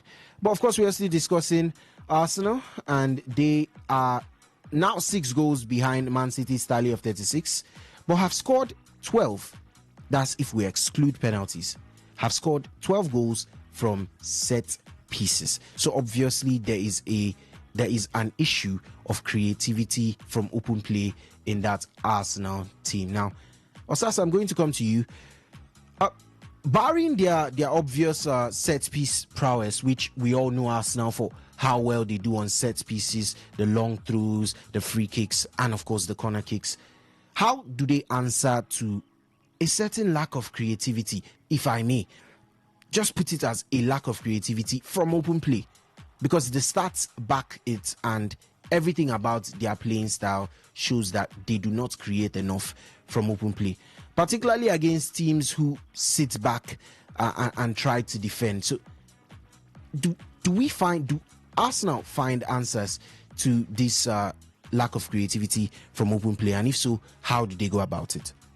Alex, I think for this period is just do what you know how to do best and continue doing it as if it will give you results at this point. Yeah, Arsenal, quite obvious that they find it difficult creating chances or getting goals from open play. That's the reason why they've channeled their energy towards the set pieces. But one thing with all of this is that when it starts failing, what happens? Arsenal has got lots of creative players. That was one of the reasons why Iberichese was brought into that side to help Martin Odegaard with the creativity. These days, you see the likes of Declan Rice also being very creative, and Martin Zubimendi also being very creative. Noni Madueke is also creating from the flanks. You've got Gabriel Martinelli also doing some creativity from the flanks, as well as Bukayo Saka. So I think they've got the quality, but I think they are not being utilized. So it's one thing that Mikel Arteta needs to look at. It could be a long-term project. It could be because I'm always against trying to turn the philosophy almost immediately, because you turn a winning team into the chasing pack when you do that. So I think it's going to be something that Mikel Arteta should fuse in with time, take it easily, fuse it in with time, because Arsenal needs to start creating from the center. They've got a big man up front, being Victor Gyökeres, and we might be criticizing Gyökeres for his inability to match up what we heard for some persons go on in the Portuguese Premier Liga, where he was blowing everyone off with the goals. But this time in Arsenal, it's been difficult for the Swedish striker, as he's been finding it very, very difficult to replicate that form. But you might also want to blame it on the fact that Arsenal are not creating enough for this man to unleash what he has got. So Mikel Arteta needs to look at it. It's a worry. It's a headache that Arsenal should begin to look into right now, because if care is not taken, what happens when everyone learns your tactics on the set piece, and the set piece no longer bringing the goals? You now start waiting for own goals like they waited for. I'll give them kudos for grinding out results, but what happens when you're not able to grind out results? This is one of the reasons why Arsenal are being doubted as a team that could go all the way to win the English Premier League. So I think Mikel Arteta needs to start looking at it and thinking of how he could make or bring a change to let Arsenal start creating. He has got the quality to do so. Also, speaking about those own goal situation yesterday, their first goal was from a set piece too. A Saka whipped in corner and a Sam Johnstone own goal. So it seems like even when their players are not getting at the back of those set piece deliveries, they still find a way to make it as problematic as possible when they put the ball into the box. And like you spoke, it's not a very sustainable method, but I mean, so far it's been working. So do you think that has to change, or do they have to add extra layers to the attack? I think just add extra layers to your attack. Improve on what you have. I'm not going to say change from what you're doing right now to start looking for how to create by all means. It's not going to work. Arsenal has been built, has been set up to play the way they are playing at this point. But I said in long term, it should be a consideration for Mikel Arteta. You can't win championships by... I think Arsenal are on top of the Premier League table thanks to the fact that other English Premier League sides are not in prolific form as they used to be. The Manchester City that we are seeing are still a shaky Manchester City. The Liverpool that we are seeing have their own issues. Chelsea are here today and there tomorrow. So it's one of the reasons why you can see that Liverpool have not been really that you can see that Arsenal have not been really chased down at the top of the table. So I think that should be a leverage for him to begin to think of what to do to unleash the creativity that he has got. Oh, well, most teams like in the Premier League and beyond tend to rely on their strikers to provide the goals they're required to win certain games, as Man City depends on Erling Haaland, Bayern Munich on Harry Kane, and of course Real Madrid with Kylian Mbappe. And I know he's not of the same pedigree right now, Ovie, but Victor Gyökeres is the issue. Like Osas did say, he has not been firing. Are you of the opinion that Gyökeres was not the striker that Arsenal needed? Or do you think that the current playing style and the way Mikel Arteta has set up his Arsenal team does not suit his favourable attributes? If you could recall, if you did watch Victor Gyökeres at Sporting Lisbon, he had tenacity and aggressiveness, willing to drive the ball down the wings. He would receive from Francesco Trincao, from Giovanni Quenda, and he would run down the wings, and he had the ability to block off players. Obviously, the Portuguese league, it's not going to be on the same level as the Premier League. But what are your thoughts on this situation? Do you think he was not the striker that Arsenal wanted? After all, Arteta did not opt for him at first. He opted for Benjamin Sesko of Manchester United now. And do you think the way Arsenal currently set up does not favour all his attributes that we mentioned? I think coming into this season, I've always been of the opinion that what Arsenal's playstyle does not support Victor Gyökeres, knowing that they play with the wings and all, and whipping the ball into the box. And Gyökeres is not someone that is strong with his head. I say he likes the ball on his feet, likes to play around with the ball, try and drive into the box, drive into the box and get his goal. And you look at Arsenal with their wing play, with their wingers, and especially with those set pieces. And it just is not a system that favors Gyökeres. He has managed to get 4 goals in the Premier League, not bad. But for a striker coming from, he won the Pichichi Award. Gerd Muller Award. He won the Gerd Muller Award too. For the most goals, and we saw what he did in the Portuguese league, not just for one season. He did it back to back, getting the top goal scorer. He has been in the Premier League before. He was there with Brighton. He was there with Swansea before getting the move over to the Portuguese to the Portuguese league. He's back here, but maybe if it was a system like maybe City system, maybe it could have favoured him. If it was in a system maybe a Liverpool system, maybe it could have favoured him, but Arsenal's playstyle is different. Arsenal's playstyle from last season hasn't changed, and you see they don't really need that over reliance on a top man up front. Iberichi who got the hat trick for them against Tottenham Hotspur. We've seen Bukayo Saka come in and save them. Leandro Trossard, Gabriel Martinelli, and the rest. Gabriel Jesus as well, also being one of their saving graces when it comes to getting those goals. So it's a system that has not really favoured Victor Gyökeres. I don't know how he's going to thrive in that Arsenal squad. If maybe he's going to change his whole pattern, his whole play style. Maybe Arteta has told him, say, this is what you need to do. We still have to look at what he does off the ball.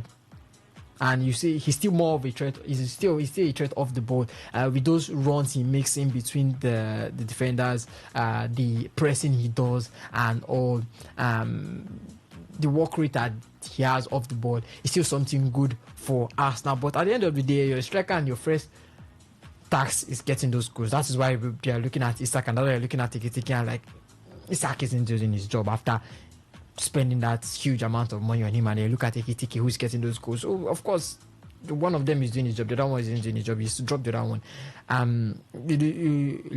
You look at at least it's good that he's gotten at least 4 goals under his belt. Some are still also saying he's just adapting to the system and all. Some will say don't compare him to Haaland. Haaland is a freak of nature. Yes, Haaland is a freak of nature. His debut at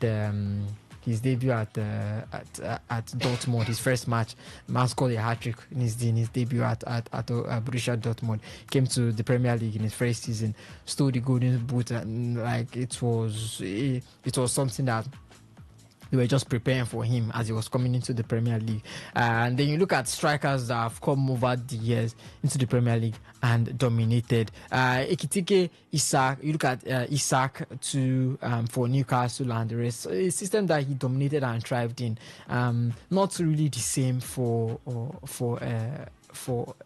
his time at Liverpool. He might still try to find a way to work it. But if Gyökeres doesn't find a way to work his way into getting those goals, being the starting man, because it's a whole different era. He's not going to be that. This is not the Arsene Wenger time where Thierry Henry held the ball, could do what he wanted to do with the ball, drive into the box, use his feet well, use his trickery well.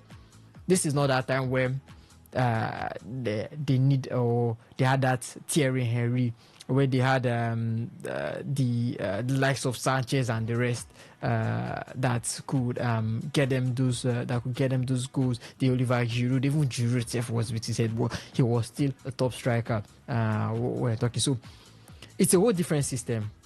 Those were on that different. It's a whole different system for Gyökeres to be able to thrive in, which I believe it might not be this season, but I think I expect to see improvements from next season. Although I'm still going to criticize him this season, I'm still going to. He's not free from the he's not free from the criticism, even if people are saying no, he's not free from it. But next season, I'm expecting better improvement. But for now, he's not been up to par. Ovi, I want to take you back to last season when, if you could remember, in some notable matches, the one that comes to mind right off the back of the head is their away game versus PSG. The number of chances created by Bukayo Saka and put right in the box, it's like putting it on a plate, quite literally. And it's the kind of thing that Erling Haaland and your top strikers would feed on. The Arsenal fans were of the opinion after most of those chances that we need a striker. We definitely do need a striker. Now, they also raised the issue of Mikel Arteta wanting Benjamin Šeško instead. That has always been his first choice. He's chased him for 2 transfer windows now. So, do you think Šeško would have been a better fit for this Arsenal team than Gyökeres? Or do you think right now that any striker comes into this Arsenal team and would find it difficult to score with the way Arsenal plays? Area prowess, I think you are going to give it to Šeško.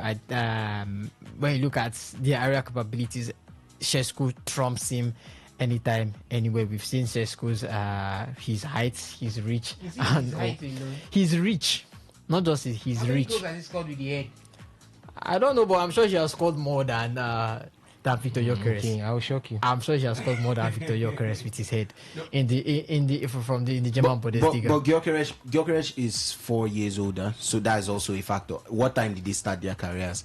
Gyökeres is 26, Šeško is 22. So I mean, you could still look at that. But I think Arteta wanting his own strikers to show that he can actually work with that.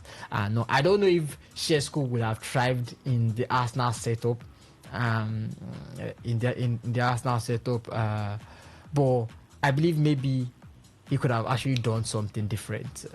He would have done something different, but it's something different in a good way, something different in a bad way. Who knows? But Manchester City have doubled their lead. A man on form. Foden. A man on form has doubled their lead and could possibly have relieved the pressure. They needed a second. They badly needed a second. Yeah, now they have that cushion. Crystal Palace pressure. But Ovie was watching the action. Ovie, can you tell us how that goal was scored and how it all went down?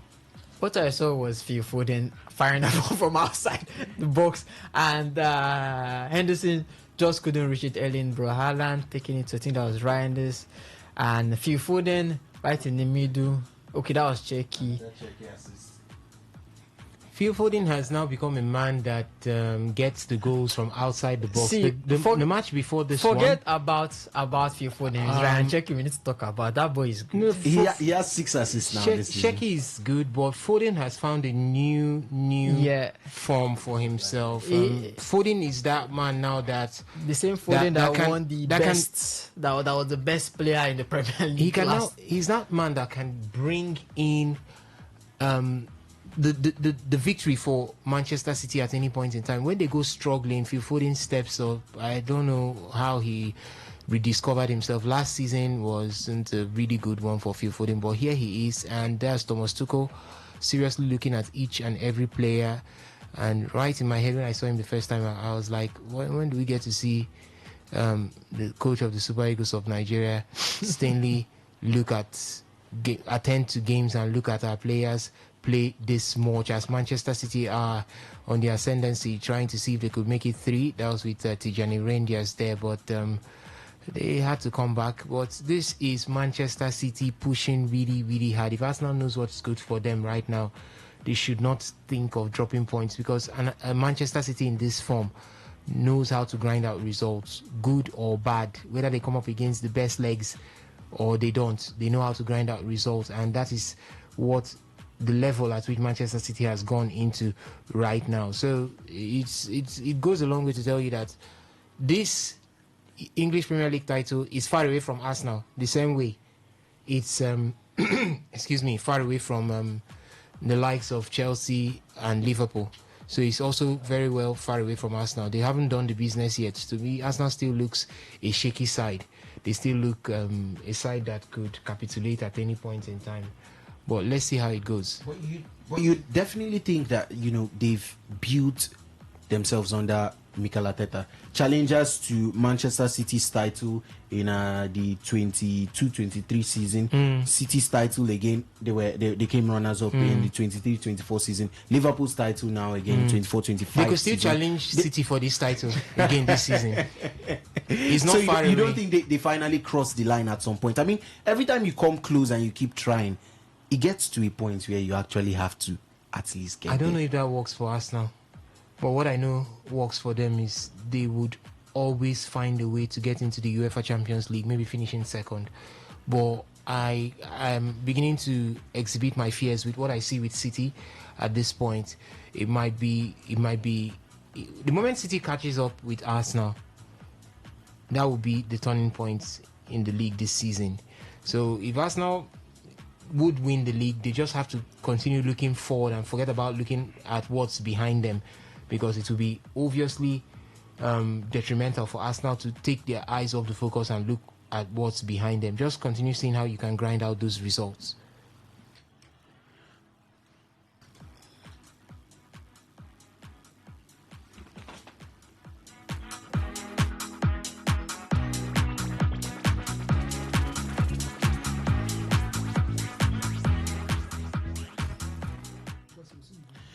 All right, results from, of course, Europe top 5 leagues, as Manchester City have taken a second. Now, Crystal Palace's work has been doubled. If they can get anything from the remaining 17 minutes of this game. 2-0 it is with 70 minutes of play. Forest at home to Tottenham has just doubled their lead to make it 2-0. Thomas Frank's side looks to be heading towards another defeat. Sunderland are ahead in the Tyne Derby at home to Newcastle. West Ham and Aston Villa are playing 2-2. Of course, in the La Liga, Celta Vigo and Athletic Club is 17 minutes in. That game is currently goalless. Dortmund took the lead away to Freiburg in the German Bundesliga before the halftime mark. In the Italian Serie A, Verona is still leading Fiorentina, and that game has gone into the 66th minute. Meanwhile, good news for AC Milan, who dropped points earlier today, as Udinese currently leads Napoli, and that's Serie A. Is it too early to say title chasing pack, or we should just put it as the Serie A table is beginning to heat up? Of course, Lyon have taken the lead at home to Le Havre in the French Ligue 1. With a host of matches still to come. These are the current scores from the top 5 leagues. We still have eyes on the Manchester City game away to Crystal Palace, where they seem to be doing what is necessary to get all 3 points, and Palace are looking for a way back into the game. 0810-9510-951, 0810-9510-951. The phone lines are still open to get your thoughts and reactions of everything that we've discussed.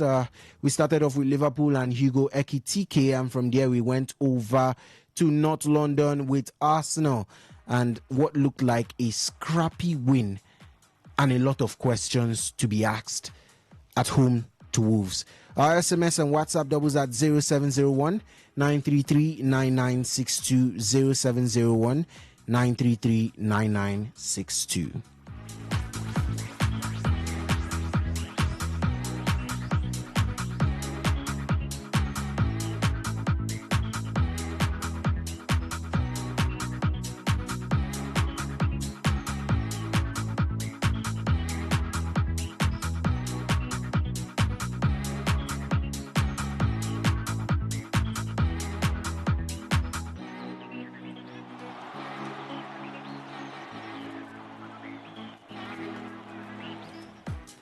Ovie, I'm seeing a name on the touchline that looks like he's set to come on as Manchester City went seeking a third, which the attack has been cut off quite quickly. Does that look like Christantus Uche, Ovie? Yeah, the man is looking preparing to come on. I think in the last match he impressed. It was you see, because of how they did in the last match against Fulham and the Premier League. The man was given a standing ovation on the field, and although he didn't make the Nigerian squad, at least he gets enough playing time to be able to improve himself for the next squad. We already seen that glimpse of what we saw during his time at Getafe. He's getting his form back, he's getting his mojo back, and hopefully, if he does keep on going like this, he might be a mainstay in the Crystal Palace squad, maybe a first name in the Crystal Palace squad. All right, ladies and gentlemen, boys and girls, welcome to the Nigerian side of things, as we tend to switch up to take you through a rendezvous when it has to do with Nigerian football. And we still had a lot to talk about when it has to do with the European scenes. So much happened yesterday. We had Barcelona, yes, actually getting a chance to extend the lead. Right now, the pressure is on Real Madrid. Barcelona defeating Osasuna yesterday by 2-0. It really did come in late. It looked like it wasn't going to come. It looked like Barcelona were going to drop points as much as the 75th minute of that encounter before the first goal came in. And then you could now say there was that sigh of relief as Barcelona continues. But today, we're going to see Real Madrid go all out against Deportivo Alaves. They should be. It's now on Real Madrid to find a way to get all 3 points. But if they falter today, it will be a huge one, Alex. Also, has difficult ground to go to. Everyone knows how tricky an Alaves fixture is, and I think Real Madrid, with their current away run, they've won one of their last 4 away meetings, which was the 3-0 thrashing at San Mamés of Atletico Bilbao. So they've had issues away. 0-0 draw to Rayo Vallecano. I think there was a 1-1 draw to struggling Girona there too. And then there was also Elche, a 2-all draw versus Elche. So they have had problems, but they are trying not to lose all 3 points away. We have a phone call right here. Let's take it on here. Hello, caller. Good afternoon or good evening to you. Welcome to the show. Yes, my brother. Good afternoon, good evening. Good evening, Collins B. Welcome. Thank you so much. I am calling from Port Harcourt. You want to tell us Well, something about Barcelona? No. I want to talk about that now. I just say I think they enjoy it. All right, go ahead. See, let me tell you something. The truth of the matter is that you see Arsenal, well, they've gotten a fantastic players, in all ramifications. But the truth of the matter is, let us tell ourselves the truth. So many of us that play football, you find out that Arsenal are not getting that result as it stands now. All right. Look at Wolves that is standing at relegation zones. If you watch that match yesterday, you find out that Arsenal find it very difficult to find the back of the net. If not that, own goal from the goalkeeper, the first goal, the corner from Bukayo Saka, and the second goal is also an own goal. Look at how Wolf, press them, at the end of that match yesterday. And Tolu Arekodare found out the back of the net. Very clean and sweet goal. So if you ask me, I think they still have a long way to go. And in the other way around, Man City standing on your back. I mean, the fear of Pep Guardiola is the beginning of football wisdom. I think they still have a lot of job to do. They will not win the Premier League. It's looking clearer now. All right, thank you so much. All right, thank you so much, Collins B, for your thoughts right there. It's looking really, really clearer right now that it might be difficult for us now to hold on to the top of this table and win the English Premier League. With what we are seeing Manchester City do these days, it might be difficult. Once that gap is closed, then it's closed for good. But ladies and gentlemen, as I said before, it's time for us to switch our attentions to look at what's coming from the Nigerian side of things. The Nigerian Premier Football League is up and running. Match day 17 right there in the Nigerian Premier Football League. Yesterday, we saw a 1-0 draw between Bendel Insurance and was that Nasarawa United? Let me get that. Yeah, it was Bendel Insurance versus Rangers International. It ended 1-0 at the Samuel Ugbemudia Stadium right there in Benin City. And for today, we've got call it 1, 2, 3, 4, 5, 6, 7 centers in action. As in Kanu, it's Barao FC who are losing to Shooting Stars by a 0-0 at the Sani Abacha Stadium right there in Kanu. They are losing by a 0-0, and 36 minutes of play is actually in the first half of that particular encounter. Niger Tornadoes are up against El Kanemi Warriors at the Bako Katangura Stadium in Mina. And for Niger Tornadoes, they lead El Kanemi by 1-0.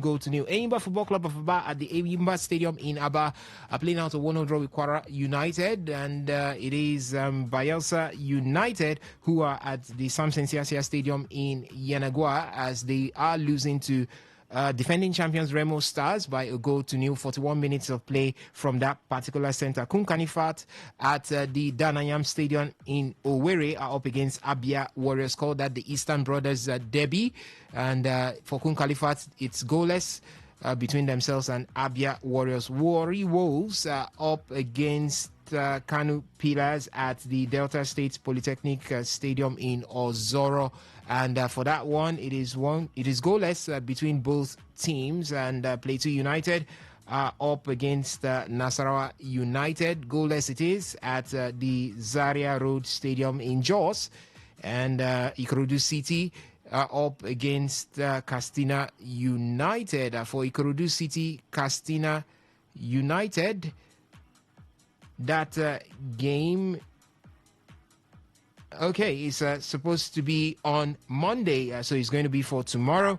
And for Rivers United, Wiki Tourist, and it's going to also be for tomorrow at the Adokia Mesimaka Stadium by 4 p.m. So for now, these are the results we are having from the Nigerian Premier Football League. But ladies and gentlemen, before we go down to talk about the Nigerian Premier Football League in full, I would want to take you to the 2025 African Cup of Nations studios, where we bring to you the preview of teams. For today, we're going to be looking at the teams in Group C. So let's get down to the Today FM's 2025 African Cup of Nations studios.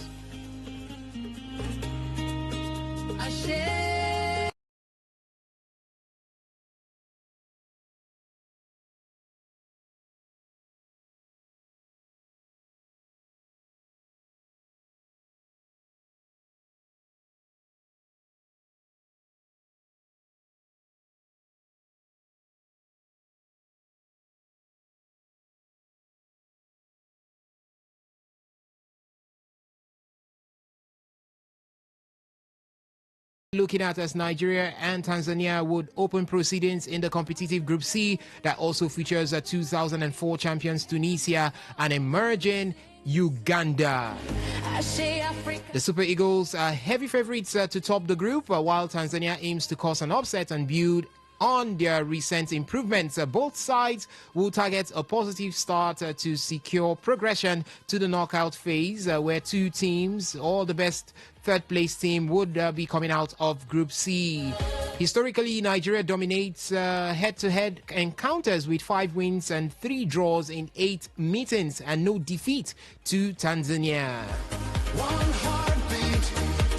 Let's look at Nigeria on a more holistic view and their AFCON pedigree. All-time highlights. Champions in 1980, 1994 and 2013. Runners-up in 1984, 1988, 1990 and 2000. And most recently in 2023. One of Africa's most successful nations with consistent deep runs. Their current form, runners-up at the AFCON 2023, where they lost 2-1 to host Ivory Coast in the finals, displaying attacking flair and resilience despite not qualifying for the 2026 World Cup.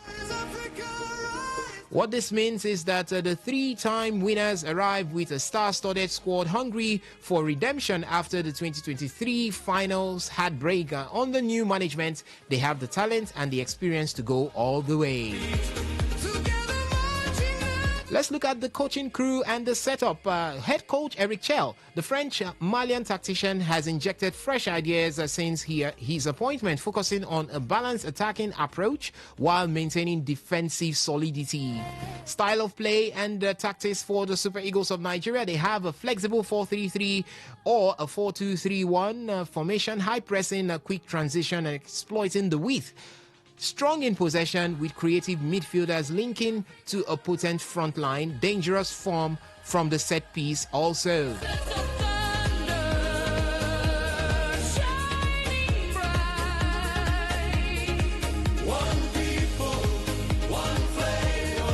Yes, one people, it is the Super Eagles of Nigeria as they go into the African Cup of Nations 2025 with a 28-man list, with the duties on the goal or from the goalkeeping department on Stanley Nwabali, Francis Uzoho, and Amas Obasogie. In the defense line, we've got Calvin Bassi, Zaidu Sanusi, Similogo Ajayi, Bruno Onyemechi, Igo Ogbu, Chidozie Awazi, Bright Osayi Samuel, and Ryan Alebosu. For the midfielder, take a look at them. Wilfred Ndidi, Frank Onyeka, Fisayo Dele Bashiru, Mohamed Usman, Alex Iwobi, Ebenezer Akinsamiro, Rafael Onyedika, and Tochukwu Nnadi. For the lethal forward, we've got Ademola Lookman, there is Victor Osimhen, there is Akko Adams, there is Samuel Chukwueze, there is Cyril Dessas, there is Salim Fago, there is Moses Simon, there is Chidera Ejuke, and Paul Onachu. Now let's look at the key players for the Super Eagles of Nigeria. There is that man, Victor Osimhen, in the front line, the Galatasaray's prolific striker. Physical presence, he offers aerial threat at all times, and a clinical finisher he is for the Super Eagles of Nigeria. We've also got Demola Lookman, a winger and a forward from Atalanta, as the Atalanta star and the recent CAF Player of the Year has much of dribbling in him, pace, and also so much of a goal threat. In the midfield, there is Wilfred Ndidi of Besiktas, as he is the engine room, a ball winner, as well as having a long passing range. Moses Simon, Samuel Chukwueze on the wings, explosive outlets they bring to the Super Eagles of Nigeria with a width and creativity from the flanks. And far behind is Stanley Nwabali, as well as Francis Uzoho. For Stanley Nwabali, he is a reliable shot stopper. We've seen it with so much of penalty saves that he has got for the Super Eagles of Nigeria. He brings such confidence to the defense line of the Super Eagles of Nigeria. Francis Uzoho has got lots of experience when it has to do with competitions. For the Super Eagles, they pose a strength of world-class attacking talents, including Victor Osimhen and Ademola Lookman. A midfield depth where you have Alex Iwobi, Fisayo Dele Bashiru, as well as Wilfred Ndidi. And they've got a high level of experience and a smooth blend of European-based stars with strong form. For some of their weaknesses, there is that inconsistency that comes with a flip of players, and we could see it in the qualifiers, but they are also defensively vulnerable at the back if the press is very high. What are their tournament chances? They are top favorite alongside host Morocco, expected to reach at least the semi-final stage with a genuine shot at the title this term.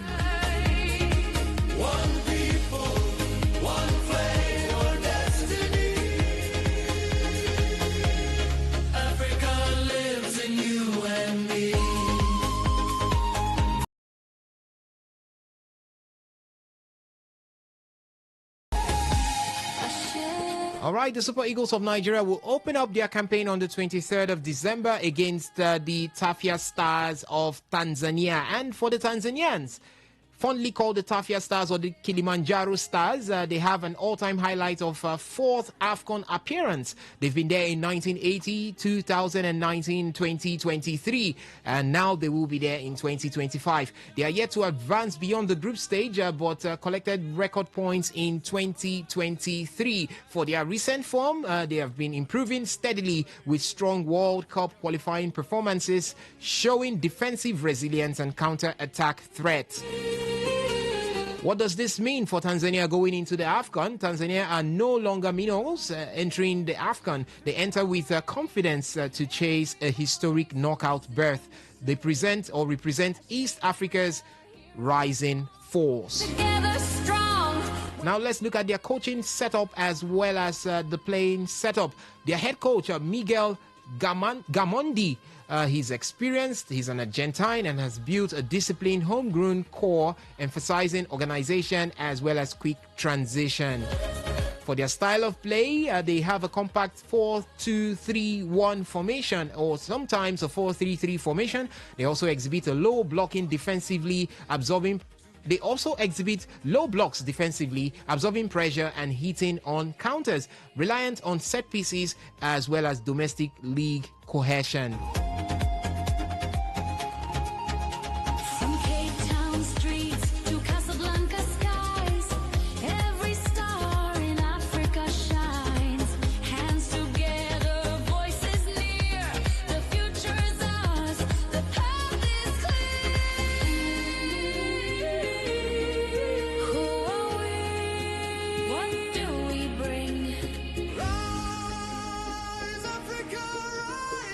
All right, let me bring you up to speed with the team list for Tanzania as they go to the African Cup of Nations 2024. In the goalkeeping department, there is Jacob Suleiman, there is Hussein Mosalanga, as well as Zuberi Foba. In the defense line, we have Bakari Mwamyeto, there is Somari Kapombe, there is Kasajo Mwankenda, there is Mohamed Hussein, there is Dixon Job. For the midfield, we've got Novatus Dismas, Kelvin Nashon, Pascal Nsindo, there is Ibrahim Abdullah, there is Habibu Id, Tarin Alarakia, there is Charles Mbombwa, there is Yusuf Kagoma, and in the forwards there is Faisal Salom, Morris Abraham, Abdul Suleiman, Idi Suleiman, Kibu Dennis, Mbwana Samata, Kelvin John, and Simon Nsumva.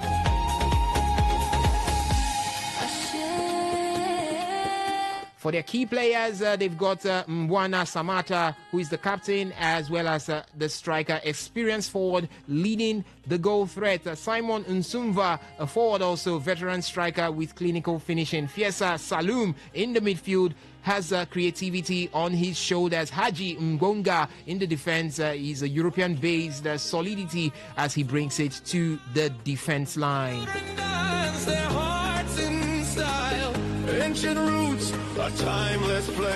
So their tournament chances, they are outsiders but capable of an upset. A point or a win could swing things in their favor to get into the knockout stages. All right, guys, it's going to be a very electrifying encounter between the Super Eagles of Nigeria and the Kilimanjaro Stars of Tanzania, as they are fondly called. But it's definitely the Super Eagles. It's a game for the Super Eagles to win, Alex. Yeah, I definitely think it's a game for the Super Eagles to win, given their current pedigree.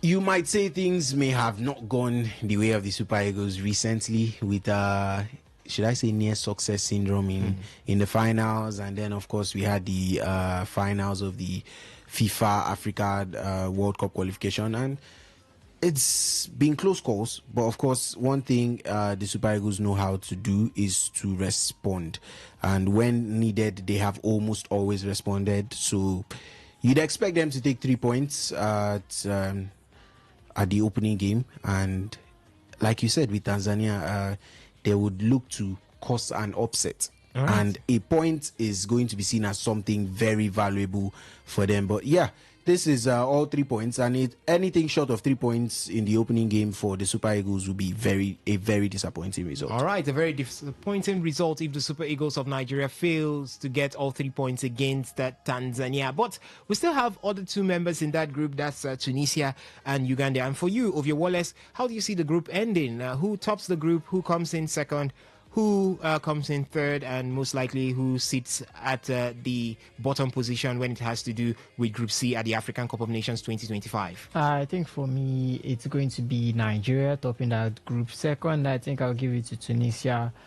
Third, Uganda, and Tanzania will be the bottom of the group. So if it's going to go that way, it might be Tunisia topping the group, then Nigeria second, as long as Nigeria does qualify. But I believe those 2 teams will qualify, and it's going to be a strong match against both of them. They just sit, Tunisia just sits right behind Nigeria in the rankings in Africa. So 2 sides that are really, really close, and when it comes to football, and as Alex has said, Nigeria and the almost there syndrome, or getting close syndrome. But for me, I think maybe Nigeria tops that table and Tunisia follows. All right, ladies and gentlemen, we are still on the AFCON 2025 preview. We have looked at the Super Eagles of Nigeria as well as the Kilimanjaro Stars of Tanzania. We still have 2 members of that group, Tunisia and Uganda. Alex, do you have anything for us from Tunisia and Uganda? Yeah, I do. Well, Tunisia and Uganda, they face off in the second match day of Group C. A very competitive pool featuring 3-time champions Nigeria and ambitious Tanzania. Both sides would seek a positive result early on to challenge for the top 2 spots, or at best a third-place finish. And historically, Tunisia dominates head-to-head encounters, with recent friendlies showing wins like 2-0 in 2017, although Uganda have shown resilience in qualifiers. Now, Tunisia, also known as the Carthage Eagles, have an all-time highlight of when they were champions in 2004 as hosts, runners-up in 1965 and 1996, semi-finalists multiple times, record holders for most consecutive appearances, 17 straight from 1994 to 2025. And their recent form in the AFCON is a quarter-final finish in 2023. They are consistent performers, but they are yet to reclaim the title since 2004. And now what that means is Tunisia remain one of Africa's most reliable sides, known for tactical discipline and defensive strength. And under new management, they aim to go deep and end a 2-decade title drought.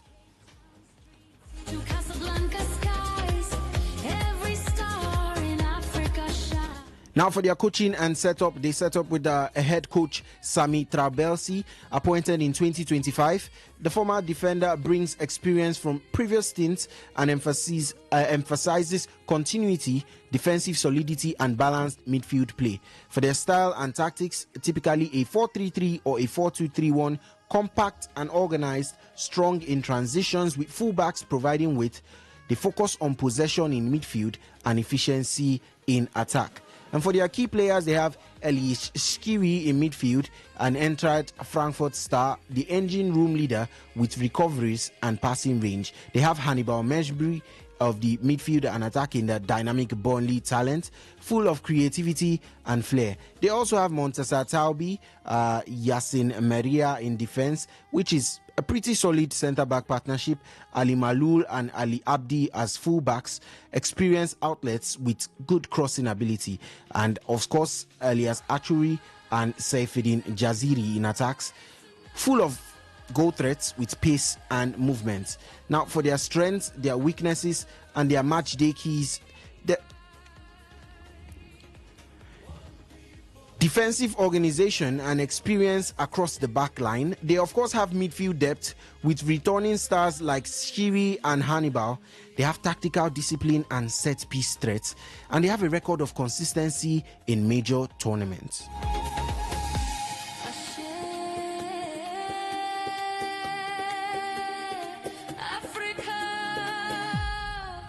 And now bringing you the full Tunisia squad for the AFCON 2025 consists of 28 players, and their goalkeepers have Ayman Adamen of CS Sfaxien, Beshi Ben Said of Esperance de Tunis, Sabri Ben Hassan of Etoile du Sahel, Noureddin Farhati of Stade Tunisian. And for defenders, Yan Valery of Sheffield Wednesday, Mohamed Ben Ali of Esperance de Tunis, Dylan Bron of Servette FC, Montesa Taubi of Lorient, Yassin Meria of Esperance de Tunis, Adem Arus of Kasim Pasa, Nada Gandri of Akhmat Grozny, Motada Ben Oanes of Kasim Pasa, Ali Abdi of OGC Nice, and Ali Malul of Sfaxien.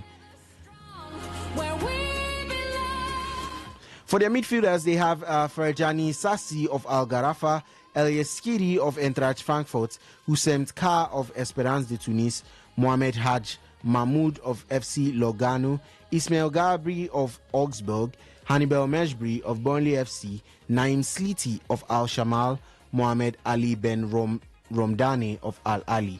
And for their forwards, Elias Saad of Augsburg, Elias Achuri of FC Copenhagen, Hazem Masturi of Dynamo Machala, Sebastian Tunekti of Celtic, Firas Shuat of Club African, and Saifuddin Jaziri of Zamalek.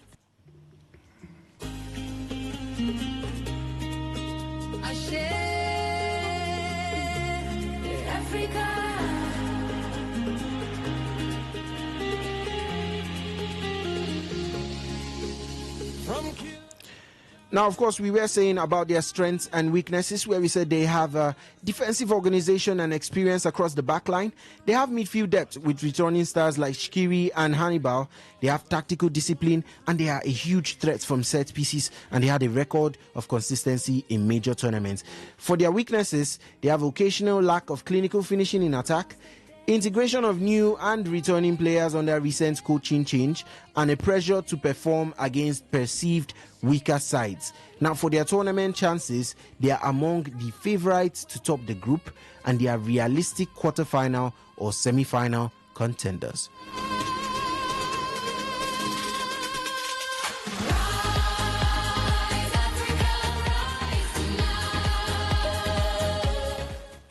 All right, now to their contemporary, Uganda, also known as the Cranes.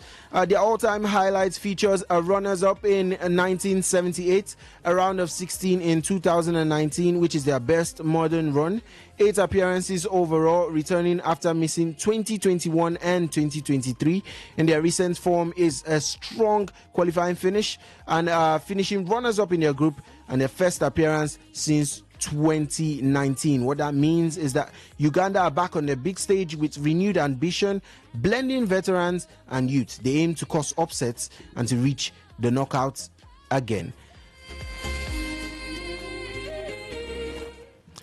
For their head coach is Paul Put. He's an experienced Belgian tactician with AFCON history. He guided Burkina Faso to 2013 final. And of course, he focuses on structure, counter-attacks, and youth integration. For his style and tactics, he often deploys a 4-2-3-1 or a 4-3-3 defensively, and he is resilient with quick transitions. He relies on midfield He keeps energy and pace on the wings.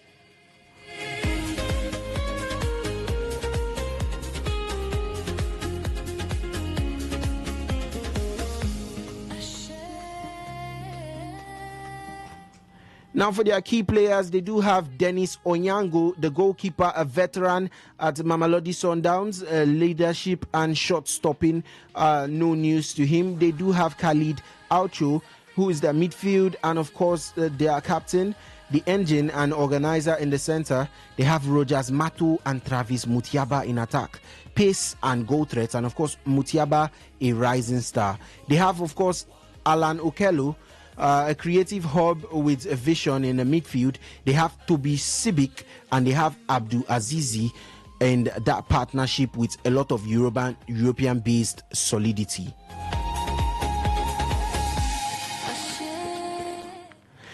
Now, for their strengths, they have a blend of experience, Onyango and Aucho, an exciting youth. They have counter-attacking threats and work rate. They have momentum from qualification and recent friendlies, and they organize defense capable of frustrating bigger teams. But for their weaknesses, they have limited recent AFCON experience, which is further protracted by a 6-year absence. They have squad depth in a demanding group.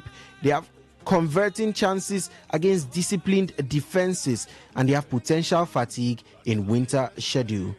Africa calls us.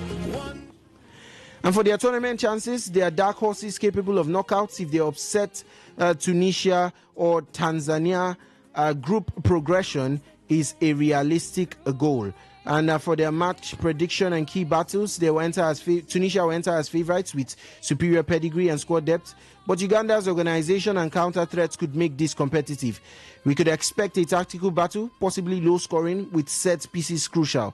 Tunisia likely to edge it, but Uganda can snatch a point or more if clinical. Now, the key battles will be Tunisia's midfield control of Skiri and Hannibal versus Uganda's energy of Oldcore and Okello. Uganda's pace on breaks and Tunisia's solid backline. And of course, Onyango's goalkeeping heroics versus Tunisia's attacking efficiency. A strong start here could define both teams' parts in a balanced Group C dominated by Nigeria's firepower. Yes, and that's a lot to talk about there from Group C, but it looks like this Group C is going to be a fight between the Super Eagles of Nigeria and the Carthage Eagles of Tunisia. And for the Super Eagles of Nigeria, what should be our best prayer at this point? What should be the line of our prayer at this point? What should hit Tunisia to ensure that we sit firmly on top of the group? I would always say, look not at others, look unto yourself. Do the job you have in hand, and you would sit pretty at the top and avoid.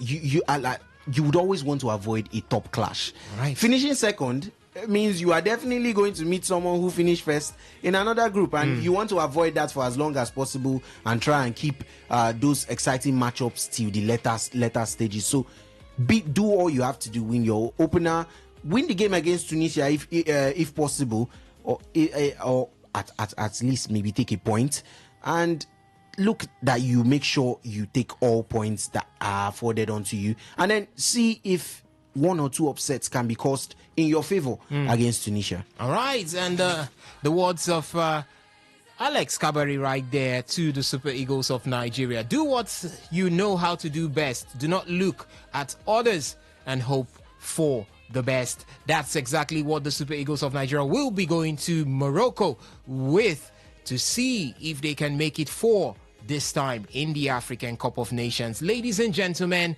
this is the March on the preview. Tomorrow, definitely, we're going to be having more of the preview of the teams in the African Cup of Nations. But for now, we return back to talk what we have on the menu. Africa.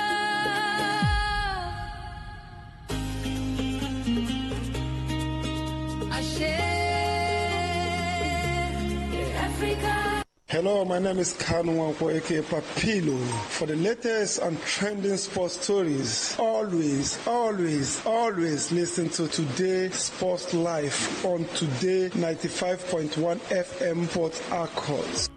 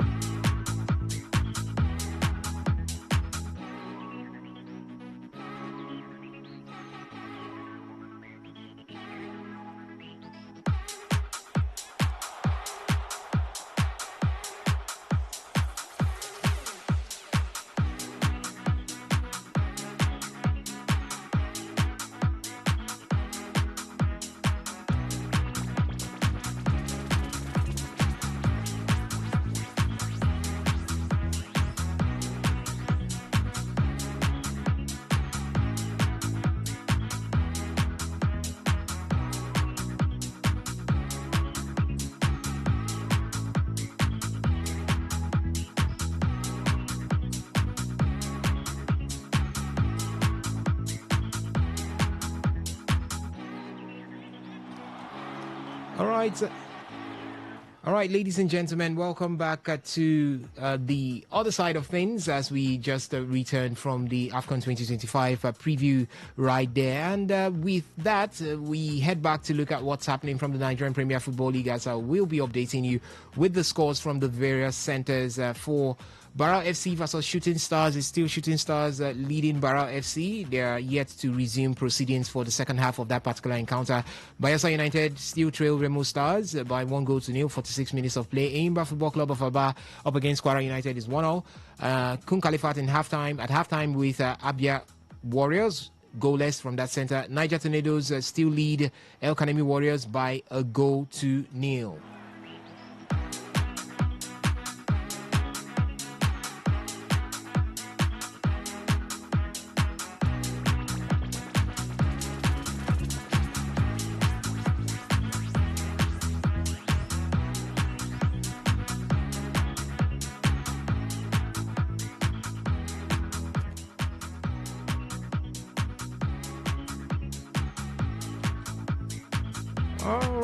All right. Still on Niger Tornadoes. They have taken or extended the lead over El Kanemi Warriors, 2-0. It is right now from that particular center right there. And for Plateau United up against Nasarawa United, it's still goalless. Warri Wolves, Kano Pillars, it's still goalless. 53 minutes of play from that particular center. All right, still talking about the Nigerian Premier Football League. We have MPFL striker Musa Najari in an interview with Abu Aziz on the Abu Aziz podcast stated some things that I would like to bring to your knowledge. He says that experienced players thrive in top African clubs, but not in Nigeria because many coaches have poor human management. He had a lot to talk about. He also looked at the age issue right here in the Nigerian Premier Football League. Let's listen to Musa Najari as he talked with Abu Aziz. This CAF Champions League. Yes. You watch Pyramids. Yes. The lowest, yes, of Egypt. The lowest player with age is about 28, if I'm not lying. 27, 28, lowest player. Most of those their player are big player. And maturity. Mature day. Watch the game. If Pyramids still beat Ali, then who and Ali for Egypt, na big players yes, there. Zamalek, na big players there. Them won't live there. Go Raja, Casablanca, go most of those bigger teams. Mature guys are there. But in our league now, forget now our league they versus Momo. Our league now, once small boy, even though a small boy, we don't play like 5 big clubs. They don't downgrade and say in the hold. Why it go be like that? That means our league they go down, they go up. If they go down, Nigeria league now, you know Nigeria league now, coaches now, they don't take over. Manager, they don't get their manager where they bring players for them. Nigerian league coaches don't get Nigerian league coaches don't get their own manager where they bring player, can't give them. Okay. And that player where they bring come for them now, you go see good player for there. They go drop out for club because yes, the coaches and the manager they work hand to hand. So they go get to drop the player, good player. If coaches like Kadiri Kana, may so rest in peace, let Ogode go fight you as a player. Say you did stubborn. But he go carry you go match play you. What him make now them be the now one make a mature and big coach. Yes. It's a bit hard.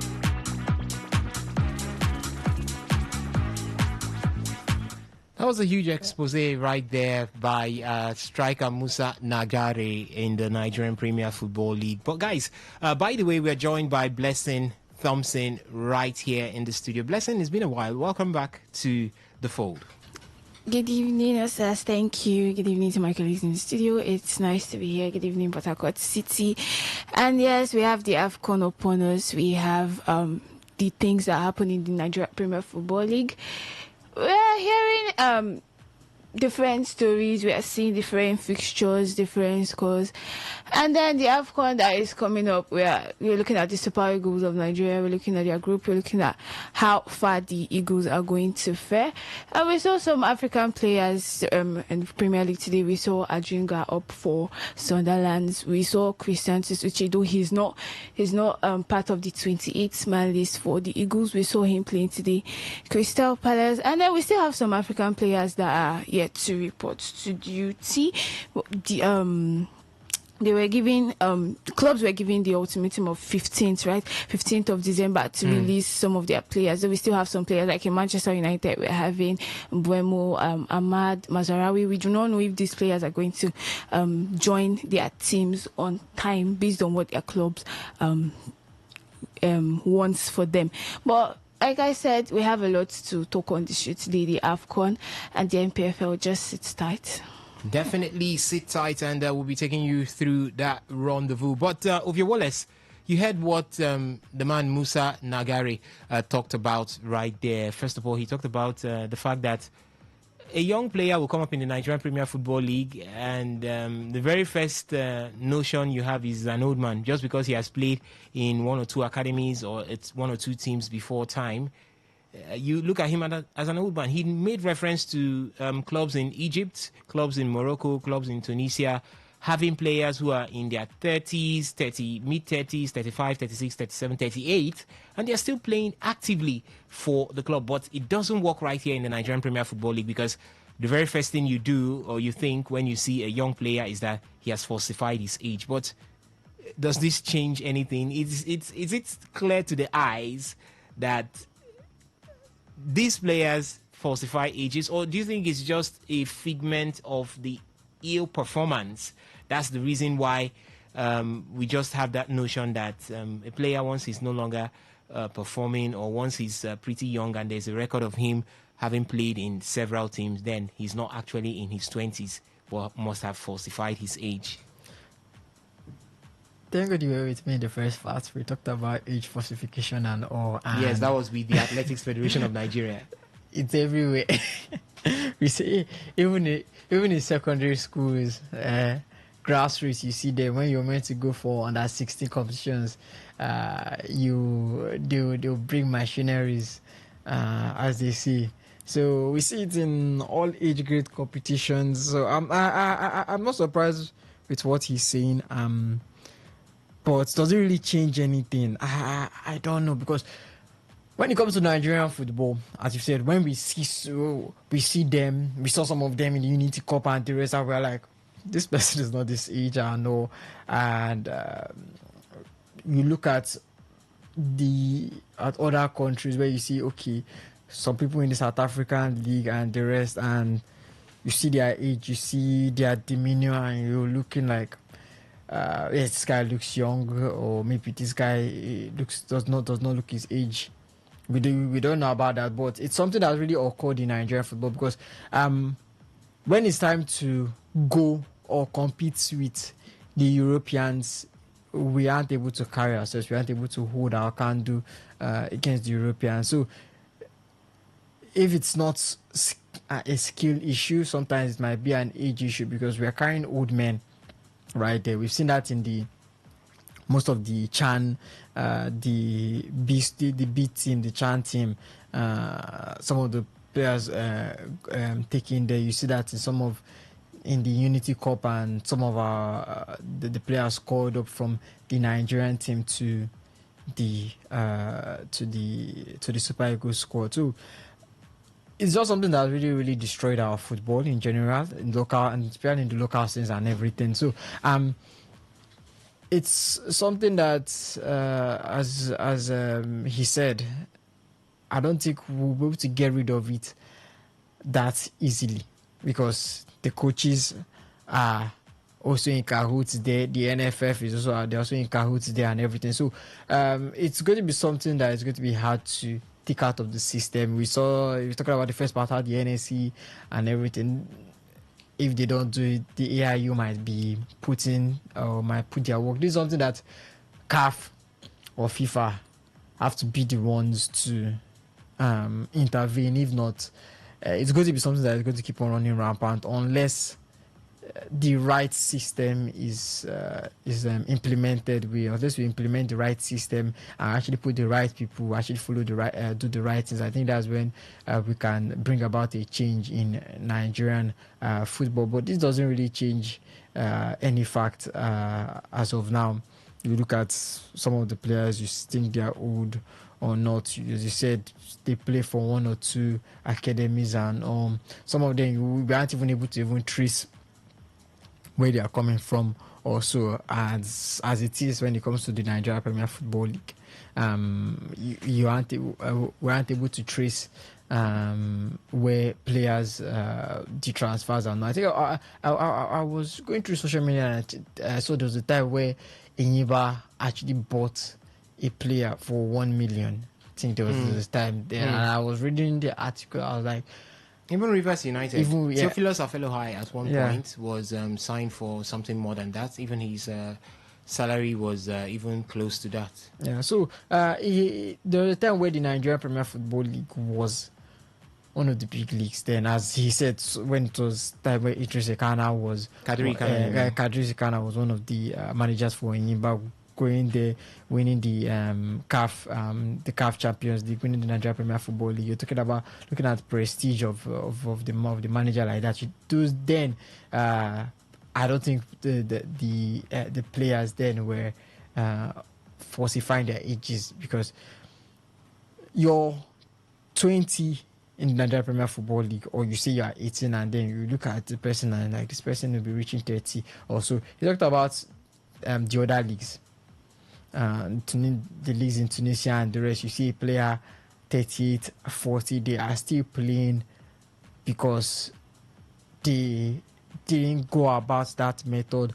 And no, when it was time to give their real age, they did that, and the 40 that they are playing, it is still the same 40 that is their real age. Unlike Nigeria, where you see by the time the person starts clocking 30, that's when the person starts clocking 50 or 40 something. So it's something that I think we've talked a lot when it comes to Nigerian football. For change, as journalists, the best we can do is talk and just try and bring things to light. As long as the people at the glass house, the people in the NFF or FIA, or I said the FIA, sorry, I'm thinking of Formula One now, or FIFA or CAF, those in charge of regulations, yes, don't do anything. But he talked about something more disturbing at this point, because it seems like there is that decay in the Nigerian Premier Football League. He said coaches at this time usually have their own managers that bring their own players that they infuse into the team. Sometimes you have players from the academies, you have young players who come through, but just because the coaches already have a view or an insight on who they want to bring in, maybe for their own selfish aim, they tend to drop players who have gone through the right developmental stage to replace with players who they have their own profit from. We thought that the administrators were the major problems that we have in the Nigerian Premier Football League. But these days, it seems everybody is collectively making sure that this league goes down. If this is the kind of case that we are having when it has to do with coaches, then what do you think is the way forward? It's not just in the Nigeria Premier Football League. I think we're still talking about it in the Super Eagles. When you want to or when you start destroying grassroots football, I don't think we're going to have that longevity in Nigerian football in general, not just in the Nigeria Premier Football League, but also in the Super Eagles. You see academies that have taken their stars out. Look at Daniel Daga from, I think, Rivers United, all the way that now. That was from Enyimba Football Club. Enyimba Football Club, and now I think he's in Norway. We had Ebenezer Akinsomiro from Remo Stars over to Inter Milan, and now being loaned to Pisa. We have the Parobo Ari, I think he came from Warri Wolves. That was Warri Wolves. Warri Wolves also. Now in Europe, also have some from beyond the limits that have actually moved and the rest. When it's time to bring these guys or implement or put them into the main teams for the Rivers United, I think, was it last season? I've forgotten who Finidi brought. There was this Benjamin Tanimo. Okay. No, okay. Not Tanimo. Is for Rivers United. He came through the MPFL under 19. His name is getting into my head and leaving right now. But just go ahead. I'll remind you. So you're looking at Seifa Jackson. Yeah, Seifa Jackson. Yeah, Seifa Jackson. Brought in Seifa Jackson. I think that was when they won. Rivers United won the under MPFL youth tournament. Also, he brought him into the setup, and now he has been able to develop. That is something that you see developing talents in Nigeria Premier Football League. Those are the kind of coaches that you want to see, growth. Although we can't really say if maybe they do bring in different players or so, but looking at what we've seen in the Nigeria Premier Football League, looking at the age grade, or I'll say it's hard for the young players to thrive in the main teams, and or some of them straight from the academies they go. So the ones that are able to break into the main team, some might not really get that playing time and no, but we've not really heard any issue from that. We've not heard anything about that. So what he's seen in the interview, we can't really pinpoint at any incident or any example for now. But he said it's happening. It might be happening, but for me, I would say with the way Nigerian football has gone in the Nigeria Premier Football League, youth talent has been, at least from the creation of the youth league, I think they've been trying to find a way to allow the youth talents to shine. Okay. All right, ladies and gentlemen, you heard what Nigerian Premier Football League striker Musa Najare did say in that exclusive interview with Abu Aziz on the Abu Aziz podcast. What can you make of it? He talked about the Nigerian Premier Football League not giving much respect to young players whenever they see them. Most of the times when they come through and they have a record of having been part of other setups in other teams, it looks like they have falsified their ages. What do you make of that? Do you think that the age view that we always have of MPFL players is just a misconception? Do you think that these players are probably young and we are just making it up that they are players that have falsified ages? You could share your thoughts with us over the SMS and the WhatsApp portal, as the phone line is also open. You could call in and talk to us at this point in time. I see that we have some messages from the WhatsApp platform. Let me take a look at them right now. We've got this one here coming in from, this is from NS from Moji. He says, almost Spurs, suppose they play for MPFL. They won't send me to Okanafon today. Okay, I don't really know what that really meant there, but I believe he's talking about Tottenham Hotspurs. Maybe they have done something to his prestigious and precious white ticket right there. For Tottenham Hotspurs, they did lose today. 3-0 to Nottingham Forest. And you say, is this the sports that is going to stop Liverpool? We're going to stop Liverpool. I'm saying to myself, I said, is this the sport that is going to stop Liverpool? Well, anyway, Tottenham Hotspurs are a different side when they play at the Tottenham Hotspur Stadium. From the Big Six, I think they've only lost to Chelsea. I think so far this season, from playing they've only lost to Chelsea. It's actually the opposite, Osas. It's actually the opposite. If we were to bring out away matches, Tottenham will be top of the table. Okay. Yeah. They have a very strong record away from home. I think this has to be one of their first or second losses of the season away from home. They are horrible at home. They have been horrible at home. At home? At home. Yeah, their home form. They have the worst their home form record. will leave them almost bottom of the table. Let's check. They are away from. No, I am so sure of this one. I saw the statistics. Their away from will keep them at the top of the Premier League table, but their home form. Do we remember the 2-2 draw to United? For their home form, the 2-1 loss to Chelsea. 17th. Okay. Yeah. Tottenham Hotspur defeated Brentford at home. In the Champions League, Slavia Praga at home. We are looking at Premier League. Okay, in the Premier League, they lost to Fulham at home. For the Premier League, They played out a 2-0 draw with Manchester United at lost home. to Chelsea. Lost to Chelsea at home. Lost to Everton at home. Lost to Aston Villa at home. Lost to Bournemouth. Leeds United at home. Played out a 1-0 draw with Wolverhampton Wanderers. Defeated. I think they've had a good home record when it has to do with the Champions League, though. Okay. But had some matches with good home records at home, Burnley, but it's not been really good for Tottenham Hotspur. But Tottenham Hotspurs, I don't know. At the beginning of the season, they looked like a team that could challenge for the English Premier League title, but here they are right now. I still think injuries happened. Okay. I think at some point when you take out Dejan Kulusevski, you take out James Maddison, He hasn't you been take there out from the beginning Dominic of the season. Solanke. Yeah, so what happened? What happened that they had good runs? No, I mean, those players are key players, and again, we are going to look at it. Will take us back to the issue of what did their fixtures look like? Okay. At those first period of games. Remember, Ange Postecoglou came in, and that was exactly how he started too. All right. So there's a lot going on at Tottenham, and definitely. It doesn't seem to be resolved anytime soon. Okay, and to the SMS platform, we have this one that says, please, any professional team from Imo State. You have Kun Khalifat. Kun Khalifat FC is from Imo State.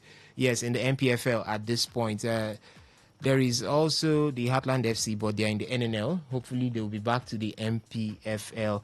Ladies and gentlemen, okay, this other one here from the SMS platform says, good evening, sports gang. Please, where is Reliance? Okay, Reliance is in he's still in the sports cycle. Definitely, but he's not here with us any longer. But for now, we're going to be going out to pay some bills and take some commercials, and when we come back, we'll be looking at the Super Eagles of Nigeria. Stay tuned. It's still the marathon edition of today's Sports Live, the Sunday's edition of the show. Osasa Hemin here, and I've got Alex Kabari of your Wallace, as well as Blessing Thompson. We'll be back shortly.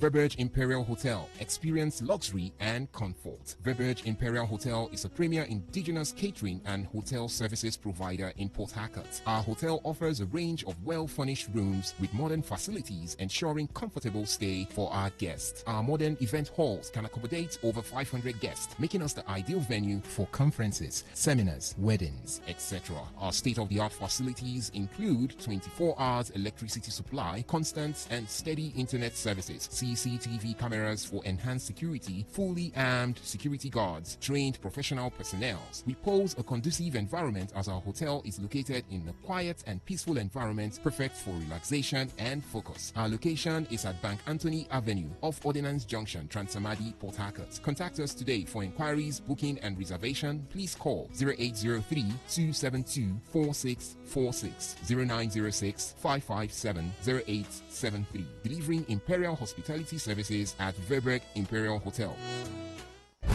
3 days. One God, one sound, one stage. 1 million man worship. 3rd edition. Happening live at Yakubu Gowon Stadium, Stadium Road, Elekaya, Port Harcourt, River State. Date 19 to 21st December 2025. Time 4 p.m. daily.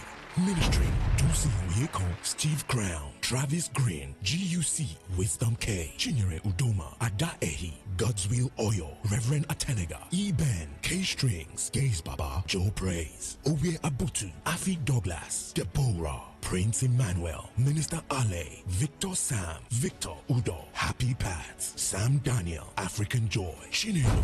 Also ministering, Pastor Dr. Paul and Dr. Mrs. Becky Paul Enenche, Reverend Professor Mosi Maduba, Apostle Zili Agre, Reverend Dr. Minebi Dagogo Jack, Pastor Hilary Nlumanze, Reverend Chris Ugo, Pastor George Izunwa, and Reverend Larry Olushe. Access is free. 1 million man worship. Jesus is in our city. 95.1 FM, voice of the people. And we're back. I know a place where the land is greener.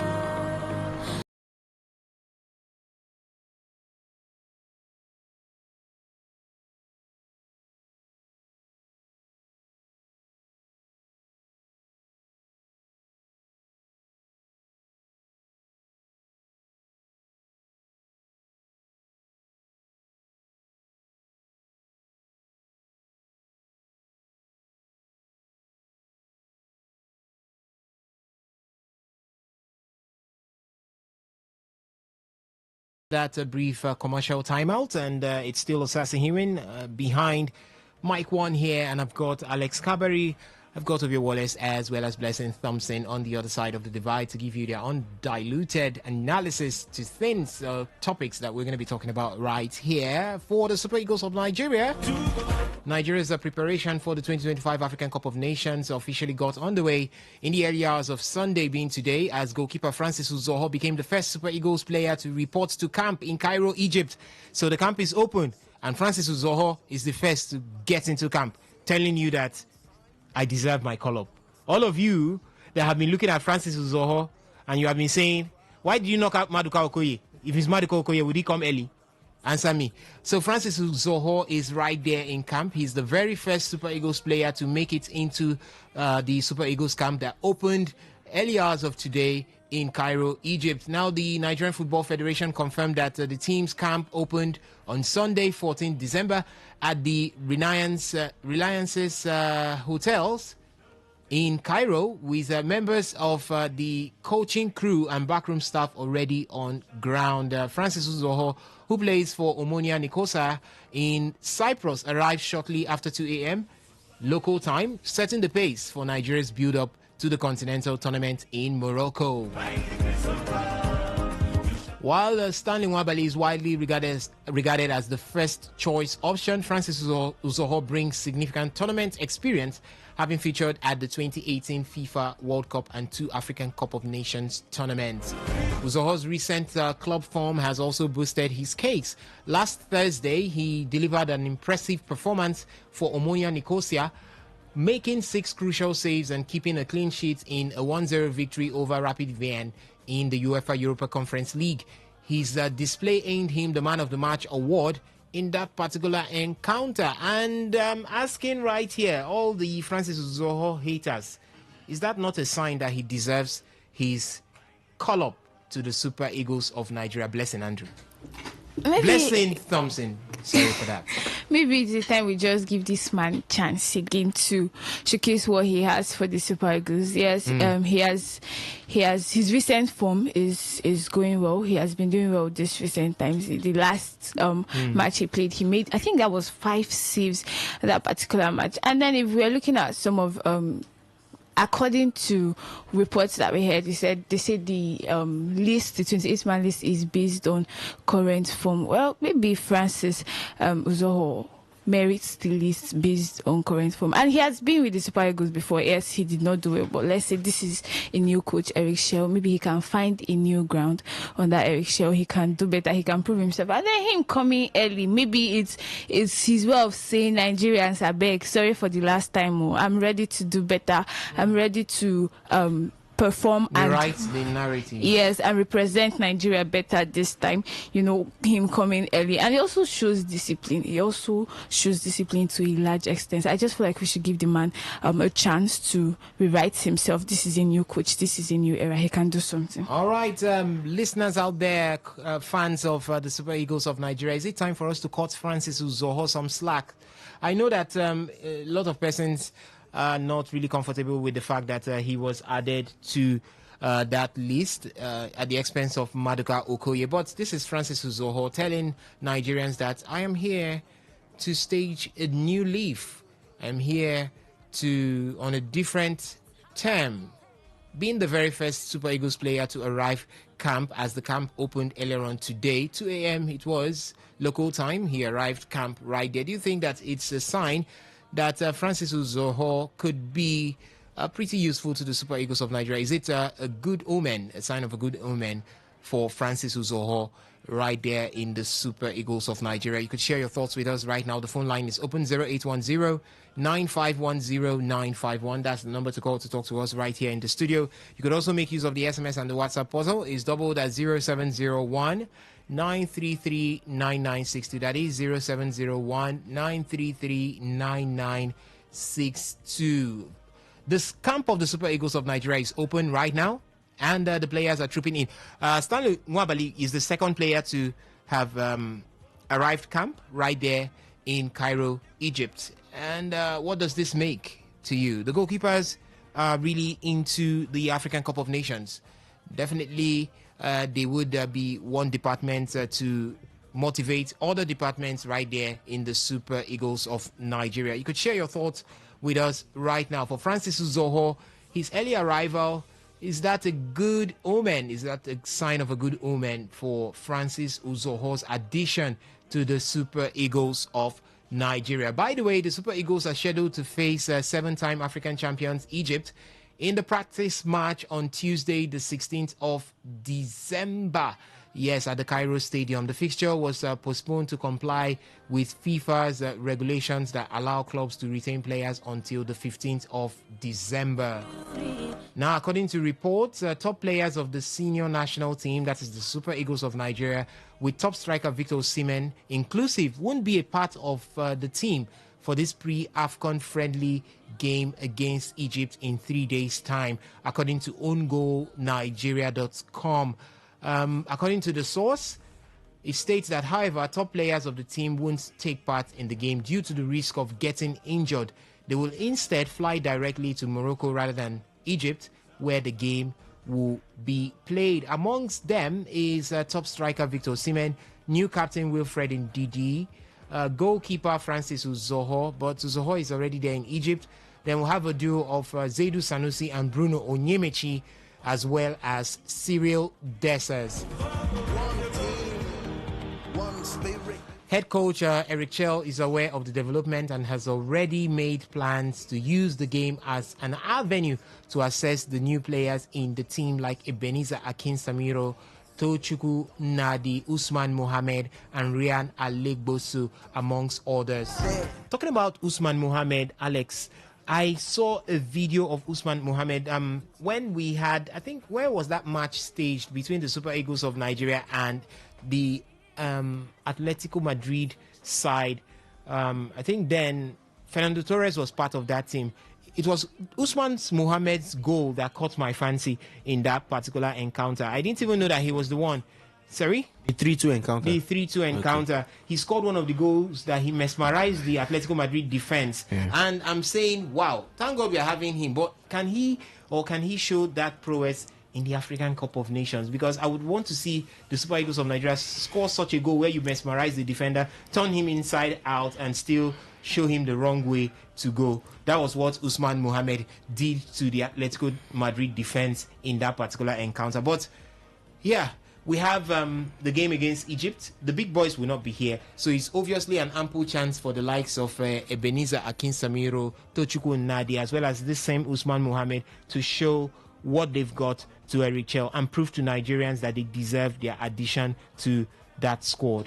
Oh, well, starting from Usman Mohammed, and like you said, his performance and that mesmerizing goal, I think every Nigerian remembers that goal because it went viral for a long time. He sat the defender down, sat him down again. And went ahead to score. What a very ridiculous goal. And the presence of mind to do that shows elite mentality and potential. But so far, has he kept up to that potential? Has he been able to live up to it? And is this going to be some sort of test run or a spark that he needs to probably harness that potential, because there's no doubt about it. In most of these players, there's no doubt that there's something there. There's a player there. Oh, you could remember Joe Aribo some couple years back, and he looked like our best player. He looked like he was going to be our best creative player for a long time to come. Aribo has not been called up to the Super Eagles squad in some 2-3 years now. So it's about, first of all, the situation they are at the time. And as at then, Osman Mohammed was playing excellent football. We've not seen much of him since then that you can still put that expectation of how many years ago was that friendly? I think that was some 2019, 2020. It's been so long. We are about to touch into 2026, and it's been a really lengthy period of time. So I don't think it's realistic to have such expectations of him. But of course, it's always good to have those legs, those experiences, even though I would have still argued that, as horrible as it could be, still make room for someone like Tolu Arokodare, still make room for some other important strikers. We are blessed with a plethora of them, and it seemed like somehow that was in 2018. May 2018. So that's even way longer than I thought it was. I was saying maybe 5 years. We're talking about 7. So I mean, it's not realistic to have much hopes from him. But speaking about the friendly game to Egypt, like Eric has already been stated from the reports, the top players are not playing. It's a chance for the ones who are called up and seen as team players, or should we just say role players, where they do not have any certain demand to fill, that all they have to do is stay fit, make the team sheet, and if you get your chance, even then, so I do not think they'll have much chances. All right. They will be called upon in the case of an injury. And we are not talking about one injury, because you need more than one. Every player has every player in the Super Eagles squad has their own position, and they have a backup for it that we can rely on. And then there is also you, who has to find a way to sit one of these players on the bench, or maybe if any unfortunate thing happened during the course of the tournament, you step in and you're required to perform. But that has not, or that hopefully will not be the case, or will not be the story of our tournament with injuries. And it's just a case of, who can I take seriously from that game? So most Nigerians will be watching it with keen eyes, will be wanting to see at least some performances. Try and stake your claim. The likes of Tochukwu Nadi, try and stake your claim and see that, okay, there's still a chance, there's still a way. I want to force myself into this conversation in such a way that if Nigeria needs a goal, if Nigeria needs someone to stabilize the play as it's happening, then I can be that person for them. So everybody is going to look forward to that friend. Everybody who is not a starter is looking forward to that friendly as a chance to show that they can step in for when the big boys are not fit. They can step in for, let's say, a situation where you've beaten your first 2 opponents, and you want to rest some players.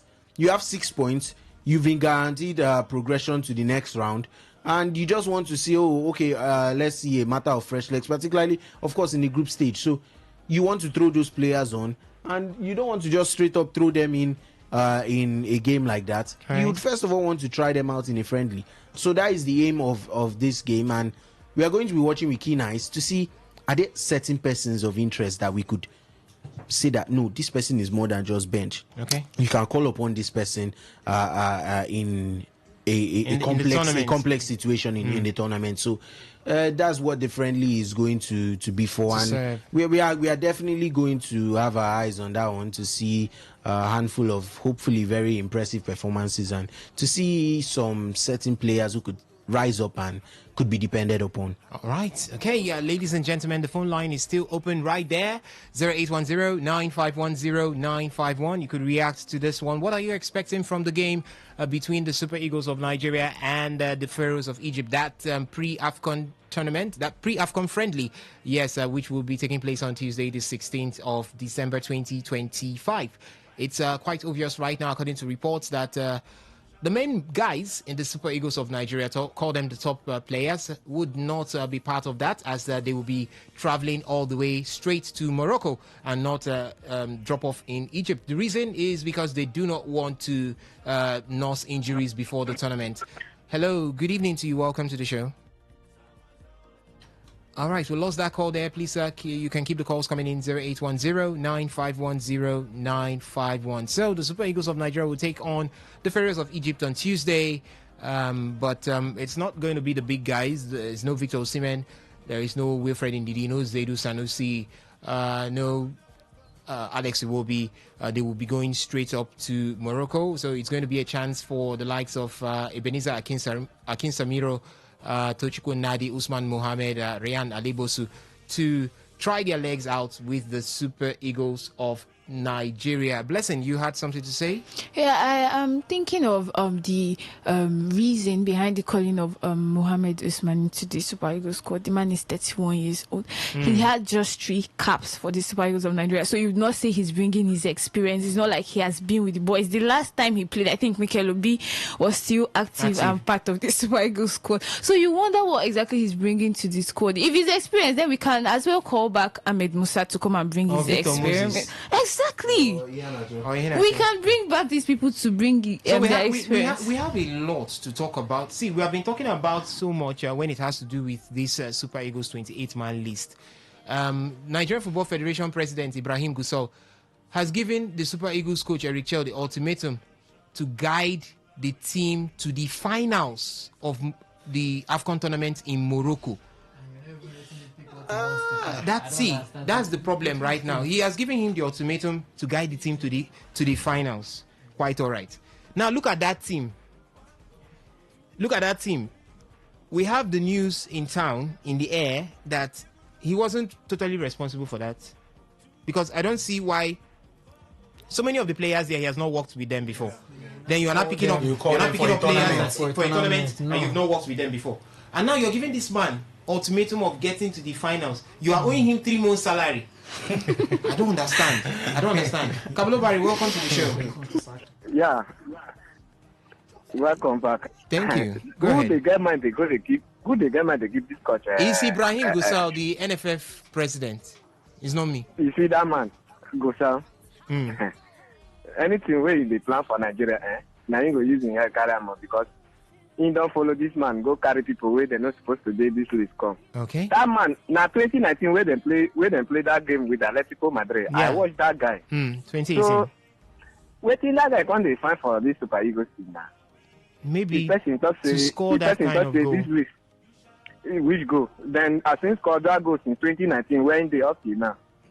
Where they say now where they 0 to carry and come back. You see, I don't talk for this nation's cup. I tell you, not say me, I don't get any expectation because the person where they give person ultimatum, who they give him ultimatum? Go so they give share, make sure I go play final. Waiting him, he don't do. Where go do, make sure I go play final. The 3 months when they owe me don't pay him. Him where they give person ultimatum, him then they owe him 3 months. I did they owe him 1 month. See all these men where they run our football. Sometimes they like say when they don't sit down, they don't know what to do. They want just find with talk, waiting go impress people where just carry them put for there. Now be the only thing when I see waiting goes out the talk. Because I don't see anything where when I don't do. Where you go tell coach to coach go play final. Waiting he don't do. If I've been saying for I can say, Oga, waiting he don't do for this Nigeria team. Where you tell that man make that man go win the Nations Cup. See. Sometimes, man, see this our Nigeria team, man, he good sometimes, make we keep more, but he no good, make we just come out because now our country nowhere where we get. Obviously. But when we see things where they happen for this country, man, not just us, and people like us where we don't get higher education, then when we see people where they call themselves professor, doctor, engineer, this one, when they sit down, they behave like people where not even carry board like this, come up for us, the thing they pain me. I swear to God, the thing they pain me because as Nigeria, they like this. Nigeria not the country where they for the crash. All right. For people who go play ball.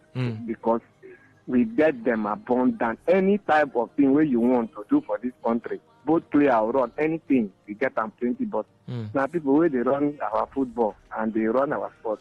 I don't blame them. I don't say their time don't they reach much more. Their time will go. Okay. Then people where God go say, make them run our football so that anywhere where we sit down, we go happy. Just like waiting that guy talk, say people, they coach where they buy, they bring for league, they carry their own player come. That guy no lie, yo. Na true talk where that guy talk. All right. But since as na media, when they go tell make him not talk so that maybe they no come up for that man mouth. Okay. If not, everything where that guy talk na true talk. I don't tell them before say two of my junior brothers come for that you can't do trial. Okay. The people where they do try and see them tell you say these boys and they good but wait you make them bring money. Children where they find how to get up where they want to get 100 or 200,000 where they will go pay for people so that they will come up. That is our problem of this country. Not be anything, not be talent. But that mind of politics as I give you something, give me something, and be only our problem where we get. All And right. any day where that one don't go, we not say Nigeria, we don't come back to life. Okay. Thank you. All right, thank you so much, Kabalo Barry, for your thoughts right there. As let me let you know, Ibrahim Gusau, the NFF president, said, and I quote him, the mandate given to Eric Chell is to get to the finals of the African Cup of Nations. Anything short of our last performance, which was AFCON finals, will be a failure. In fact, the mandate should be to win the AFCON. Since this is painful to the ears, very, very painful to the ears. In a realistic sense, it should be because like I said, you've gotten to a point. Yeah. And once you get there, you feel like the only way to go is further. Because if I have gotten to a final, what's the next step? I have to go on and win it. But then you're interfering or allegedly interfering in Eric Shell's list. You're not letting him pick his players. You're not letting him work with the players he wants to work with. He's had lots and lots of injuries. And he is now supposedly meant to bring in players who he feels are ready for the call-up. And now you're seeing a lot of names and you're questioning. I took one look at the list and I said, if we have injuries, we are in trouble. In trouble. We are in trouble. Huge trouble. And Victor Osimhen's track record with most Super Eagle games, he either has a knock, he either has an injury scare, or he returns to club side injured. Now, when you're trying to fill in for him, you have the likes of Akko Adams, Paul Onachu, but then the midfield just looks so slim. The defense does not look like it's enough.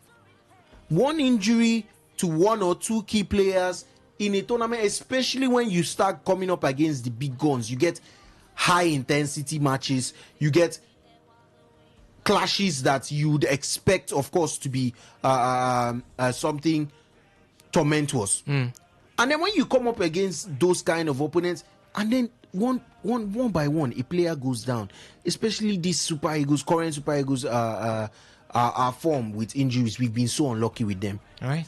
Aina picked an injury. We've not seen him again since then. Fredericks all of a sudden ruled out. So we've also been very unlucky with the injuries, because even someone like Hakimi, who was set to miss the AFCON, is set to come back. Yeah. So after the first game, he should be fit. He should be fit enough to play. So I mean, apart from us being unlucky, allow Eric Shell to do his job. Pick the people who he feels are possible replacements. Though they said they had no hands in it, but you know what it is. You know what it is. That list doesn't look like Eric Chell. Not come out to say they have a hand. They will not come out. I'm looking at Stanley Wabali and I'm like, why is he coming out when he was rumored to have a knee injury? Remember what happened in the last AFCON finals? I think that was against Cote d'Ivoire. Yeah. And we saw Olaino. And after the game, people came out to say, Olaino came out to say that he was injured and he has had this injury for some time, playing during the AFCON. If Olaino played with injuries. Yes. Victor Osimhen played with injuries. You can imagine. He had a knock against South Africa. So much to talk about, Blessing Andrew, at this point. But before we look to wrap up, we're getting really close. I know why you're smiling. I said Blessing Andrew again. Maybe Blessing Andrew is in my head. She used to be here with us for a while before leaving. But this is Blessing Thompson anyway. Sorry for that. But before we call it a wrap on the show, guys, the Super Eagles of Nigeria are getting support from all angles. Oge Onazi has come out to support the team, saying he has faith in the team getting to the finals to win the African Cup of Nations. Former Nigerian international Friday Ekpo has also thrown his weight behind the Super Eagles of Nigeria. And obviously at this point, it's what we need to do, because it seems Eric Chell has been sent forward to the battlefield with a gun placed, with the nozzle of a gun placed at the back of his head, because the ultimatum is high for a team that are probably in shambles right now. Injury has hit that team heavily. Poor selection, poor administration, so much to talk about. But guys, do you have your support for the Super Eagles of Nigeria? Let me start with you, Blessing Thompson. The support is not high right now. I'm serious. If I would say 60% fit in the Super Eagles to reach the final, not to lift the trophy, to just reach the final of the AFCON tournament. 60%. And Alex, I will always have 100% fit in the Super Eagles. But my faith is not enough. Your faith is not enough. My faith is not. We'll join faith. Like you described the situation with the nozzle placed behind Eric Shell's head. I think we are a loaded gun with no backup bullets. So the minute your gun or your barrel is empty, you're out. Okay, that means you take that one shot and let it count. And Ovie Wallace. I'm supporting Ghana. All right. I know you're always against Nigeria. They are not in the AFCON. Not because I was with AFCON, it's World Cup. Okay. All right. So that's all right. That's the take of the guys right here in the studio. What's your take out there? Let's see if we can take one call before we call it a wrap on the show. 0810-951-0951. We've got an SMS. Oh, we've got a message. Message from the WhatsApp portal. This one says, the same African teams we can't beat to qualify for the World Cup, then we want to beat them to win the Nations African Cup of Nations. Yeah. Okay. All right. We'll forward that one to Ibrahim Gusau so that he can lower his expectations from the Super Eagles of Nigeria. So, ladies and gentlemen, it's been fun and amazing talking with you right here from the side of the divide. We've been here since 1 p.m. and we are getting down to 6 p.m., the top of the hour, where the news updates will be coming your way. It's been an amazing experience right here, and I know it is also for you right there. Thank you so much for listening. Thank you also for joining us from the feedback platforms, and thank you to the guys in the studio that did this with me, Alex Kabari, Ovie Wallace, and Blessing Thompson. This time I get it right.